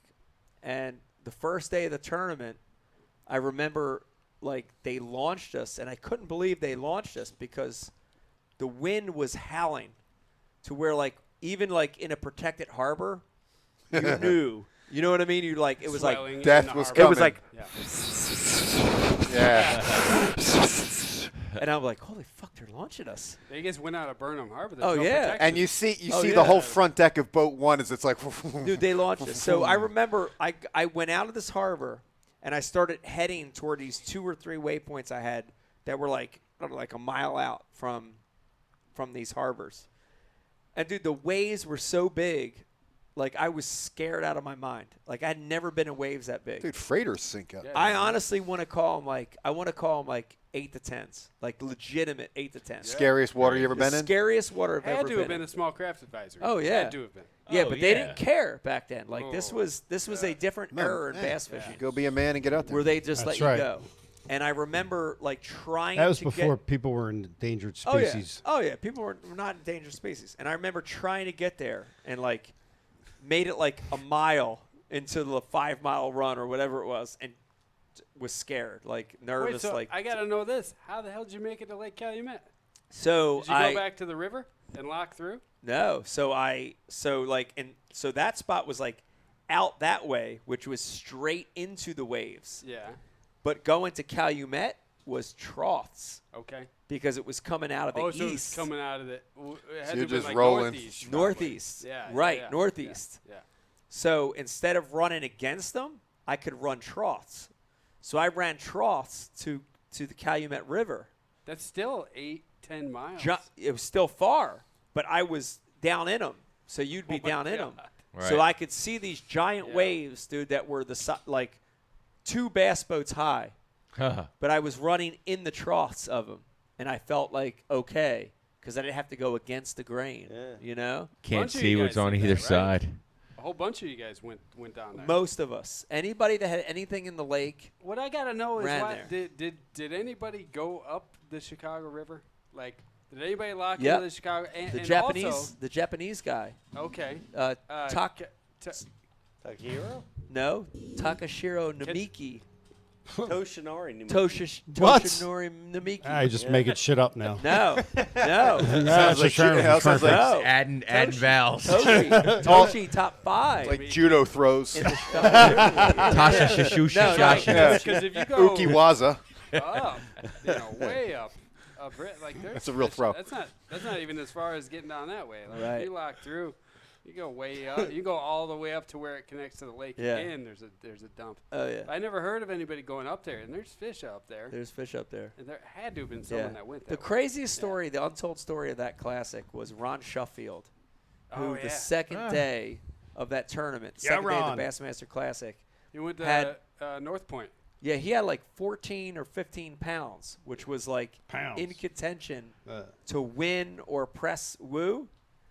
But he misjudged the weigh-in time and came in so late that all of his weight was disqualified. Oh, my God. And that was the last tournament that Ron Shuffield ever fished in.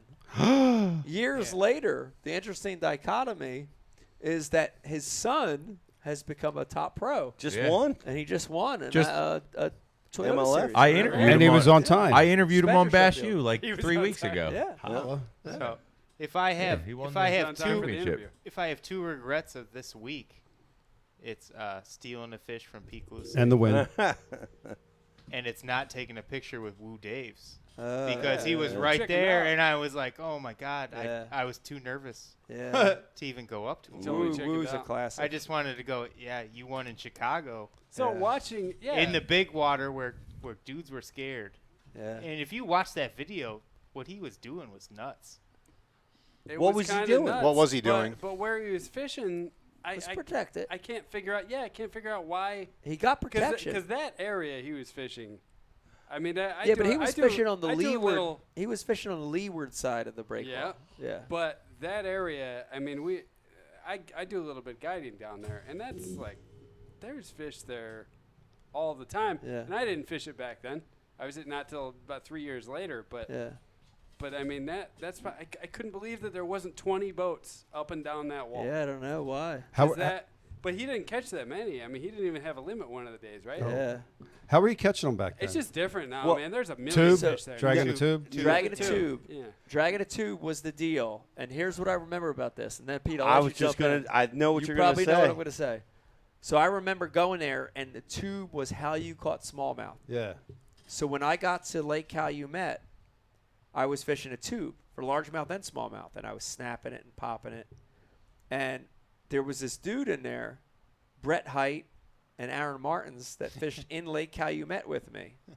And they were catching more fish than I caught. And I didn't I had no idea why. That's when the dreaded They were drop shot. shotting. Huh. And that was my introduction to the drop shot. And And now all caught- northern tournaments suck to watch. They caught way more fish than I did Yeah. out of the same area. I had a top 10 finish in that tournament, but they finished way higher than I did fishing a drop shot. Yeah, that was you my guys were all- introduction to you the guys drop were all shot. fishing That Jackson's tournament Point. was Shout my out Brian Jackson. Yeah. That tournament was my introduction to you. Wow. I remember being like, there's this Mike Iaconelli, and you back then you were even running around the boat. Oh, yeah. And I was like, yeah. oh, he's right there. I I'll hook fished a that. 2-pounder. Yeah, Giant, it's like- giant 2-pounder. Yeah. There was a giant there. At that There time. was a giant. Yeah. I remember you calling me. You were like, "Dude, the drop shot's for real." Oh, yeah. You were. Smashed that was me the on it. first time it hit me. Oh, yeah. Too because we're like, it's everything's bullshit. Till it's not. You hear It's dock bullshit till it's talk. not. It's like this is Like a the stupid chatterbait. lure. Like the Yeah, chatterbait. Chatterbait was Chatterbait stupid. was bullshit. Senko was stupid, and then you start making things real, and you were like, drop shot is real. Like bites are like 5 to 1. Aaron and B Height It's a smashed it's me a with it. real thing, and I remember having that conversation with you because we want to eliminate all that crap. Oh, yeah. As an angler, you Yeah. want to eliminate the noise. You're right. and get right to it. You Yeah. know, and but yeah, I remember that conversation with you about that classic. You know, Yeah. It was the first national tournament where the drop shot really dominated. And it didn't get the win, but it dominated. You've got to come. You've got to come see Lake Calumet now. I gotta soon. come. I gotta do You nothing. wouldn't even believe what you can catch out of there. Wow. I mean, I'm talking 18 to 20 pounds to win almost every tournament. Largemouth or smallmouth? Both. Right, you should see the Chesapeake. Mostly green. Yeah, I mean, Which like, is big in March. Dude, 20, 21, But 24 it's- pounds. Lake Calumet is like, it's been happening like that April to, right now. The tournament last week or 2 weeks ago, 18 and a half pounds. That's crazy. It's incredible. I got an insight. I don't mean to, block the Calumet story, but the Woo Daves thing, he almost won the classic fishing the Upper Chesapeake when He Ken did. Cook won. He almost won it out of the Chester River, and he was on a tree. This is where he lost it. He lost 5. He broke off 5 in a row. Oh, barnacles? On barnacles. Off Because of he one didn't know the tree. system. He knows the right system. He didn't know the system. Well, they didn't have Is braid. it barnacle system? There is a system. What do you do? So here, should we tell people? No, it's top Oh, secret. no, it's yeah, top yeah. secret. Lead core? Only insiders. Well, it also works for zebra mussels. Yeah, I want to know then. Yeah, we Let's fish just tell zebra people. mussels. Save for Bass U. I just tell people. So here's the thing. When you're around zebra mussels and barnacles, the interesting thing, it doesn't matter about the line. So you use 40 or 50 pound braid to a 25 or 30 pound fluorocarbon leader. Spinning rod, bait caster, doesn't matter. It's all the same. Dude, you can use a spinning rod around zebra mussels, 50 pound braid to a 30 pound fluorocarbon leader, they'll bite it just the same. Really? And you Yep. land every and single you'll one. survive it. You'll survive it. You'll survive the barnacles. But he didn't know it, so he lost 5 in a row off of a tree. So he came to practice for this tournament. Woo's fishing. I don't Dude, know how Woo's old like he is. 75. And Gotta be. Right and now? Oh, yeah. I feel 75 right now. he went and He may be practiced. older. He went and Didn't we find practiced. 80? He went and practiced Chester River from the mouth all the way to the spillway at his age.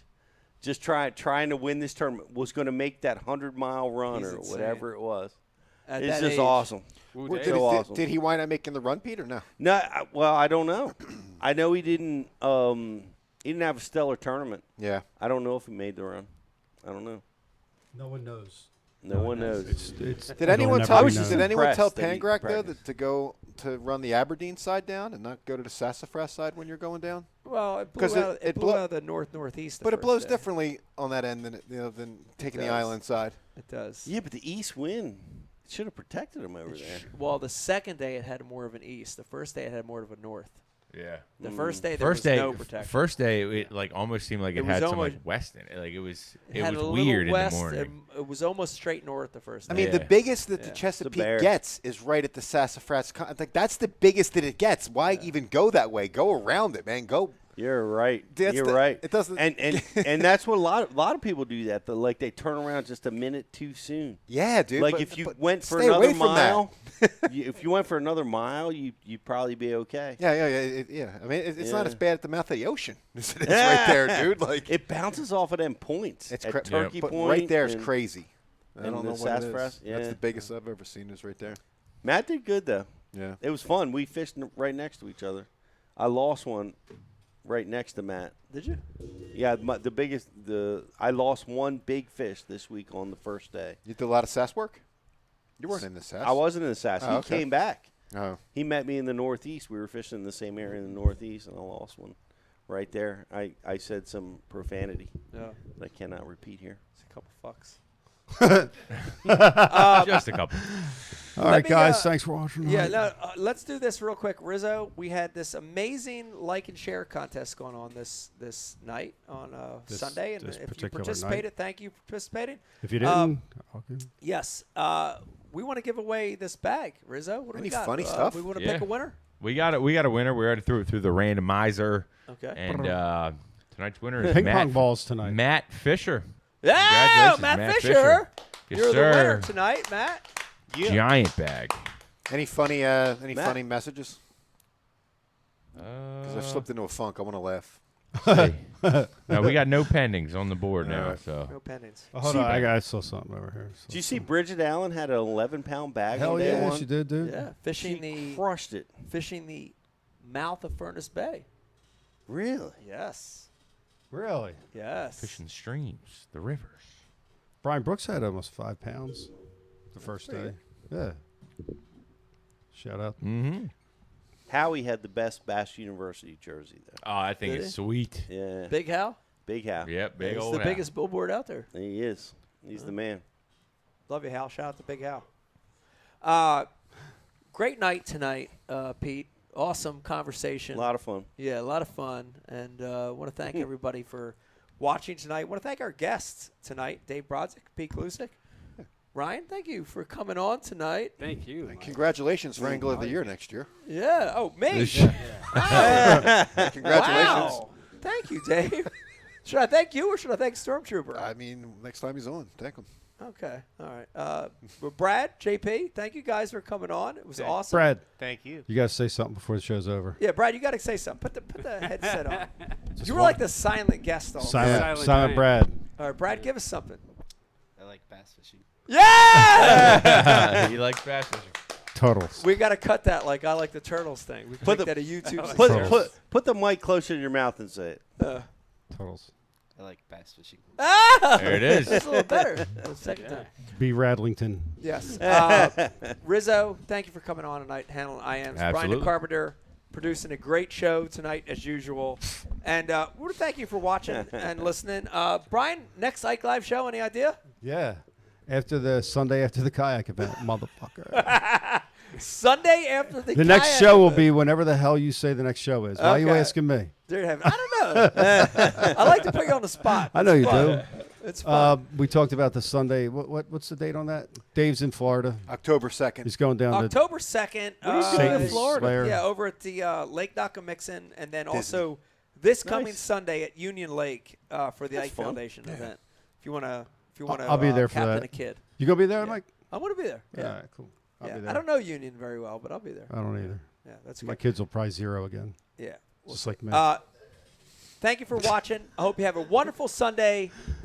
Discourage them so they take up tennis or golf or Yeah, something. take up tennis or golf. Good night, everybody. Bye. Oh, hold on. So we go right after this. Oh yeah, Pete falling there in we go. again. Definitely. All right, Let's end the everybody. show on that. Ghost in the machine. Dude, if that fish bites, I don't Pete, what was fall going in. on through your mind right here? Watch and see. Dave's right. Watch But and see. it elevates. Oh my lord. Dude, that seat spun like a fucking propeller, dude. It did. Did you see that? It did like it had two hands. I'm cool. I'm sure. Yeah, I'm cool. like it was a game, like it was a game show wheel, dude, ready to stop on. Fell out the boat. Was that live? Yeah. I don't know. Here's how you're going to sell baskets. He's smiling. Very good that he's smiling. How's that not man? That was graceful. Staying calm. Getting to the ladder. Yeah, Bass Cat has a built-in ladder. Very nice feature. Merch. Come on, man. It's like I am not slipping off this ladder. Four steps. Welcome to the Chesapeake. Yes. You just sold about 300,000. The bigger problem My favorite part was the laugh when you said, "Were we live?" You're like, "Yeah." You're like, Broke his He cord. broke his cord. That's why he's not just clumsy. all the He pain pulled his trolling motor cord, materialized in which that is made of laugh. rope. Most of the time, sometimes it's cable. It's got some cable coating. Yeah, metal. And now it snapped. He has to now somehow find a way to release that the rest of the day to be able to pull his trolling motor up. Backing up and just tumbled. I've seen Ike do that. It's really hard not to fall or at least fall in the water when that happens. Oh, no doubt. It's the last thing you expect. Hey, and I came to Pete Klusick saying he was familiar with the Chesapeake. I didn't know he was this familiar with it. Here it is, up close. Bang. I'm just glad he didn't get Packed hurt. up. That's So a. I thought he had packed up, man. Oh. I mean, I don't know what the Russian judges would give him, but that's an 8.5 out of 10. It was more graceful than when Iaconelli. Here we go. Here we go. Regular time, everybody. Let's roll. But watch time speed up. As soon as you roll up that seat.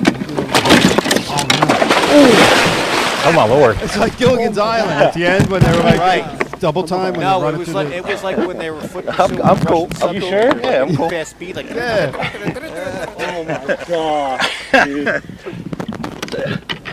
Was that live? Yeah. It's good that he's smiling. Very good that he's smiling. Wait. You said you kept the It cord? was graceful. Staying calm. Dude, that's funny because Eric. Getting to the ladder. Yeah, Bass Cat has a built-in ladder. It's a very nice feature. Merch. I've done that with the old cords, man. but I Oh can't my do that with the metal. Welcome to the Chesapeake. Yes. Yo, so when Eric got shot at, The bigger problem is the thing he was holding in his hand that was on fire. Broke his He cord. broke his cord. That's why he's not just It was clumsy. still He in his hand pulled when he his trolling motor backed cord, which is made of rope. yeah, Most of the time, it's sometimes right there. It was it's still cable. It's got some cable coating. Yeah, metal. And now it snapped. That was my security. He has to now somehow find a way to release that the rest of the day to be able to pull his trolling motor up. Backing up and just tumbled. I've seen Ike do that. It's really hard not to fall or at least fall in the water when that happens. Oh, no doubt. God, dude. It's the last thing you expect. Hey, and I came to Pete Klusick saying he was familiar with the Chesapeake. I didn't know he was this familiar with it. Here it is, and up close. Bang. I'm just no. glad he didn't get hurt. That's a. And we're going in. And they disappeared. I mean, I don't know what the Completely Russian Gone. judges Swallowed would up give by him, but the that's abyss. an 8.5 out of 10. It was more graceful than when Iaconelli. It really happened. You did your best Bo Derek when you came out of the water by shaking the water off your head. Play that music. Instead of Wait, Bo last Derek. time, everybody.